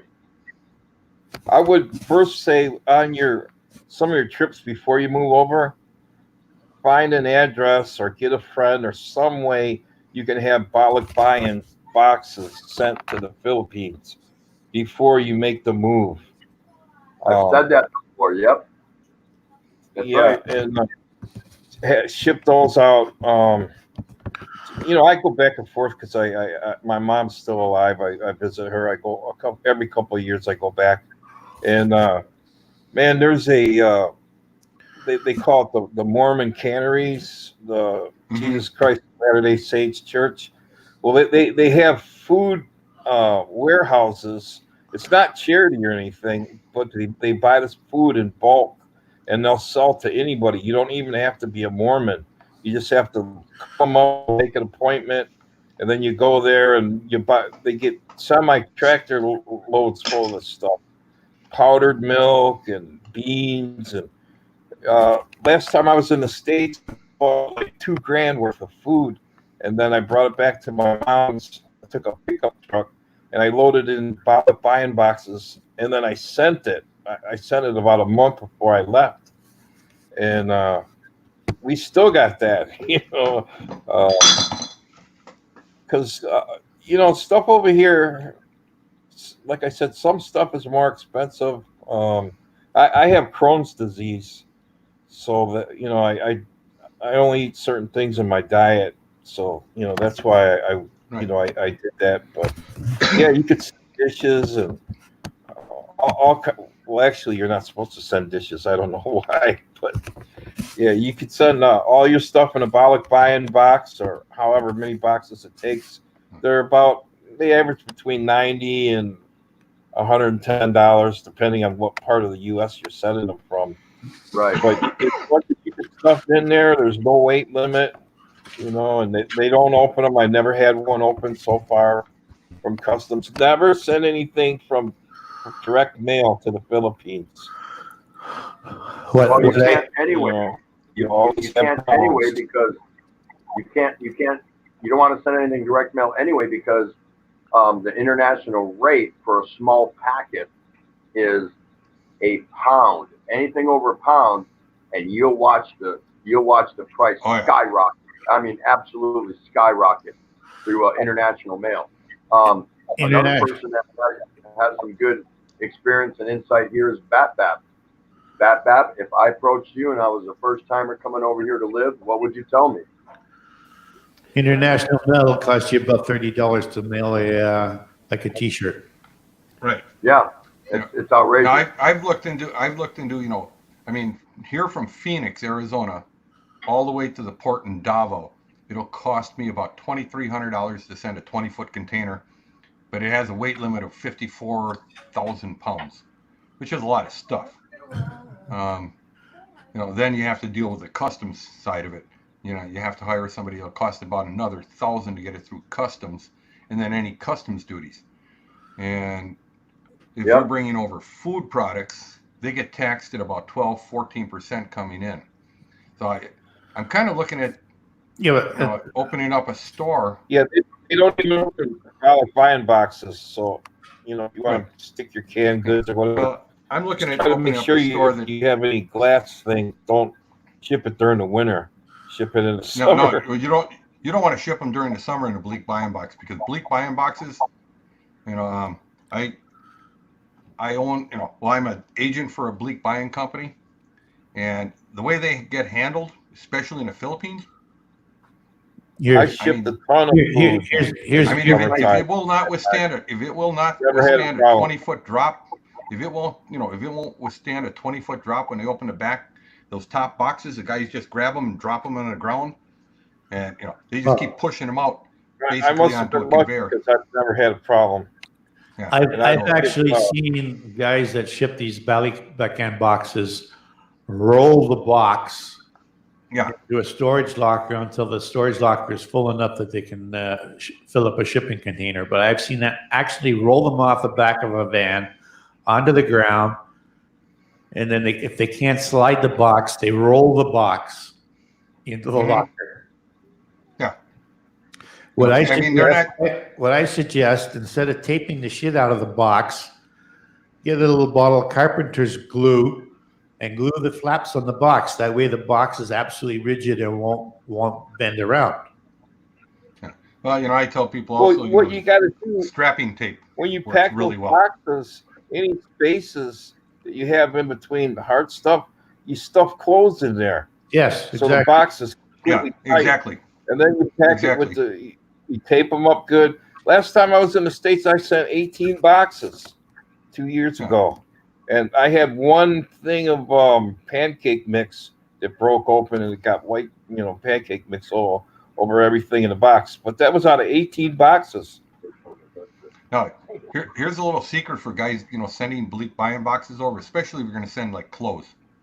Right? First, take a large garbage bag, like the one you put in a trash can, put it in there, start stuffing the clothes in there. Then take your vacuum cleaner, twist it around the thing, and suck all the air out, and it'll drop down about 20 or 30, at least 20 or 30%. And then you can add more clothes because the weight of the box really doesn't matter. Let me take a moment to say shout out to Margie and Daya. I'm reversing her letters of her name. Hi, Margie. Thank you so much for sticking around or coming back if you left. Margie's a great supporter and wonderful show. absolutely spectacular. Go check her out. She's hilarious.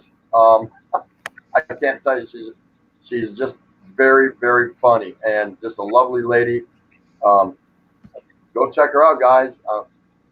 Can't say no more. You know, if you want to meet up with a nice Panay and talk to a nice Panay, a pretty Panay, and I mean gorgeous. Um, Look at that name. Look how easy that name is to remember. Margie That's right. and Diane.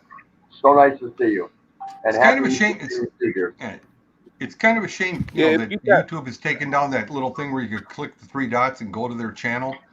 Now you have to, basically highlight it, copy it, and open up a new YouTube channel. But nothing's You'll changed for me. see. Remember from the outset of my lives, when I introduced people or somewhere during my stream, three times over a 3 hours, whatever. Remember how I always told people, hey, just write 1 or 2 names down when you have time during the week, Yep. or go check them out. Now you have to do that. There's other things you can do also, but see, I am Nostradamus. Sorry, I am. Well, Where are you? there's a lot of people. There's a lot of people I'm on here. here. I I'm mean, just it's listening. I don't want to talk over people. No, I know you don't. it's But I want to hear you know your input on. I'm a first timer coming here to live in the Philippines. What are you going to tell me? Have patience. Things move a lot slower. Things for a Westerner, things can get very frustrating at times, especially when you're dealing with internet companies or motorcycle rental or whatever. Just have patience and don't expect a lot of privacy if you're living around family members, because they either just drop in or they hang out for days on end.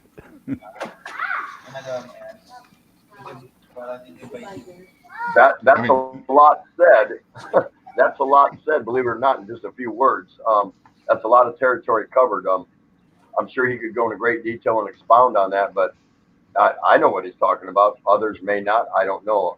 Bottom line is, if you have any interest in coming to the Philippines, if you have any interest in retiring to the Philippines, if you have any interest wanting to live in the Philippines, there's a protocol, and the protocol is the way you find out is to go visit, like a lot of these guys that are up on this panel right now, and don't be shy. Just ask them, hey, this might be a stupid question, but, and they're going to tell you, that's not stupid.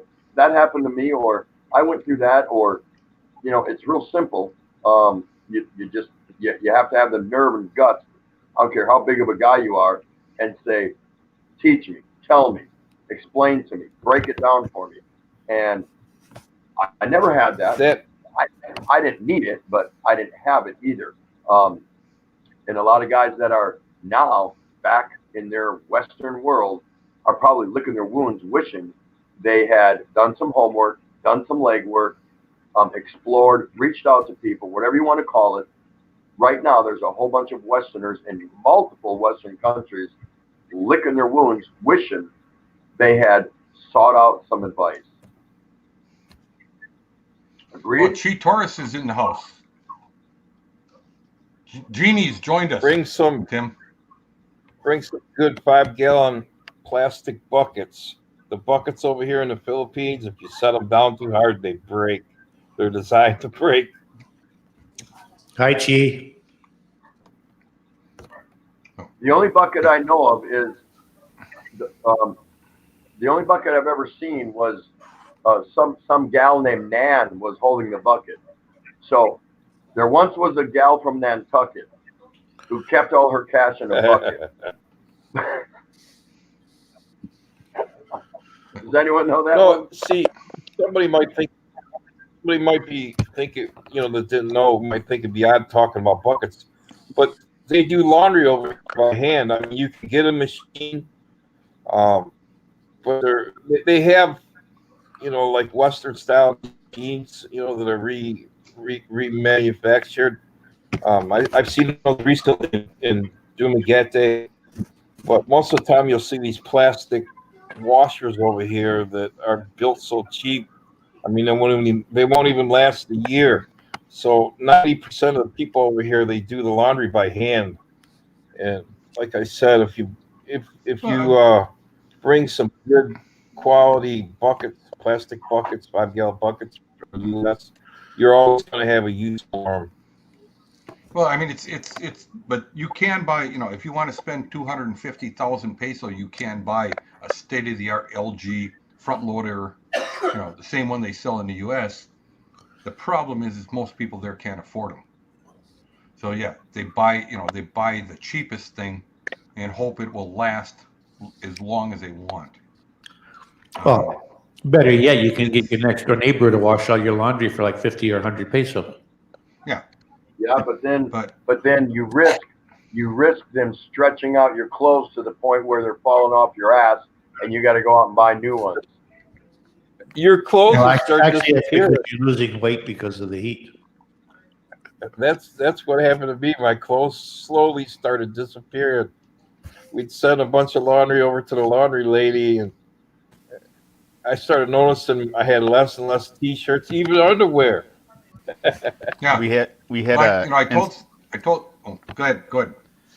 We had an incident with the laundry. I sent my laundry out to the laundry lady, and she was doing it. Turned her back for 2 seconds, and the kid poured bleach into the tub, so all my clothes were wrecked.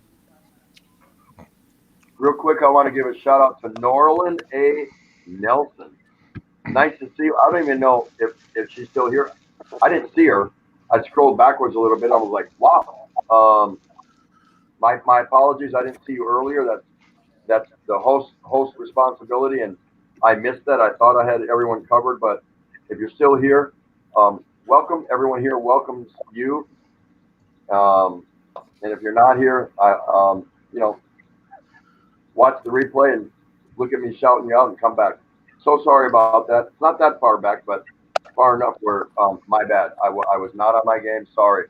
So Norland Nelson, hope to see you again soon if you're not here any longer. Thank you, guys. Go ahead. Looking for Norland Nelson. Norland Nelson. Norland Nelson. Everyone's looking for you. Mark Capsule said he's in the U.S. and he can't afford a dryer. Stop licking me. Yeah, you could do all right. You don't need a dryer over here. Sometimes it might get tight during the rainy season.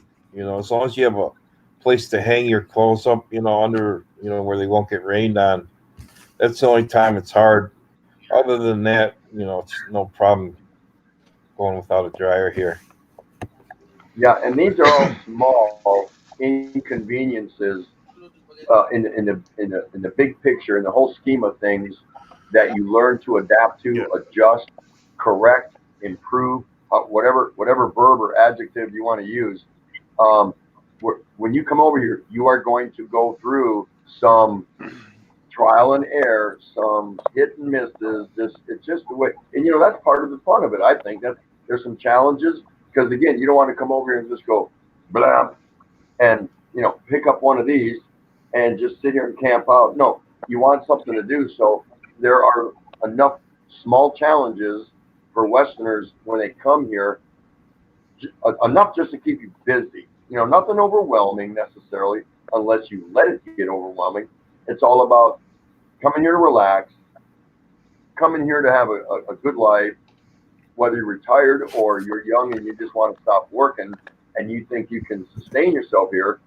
That's really what it's all about. And if you find a girl and you get married or this, it gets even better. It can get better. It's about coming here and overcoming small obstacles. But Westerners typically come here and they expect life to be just like what they just left, and that's just not the case.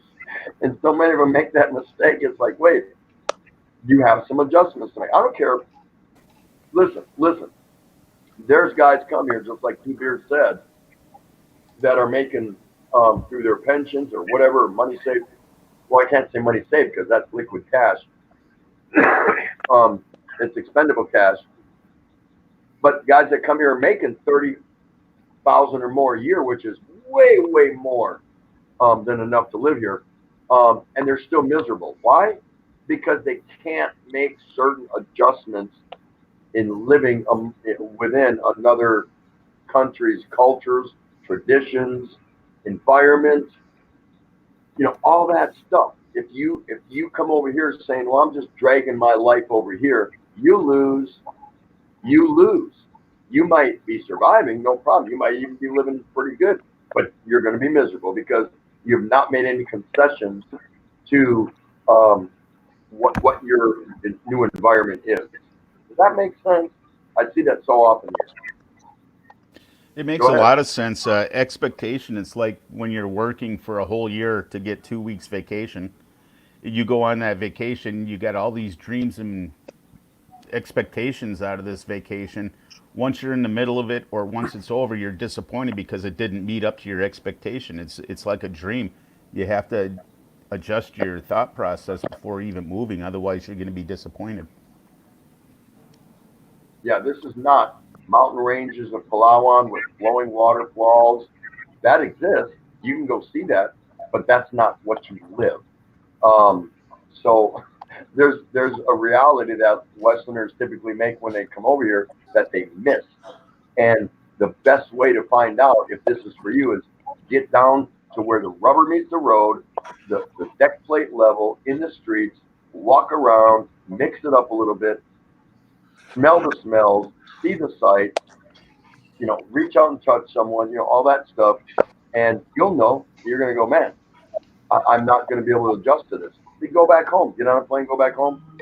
No worries. Have a vacation and that's it. Go back home. But if you think you can adjust to it, there's so much to do. I want to say a warm welcome to new first timer here, Mark Capicillo. Mark Capicillo out of where? New Jersey. All right, Salute, New Jersey. Been there a couple times. Long time ago. I couldn't tell you about it, but thank you so much for dropping in. A lot of people here will say hello to you. Thank you. He continues saying, just got to learn how to adapt. It's like when I moved here in the States. Once you adapt, I think you'll be okay. Yeah, you either accept it or you don't. You can't come over here and start bitching. What the heck? Things aren't the way I expect them to be. They're not the way I want them to be. Just get on a plane and go home. So it's like if somebody comes to the States, guess what? They have some adjustments to make. It's not the land of milk and honey. When you come over, you got to keep in mind, and I don't know how to verbalize this without like offending anybody. I know that you can probably relate to this, Tim. If you're mixing in with the with the public over here, this is just my own opinion. What I've noticed, um, let me say this first: a good attitude and a smile will carry you a long ways over here.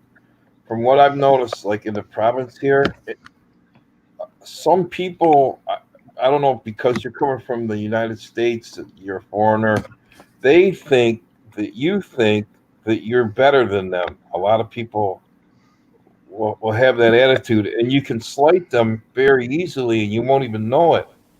So if you could go out of your way to be a nice guy and wave to people and smile, then you get a good reputation, and everybody will stop wondering about you, and you'll be able to get along, and people will accept you a lot more. I agree with that. A lot of foreigners complain, and Where we're did you very. meet your wife?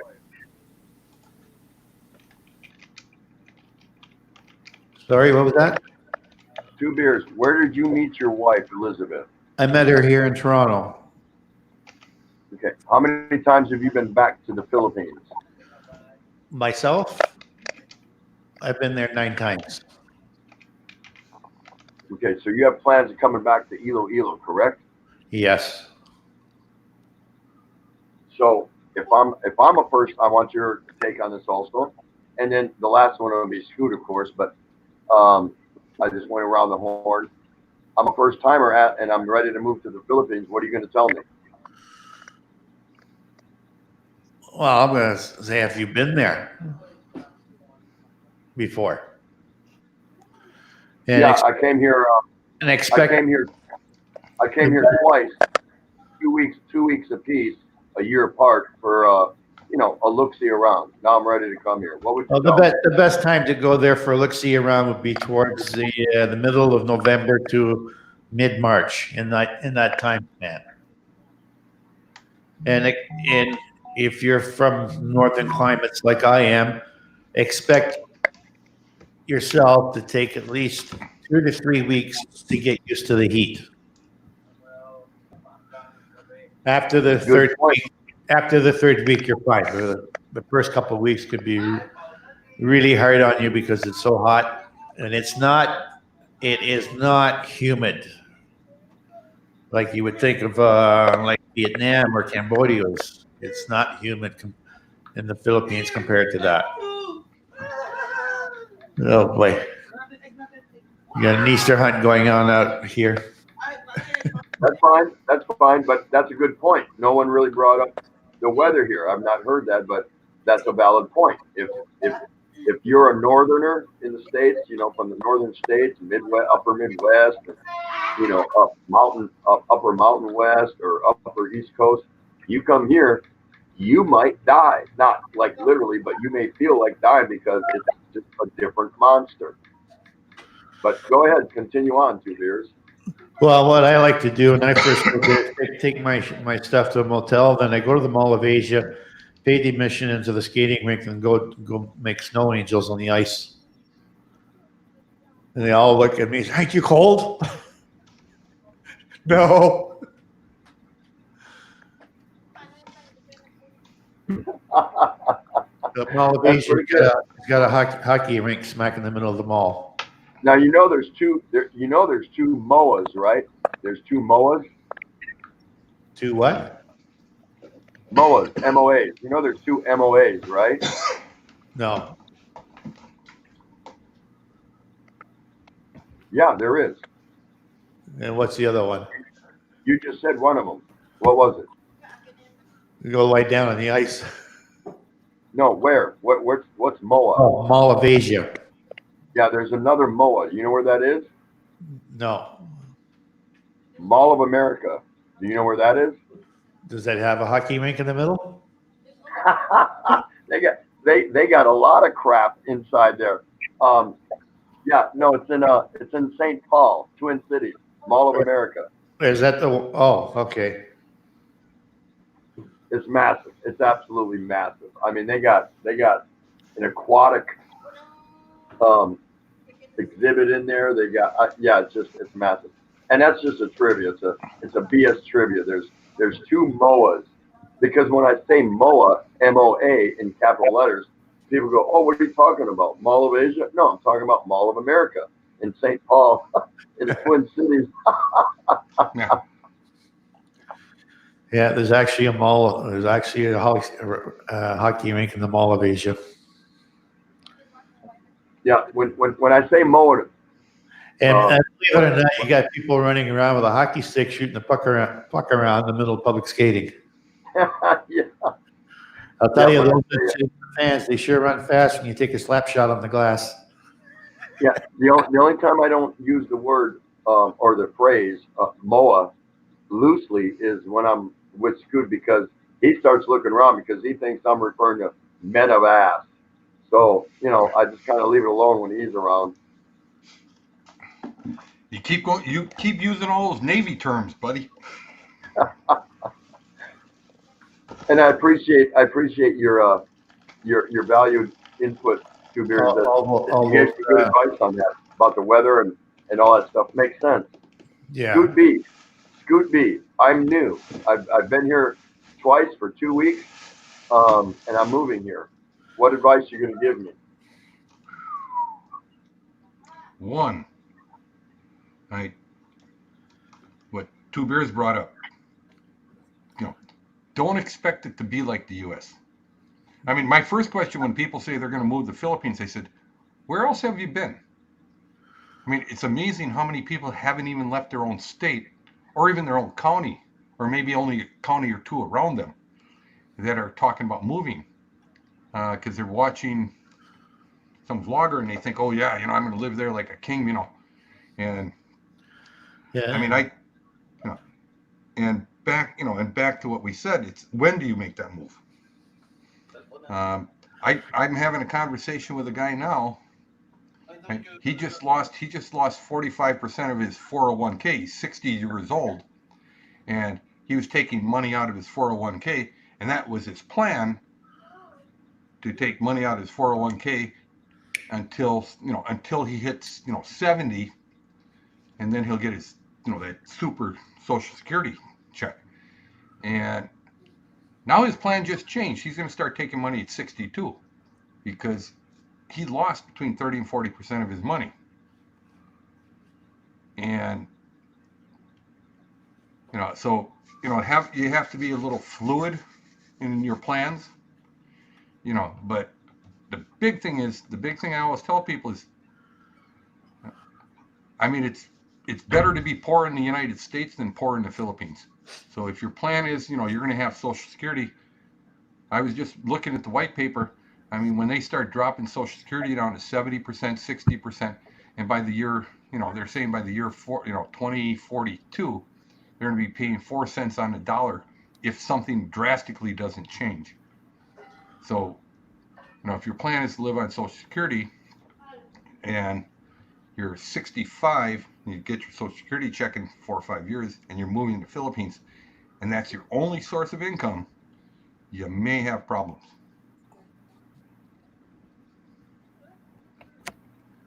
I mean, it's just a fact of life. So yeah, I mean, I always tell people, I said, you have to have a financial plan in place before you, before you move on to, somewhere else. The first thing you got to do is decide if you're going there to retire, if you're going there to try to make a living there. Mm-hmm. It's not going to happen. If you're going there to retire, you're going there to retire. Right. That's why I said, I mean, I will probably never retire my entire life. I've made plans, to open, I got a couple businesses that BJ and I are going to open when we, finally make the move there. We've talked about them. I've got business plans laid out. So, and it's not so much for me making money. It's after I'm gone that she has an income. So, but I hear people all the time says, well, I'm a carpenter. Can I go work over there? Yeah, you can. You're going to make 300-400 peso a day. And you have to have a permit to do that. Otherwise, well, not to be a carpenter. I mean, not building houses. You're going to be a carpenter. You're just going to go around, and do whatever kind of work. And so you're going to be a day laborer. You're going to make 300-400-500 peso a day. Yeah, but the problem is if you don't have authorization to work there, right, you're going to get a local tradesman will make a complaint to the Bureau of Immigration. Next thing you know, you find yourself in handcuffs being marched to the airport and goodbye. Yeah. Come back for 5 years. Yeah. Well, that's true. But I mean, I do know people that, I know a gentleman, he makes cabinetry. And he's got like 5 Filipinos that work for him. And, that's his business. That's his business is, he has, 4 or 5 Filipino men, and they make really nice cabinetry. Let me have a quick moment to welcome, let me have a quick moment, guys, gentlemen, and I thank you for allowing me to interrupt on your channel. Don't block me. I know where all you are. No, Ray does that. She's going to kick the cord if you get out of line. Yeah, welcome to Pinoy Hoy. So good to see you, brother. Nice to see you. Thanks so much for stopping by. Everyone appreciates you checking into their channel. Good to see you. Really good to see you. Thanks so much. Go ahead, guys. So, but yeah, that's my advice. Is first and foremost, if you're going to move, is have a financial plan in place. What are you going to do, and follow all the what ifs.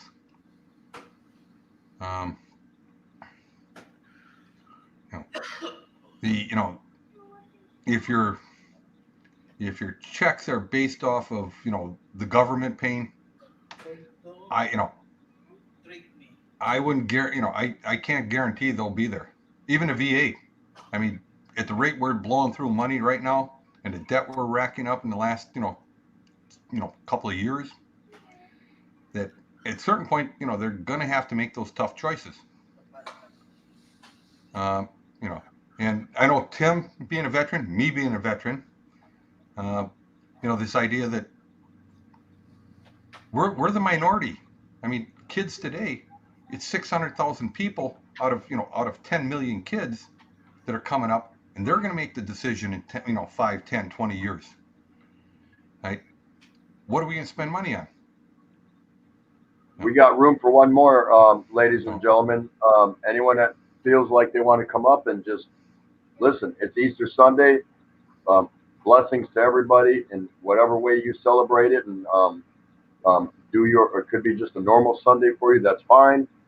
But hope it's going good for you. So we have another spot open. Anyone's welcome. Anyone, come up here and join the panel and talk to them and share your thoughts or ideas. All you got to do is click on the link, and this lovely lady right here, she's saying no, no. Look at her. She will bring you up in a minute. No problem. No questions asked either. So take it away, guys. Here's the link. But yeah, that, I mean, that's my advice is, you know, first of all, have a financial plan. You've been there, you know, a couple of weeks, you know, over a couple of years. Yeah. I mean, have your, you know, do your due diligence and, you know, actually know what you're going to do.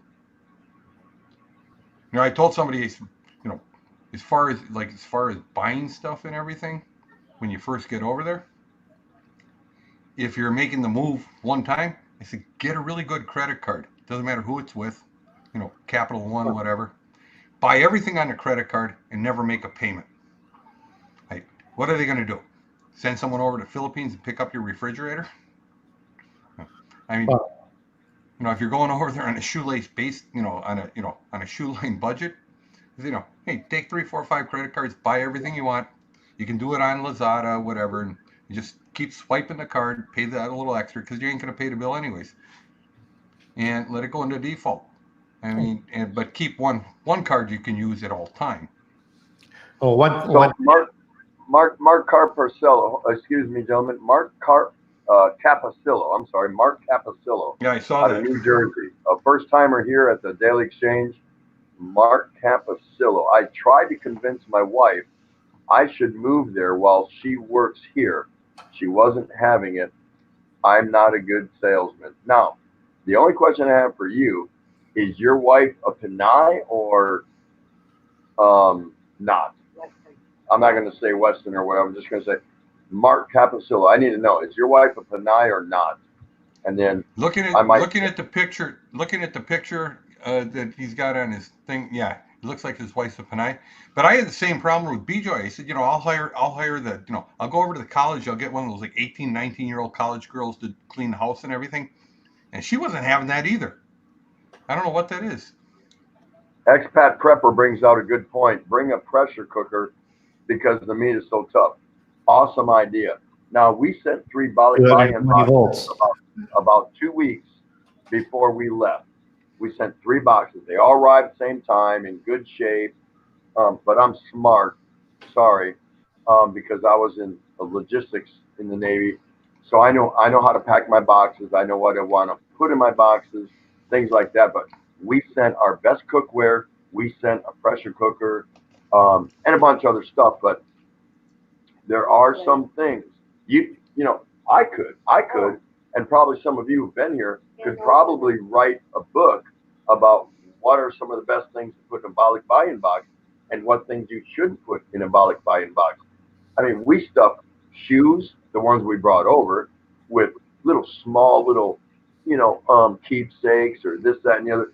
We just loaded and filled every inch of all 3 boxes, and you know, put a supplemental to and from address inside, addressed them big time on the outside, taped them heavily up the corners, up the seams, along the flaps.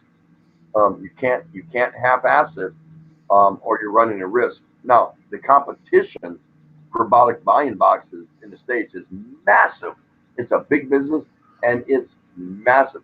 You know how much money comes here in the Philippines in the way of overseas remittances from OFWs, they rely on it. They count it as part of their national budget, believe it or not. Now, that being said, that being said, they don't like to mess with the buy-in boxes because that is a form of an overseas remittance, believe it or not. But they don't know you're sending it to yourself necessarily. So as long as you're smart about how you pack them and whatever, you know, but you need an address. You need to come here and have an address. We did prior to coming here, her sister. And 57 days later from the time we shipped them, they were here in good shape, no problem. Because it's now they got actual scanning numbers and barcodes, and so it's a big business. It's big. You've got LDC, you've got Vortex. There's several others. Forex. I'm saying not Forex. Forex. Here's another tip. If you're planning to retire here, first thing you do, if you come here on a visit or something, get an address. Whether it's a friend or a relative, get an address. Correct. So that way you can go and get yourself 2 Philippine-size passport photos from a local photographer. Go to a bank and open up yourself a bank account. So that way, instead of relying on Western Union or anything like that to transfer money from your country to the Philippines, you can just do a wire transfer from your bank account at home to your Philippine bank account when the exchange rates are favorable for you. Well, yeah. I mean, that's what I said. You know, you have to have a financial plan. How are you going to get money? I mean, if you're going to send it to yourself, Western Union, you're going to lose a lot, you know, in transaction fees. There's other ones better than that, but you're still paying those transaction fees. Transaction fee alone will pay for 3 admissions into a movie there in the theater. Yeah, my bank, you know, my bank account here is also linked directly with my BDO, PMP account. So I can transfer money, you know, just at the drop of a hat. I don't even have to do a wire transfer. Nedeker Cheers brings up an interesting dilemma. Do you expats invite another American to try it out there? Make them stay at your place for a week or even just a few days? Okay, here's my response, and then you guys can chime in. So in other words, we invite an American over here to check it out, see if they want to live here, if this is the place for them, yada, yada, yada, whatever. Nobody invites another American over here unless it's family, a good friend, or something like that. Eden. But to your point, if somebody came over here, even if I knew them, because they were thinking or contemplating wanting to move here to live, no, I would not. I would not house them. You know, I might let them stay their first night for their jet lag or something like that, but no, I want them to get out there, and I want them to figure out on their own if it's something that they're interested in. They're not going to know that if I'm housing them, feeding them, whatever. So they need to go figure out. For me, I would want them to become a big boy and say, you know what? Get out there, get you a little Airbnb because they got them here. Get a hotel, whatever you got to do. We'll hang out maybe, but you need to go out there and figure and kind of stumble through the growing pains of, is this for you or not? You can't shelter somebody that's coming to a whole new country, because I think that provides for a false umbrella of insecurity. I really do. I just think that's not the way to show somebody, oh yeah, stay with me for 2 weeks. Well, what the hell are they going to figure out living with you and you're taking care of them, even if they're giving you money for food and beer or whatever? No, they need to be out there figuring it out on their own. Go ahead, panel. Hey, Tim, actually, I did that a couple of times when I was living over in Kuwait. You know, guys are like, you know, what's it like, you know, live over in the Philippines? And I said, well, you know what? I've got this house sitting up in the mountains, you know, about Yeah, about an hour out of Valencia in Bukidnon, and the gal that stays there, she cleans the yard. She keeps, she'll cook and everything. If you want, you can stay there. I'll have my brother-in-law pick you up. I'll have well, actually, my friend pick you up at Kagian or Davo, either place, and he'll drive you around. Go check it out. And they were like, "My God, you didn't tell me it didn't have air conditioning. You didn't tell me there's no bars or stores or anything. It's a small little town. It's up in the mountains." And they were like, came back to. I said, "Hey, you wanted to know what the Philippines is like? So here, now you went there." Forget about a beach house. No, So no. I said, let me yeah. ask, I mean, a lot of let me people ask, go, make that trip to the Philippines and they stay, in a really nice hotel or they stay in some really nice resort. Said, yeah, I got the Philippine experience. Then when they move there, they're really disappointed because you're not living there. so BAP and expat. Let me pose that same question to you from Nedeker Cheers. If somebody came over here, a friend or you know a brother or just whatever, and they were serious, I mean, deadly serious about moving here, would you be their frontline shelter? And I'm saying even if they give you money for food and took you out to eat, would you shelter them for a 2 week vacation in your house, or would you tell them, no, get out there, we can hang out, whatever, but you need to go out there and smell, feel, taste, listen, touch, whatever the Philippines? How would you handle that? And even for 2 beers, your guys' opinion. I want to know it. Hey, Tim. Before anyone answers, I got to run. I got to take care of some work issues here. So I'm going to get out of here. You can't even Pleasure, walk. brother. How the hell are you going to It's run? a pleasure. Yeah, it's a pleasure, brother. Right? And I know when I come over there, I mean, he'll let me sleep on the couch, probably outside on the patio, but at least I got I an can air, spend as we much got time. an air mattress for you. Because when I show up, I'm bringing like 5 cases of beer. You got to know how to negotiate. All right, brother. Thanks so much for coming You take out. care, man. I appreciate you. Take Thanks care. for your Later. input. Hey. Thanks Bye. for your candid input. Everyone, please wish Goosey a good Easter, and we'll see you later, man. I appreciate you contributing. You know I do. All right, later, man. Bye. Take care. Be safe. Okay, so how would you handle somebody coming over, a friend or a relative that was serious about moving here? Would you shelter them, or would you throw them out to the wolves?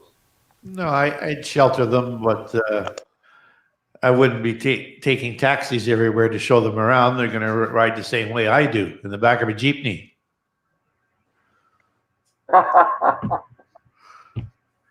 Even if they're 6'5"?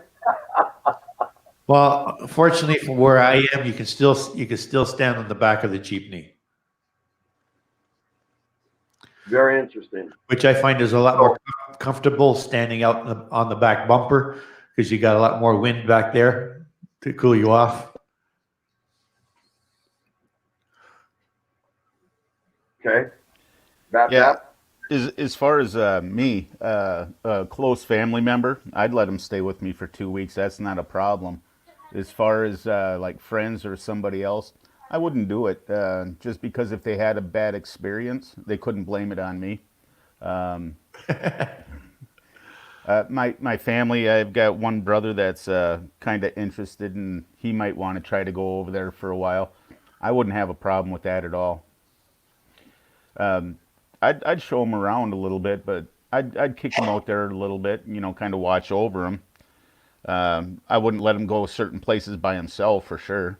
But to get an experience, you have to get out and look around. You have to do it, and sometimes being on your own, you'll find more than somebody showing it because they're showing you what they're interested in versus what you're interested in. Don't you feel or think for a moment that if, okay, they came over and you kind of put them up for that time, like I said, they're chipping in for all their needs or whatever, and you don't even want their money, whatever. Okay, so that part's good. That it's no, they're not living off you. Um, but then when they get back over here and decide to move here, would you feel compelled to continue to umbrella them? And would you feel bad that you didn't kind of push them out there a little bit more to say, go and take a look around for yourself, kind of deal. You know Well, what I mean? if they came I back ain't a talking second about an time, 18-year-old kid. I'm right? talking about, someone that's been well along a little bit. If say my brother came over a second time, he'd be on his own. I'd help him set up an apartment. I'd help him, set things up, but he'd be pretty much on his own. 2 weeks is enough to gain some knowledge and experience on what to do, what not to do. And he'd have to be on his own. I love my brother. 2 weeks with him, that wouldn't be too hard, but to have him come and sit for 6 months or a year, that would be pretty rough. I like my privacy and my things too. I would feel kind of obligated to help him out, but nah, he'd be on his own second time around. So if you as the Westerner, meaning any of you guys, were living here and you have a Filipino wife and you're kind of settled and you're doing good and everything's hunky dory, no issues, whatever, and a friend or a relative came here to live, would you feel compelled to check in on them and be the big brother or be the dad, the uncle? You get my gist. I mean, would you feel obligated to be the overseer and protect them, or would you like keep your nose out of that person's business? I'd keep my nose out. They're a grown man. He's a grown man. He's gonna make his own decisions, and he's gonna pay the consequences, whether they're good consequences or bad consequences. He has to think for himself, just like I did. Well, if you're one of those that's an absolute control freak and you like to control everybody and everything around you, you won't make it very far in the Philippines. Can you repeat that again, please?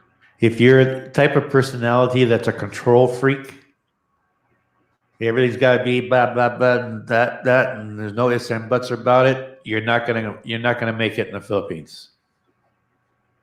Yeah, it's one thing to lay in the weeds and be the waiter, waiting to provide advice or direction or guidance to somebody that legitimately asks for it, be it a friend or relative that decides to move here, that isn't as experienced as you are.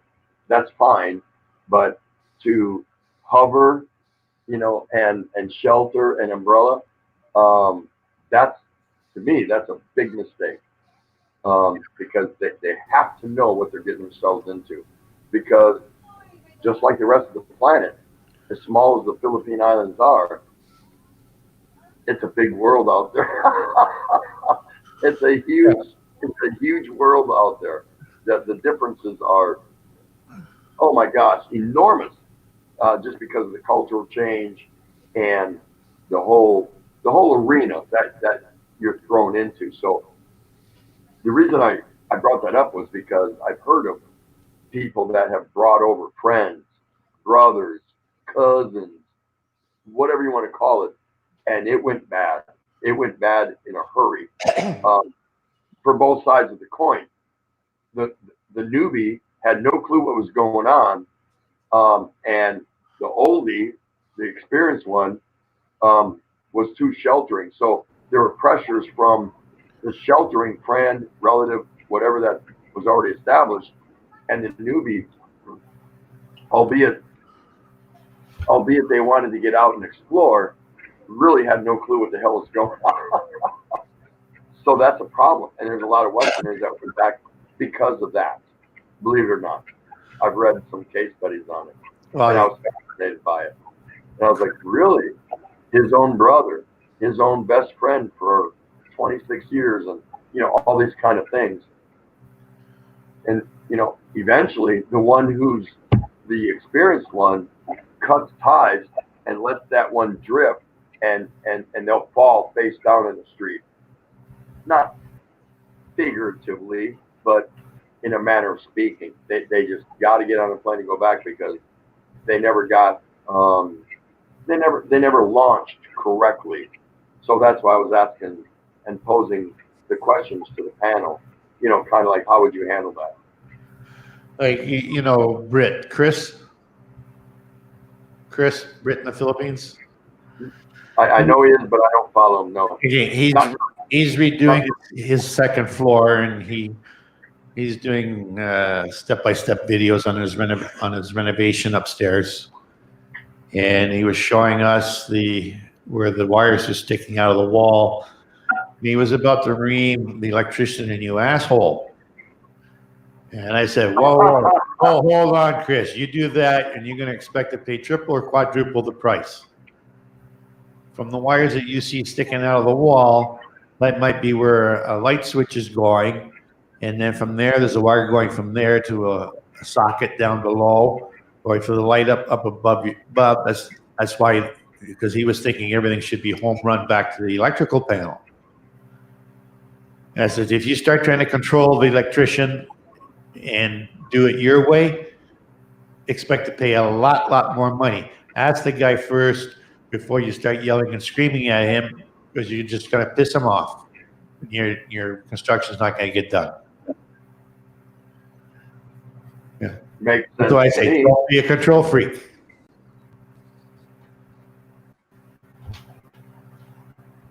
No, that makes sense to me. Yeah. Expat, what do you think?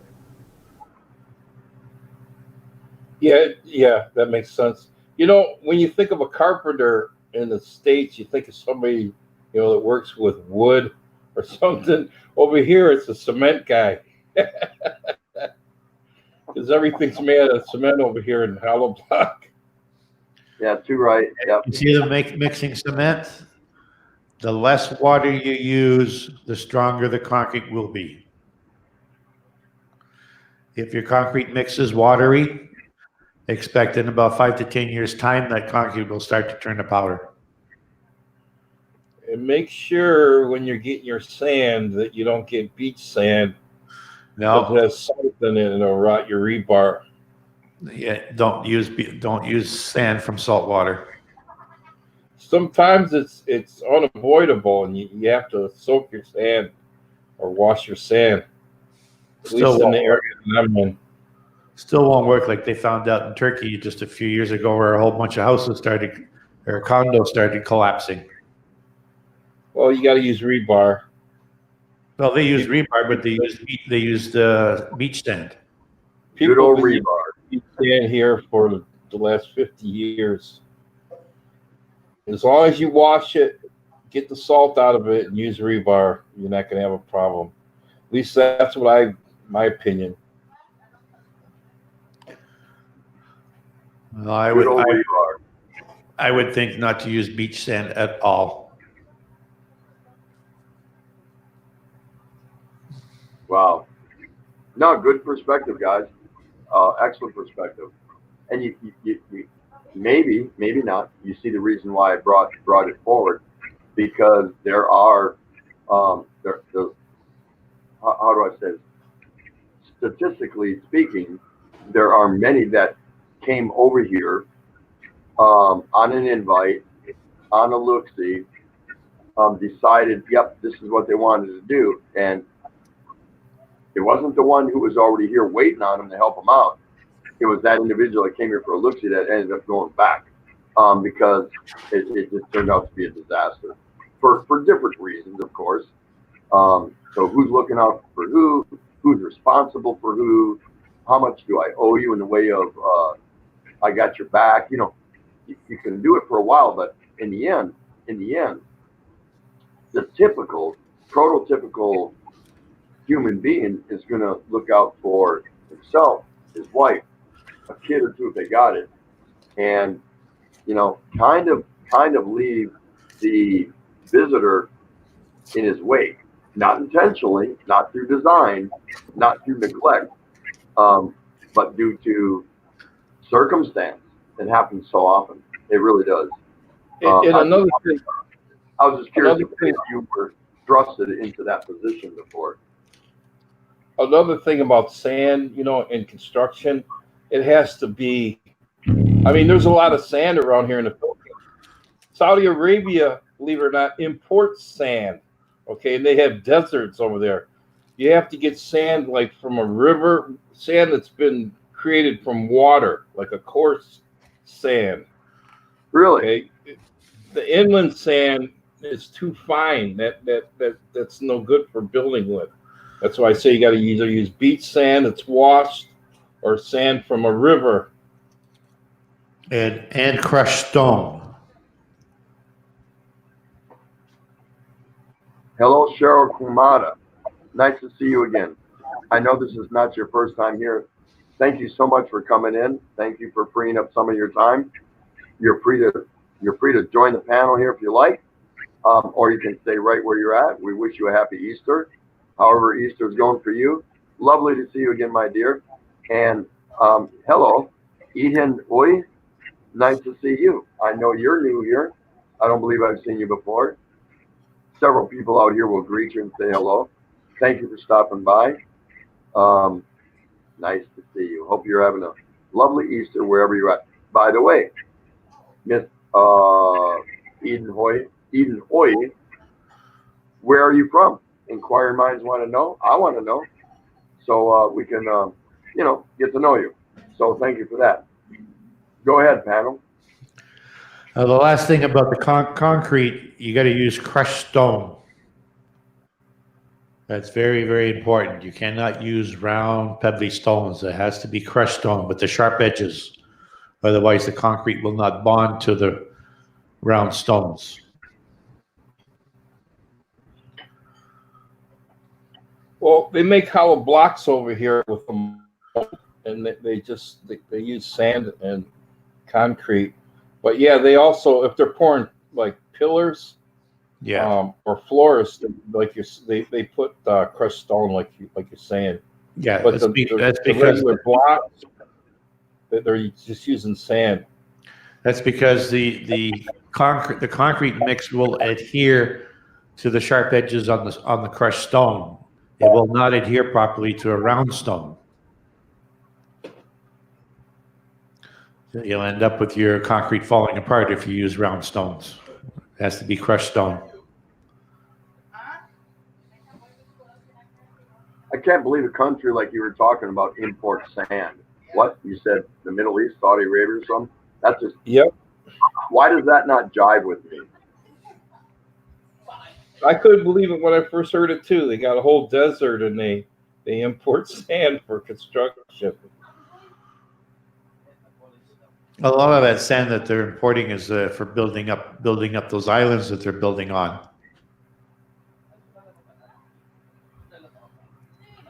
You're talking about the Chinese and the Spratly Islands, or what? That's coral, I think they're building on, right? Yeah. No, we're talking like in Kuwait, where they're building out into the ocean. Oh, that I don't know nothing about that. They've probably got more than half of the world's dredges out there dredging, going out dredging sand and traveling hundreds of kilometers with it to broadcast it out of the holds of the dredges to build up artificial islands. Like if you saw where Michael Jackson apparently bought a home there, was it Dubai or was it Kuwait, where they built out all those artificial islands, the shape of palm trees and stuff like that. I would have thought he had enough money to buy one of the countries over there. Another thing, if you build over here, most of the time you're going to have to get your own transformer to hook to the pole. I mean, there's some areas where they'll put so many houses on one transformer. You turn your toaster on and the lights dim. Yeah. So, and the electricity over here, it's 220, but it's one wire. You got one, electrical wire, and then you got your cable. Where in the States, it's two wires, both of them being 110, and then you have the cable wire.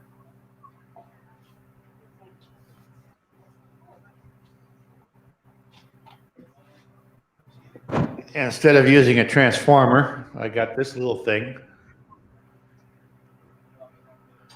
This is a voltage motor controller.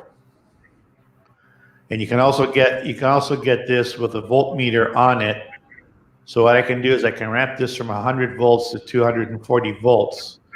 And this little gadget will handle 30 amps of power. So I can dial this down to 110 or 115, 120, whatever I want. I'm a tech, so I got a voltmeter. That's why I didn't spend another $20 in getting one with a voltmeter on it. But something like this with a voltmeter on it, say from AliExpress, would cost you about $30. And this could handle up to 30 amps. Now the formula for that is amps times voltage equals the power, which is your wattage. So this little thing can handle 30 amps to say 200 volts to make it easy. That's over 60,000 watts of power that this will handle. I'm going to get up and refresh real quick. I'm leaving you with the lovely Asawa Kano 38. But while I'm gone, can you tell us what you would use that for specifically? Well, anything that's 110 volts that I want to power up. Wow, pretty much. Could be a toaster, Coffee maker. The Keurig. Drill press. My Keurig needs that. Can you mass manufacture those and sell them over here? Would there be a market for that? Is that marketable here? Yes. It's called a voltage motor controller. Are they selling that here, or you made that? Or No, I bought this from off of AliExpress. I could buy it from Amazon, and you can probably buy it also. So you can see right there. That's awesome. The wattage. I tried to get a bigger, what do you call those? Transformer, and still didn't and they're expensive. handle my Keurig. Yeah, a transformer is very expensive. And it didn't handle my Keurig. I got the highest voltage and still didn't handle my Keurig. Or highest watt. Is that watts or voltage? Which one do I want? It's a solid state device. It's only got a couple of what are called triacs in it that controls the voltage. That's awesome. So it'll work with anything that's, How much is that worth? That one was about $25. Wow, that's it. Ray, that's your name, right, Ray? Yes. If you guys, when you guys are going to the province, I mean, I take it there's a lot of coconut trees there, and like where I live, we got a ton of them on our property. So we try to utilize what we have in our diets. And we were grinding coconut, that little stool thing, and you know how you take the coconut, you cut it in half and you grind it. That's a lot of work. So what I did, I got a Vitamix mixer from the United States. That's the most powerful. Yeah, it's the most powerful mixer on planet Earth. It's got a 2-horse motor in it. You could take your coconut, like the ones we get in the West, the old coconut, and put that in the Vitamix mixer with like maybe 2 cups of water, and it'll grind it to nothing, to a pulp in about 4 seconds. Then you take that and pour it through a nut bag, and you can make your own coconut milk. There's so many recipes if you want to make curry chicken or whatever, and so while cooking, if you want to make your own coconut oil, you after you make the coconut milk, you put that in your refrigerator and the oil floats to the top, and just spoon the oil off. Yeah, I seen the Vitamix before I left the U.S., but I didn't bring any. I didn't bring one. I Tom brought a Patrick. Keurig. Tom Patrick is asking in the chat how much current will that handle? It'll handle 4,000 watts. Wow. Yeah, I think the Keurig was 2,800 watts, 2,800 something watts. Yeah. So That'd be an awfully big transformer that'll probably cost you a couple $100 or more. yeah, and it's still I couldn't find any higher watts of transformer here. Nedeker says she just saw a friend do that with a Vitamix. Yeah, you can do And it was anything great. with Vitamix. All those things are indispensable, man. There's so many different kinds of fruit over here. You know, you talk about smoothies. If you're Yeah. gonna move over here, you're gonna be living in a tropical paradise with a ton of fruit. You might as well have a good mixer, you know, so you can Agreed. yeah, Yeah. you can make ice cream. Yeah. The opportunities are endless as far as making yourself fresh homemade smoothies and fruit drinks or fruit cocktails or whatever you want to do, because the fruit is here. No question, no question about it. My wife made cornbread yesterday. We grow corn, so you know we have the dried corn. She put corn in it and made her own cornmeal. You know, just dried corn and grinded it to a flour, and then she made homemade cornbread. We use that thing every day. I bet. If I have one, I'll be using that too. Yeah, we did ship certain appliances with us, Yeah, but I could even use my blender. yeah. So we do have we have a transformer box for a couple of things that are not used every day, of course. So when we do want to use it, we have the transformer box to convert the current. So no big deal. But we bought the microwave here and the rice cooker here and the coffee maker, things like that.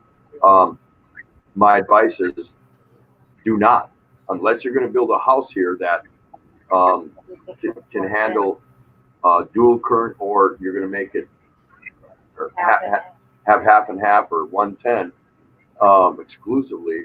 Don't bring appliances here. There's no point. Um, you'll find it a little difficult.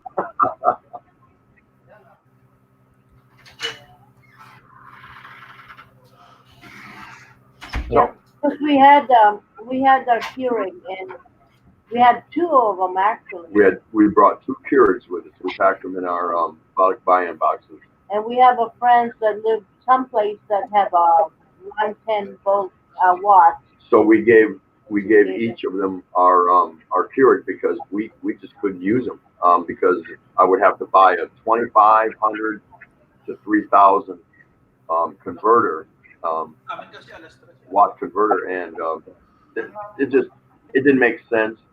The little bit of coffee we do drink, we're fine with the instant for now. We do have a coffee maker if we want to.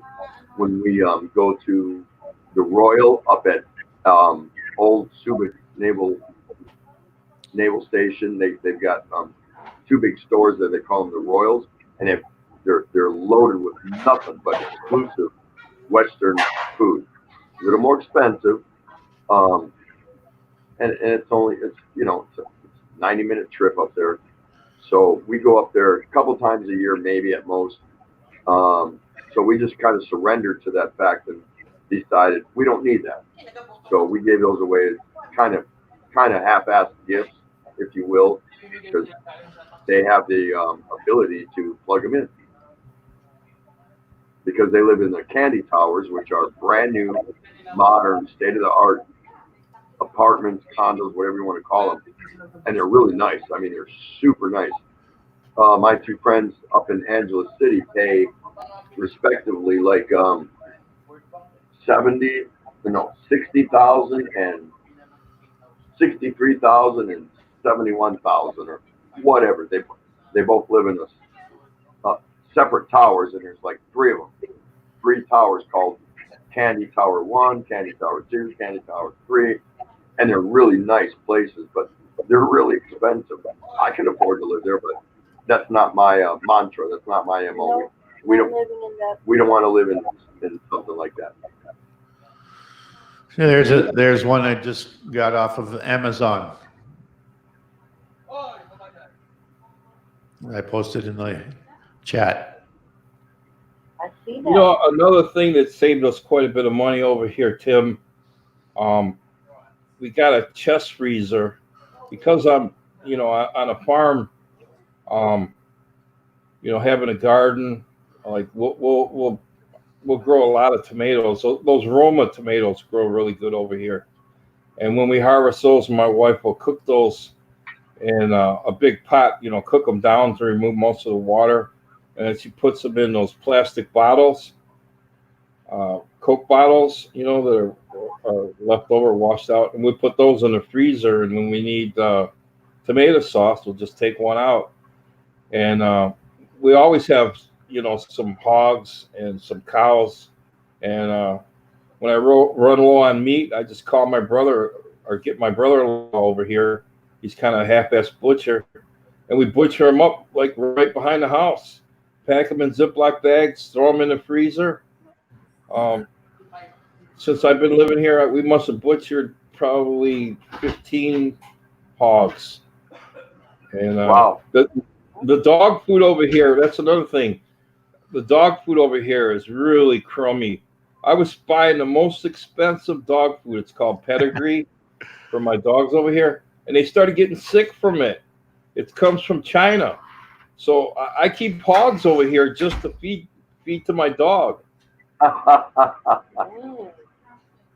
take my leftover rice every day, and then my wife boils some hog fat or whatever, a little bit of meat, throws in with the rice, and they're doing fine on it. It's a lot better. I've never seen a dog in the Philippines actually eat dog food. We had a couple of dogs that we had bought the dog food for them, and they wouldn't touch it. They were raised on rice. Yeah. You see some sad ass dogs over here, man. Some of them, they're suffering. They don't have enough nutrition to even grow hair. I've seen some bald dogs over here. It's sad. Yeah. I've not seen any, as many dogs that are here in Tondo, and there's too many. Let me just say it that way. There's just too many, without putting a number on it. And I've never, ever seen anyone pour dog food into a dish. It's leftovers, it's scraps, it's anywhere from rice and fish bones to, name it. And what the dog doesn't eat, the cats come behind it. And what the cats don't eat, the rats will finish it off. It is what it is, I don't even, is there I think there's a small pet food section in some of the bigger food stores here. Not much. But I don't ever remember even seeing pet food in anyone's shopping cart standing in line. Yeah, I don't trust any of the pet food over here, man. It's garbage. It comes from China. But you know what? Your dogs, you can give a dog any kind of bones as long as they're not cooked. But if you give them fish, whole fish or fish, fish with bones, you have to freeze that for like 48 hours to kill any of the parasites that might be in it. And then you can take a solid frozen fish. I give that to my dog too. I got 2 Belgian Malinois, and they live on a raw food diet. Yeah, well, guess how often that freezing of the fish for 48 hours happens here? 0. It's scraped right off the plate, and there you go. Take it or leave it, kind of deal. You know what I mean? Yeah. Just the way it is. Just the way it is. Peter Michael's asking, where are all of you living in the Philippines? We're here in Manila, Tondo, Manila. Don't come here. Come to Manila, but don't come to Tondo. You'll never leave. um, I don't know where everyone else is. That's here in the I'm in Negros Oriental. I'm on top of a mountain. Wow. Nice. Yeah, we'll be down there. We'll be down there to visit you. I need a mountain vacation getaway. Can you handle it? Sure. Come on. We're in the States now, but when we do go to the Philippines to stay, we stay in Pampanga near my wife's relatives. Yep, we know Pampanga pretty well. Yep. Not intimately, but I know my way around Pampanga. No problem. Are you near San Fernando, or are you a little further up near La Union, or what? It's near a place called San Nicolas, Calayan. Now, why did you have to throw me a curveball? I'm not even sure I've heard of that. Where's the next biggest city near San that? Nicolas is about 25 minute trike ride from SM Clark, Subic, or not Subic, Clark. Oh, okay. Okay, now I have an idea. I just not heard that name, so that's interesting. There's many San this, San that. You know what I mean? Right. Peter Michael is from Bohol. Whenever he comes here, I suppose. Sounds good. Sounds good. Oops. Okay, guys, we're gonna go ahead and we're gonna call the stream. Don't race out of here. I want to give everybody a shout out. It's been a great stream. It's our first StreamYard here at the Daily Exchange, and as much I want to keep talking to you guys, it's past midnight here. We've been at this for several hours, and we don't want to wear our welcome to you, and we appreciate you guys coming in. And it was interesting talking to no, everyone. it was wonderful. Just one of the more than we expected, way more than we expected. Learned something. To see everybody and everyone that came up into the panel, Fat Pap and Two Beers and Expat, Scoot earlier, and it's only been 5 hours. Yeah. I'm slowly working up to my 24-hour marathon, and you suckers. Thanks for having me on, Tim. It's been a pleasure talking to all you guys. If anybody ever wants, I got a little channel going. You can check out. I got a couple videos up there. You can see what's going on at my place. That out. You can check that out. Appreciate everybody. So when I get ready to do my 24-hour marathon, you guys better be there to keep me awake. Okay, just before we go, here's another one I found. I put the link there from AliExpress. The 220 volt, 10,000 watt SER electronic voltage motor regulator, $31.73, free shipping. From where? From China. Oh, really? You can get the same thing off of Amazon in the States, but you're going to pay 30 to 40% more for it. Do you got to pay anything extra for the CV or no? Well, this is an electronic voltage controller. This one that I just posted for $31.73 Canadian also has a digital voltage readout on it, so you can know exactly what you're setting the dial to. Christian Raymond Pastor is in the house. Hello, shout out to you at Two Beers. Nice. And JGBK is in. Hello. Love to see you guys. Regrettably, unfortunately, this Easter Sunday has come to an end for us. We've been on for a while, and we're done. We've had a wonderful time. We had so many great people in here. So many great people in the channel, in the chat room. We can't appreciate and thank you guys enough for helping come by and support your channel and supporting our show, The Daily Exchange, on our very first maiden mission on StreamYard. This is not going to be a norm for us. We're thinking once a week, maybe, just to, bring people, maybe twice a week. We'll see. We don't want to overdo it more than that, but um, we're tired. Our night has come to an end. Come over here. Well, it's after midnight over there. It's so nice to see you guys. We want to thank everyone who didn't come up, that supported us in in the chat room. That's wonderful. You kept the guys going that were in the panel, asking questions and being inquisitive and things like that. So my salute goes out to all of you. Well, thank you very much for having me up. It was a great time. Had fun. Thank you for the chat, Tim.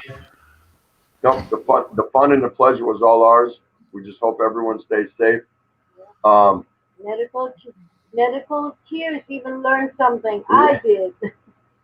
That's awesome. Yep, Medicare was here.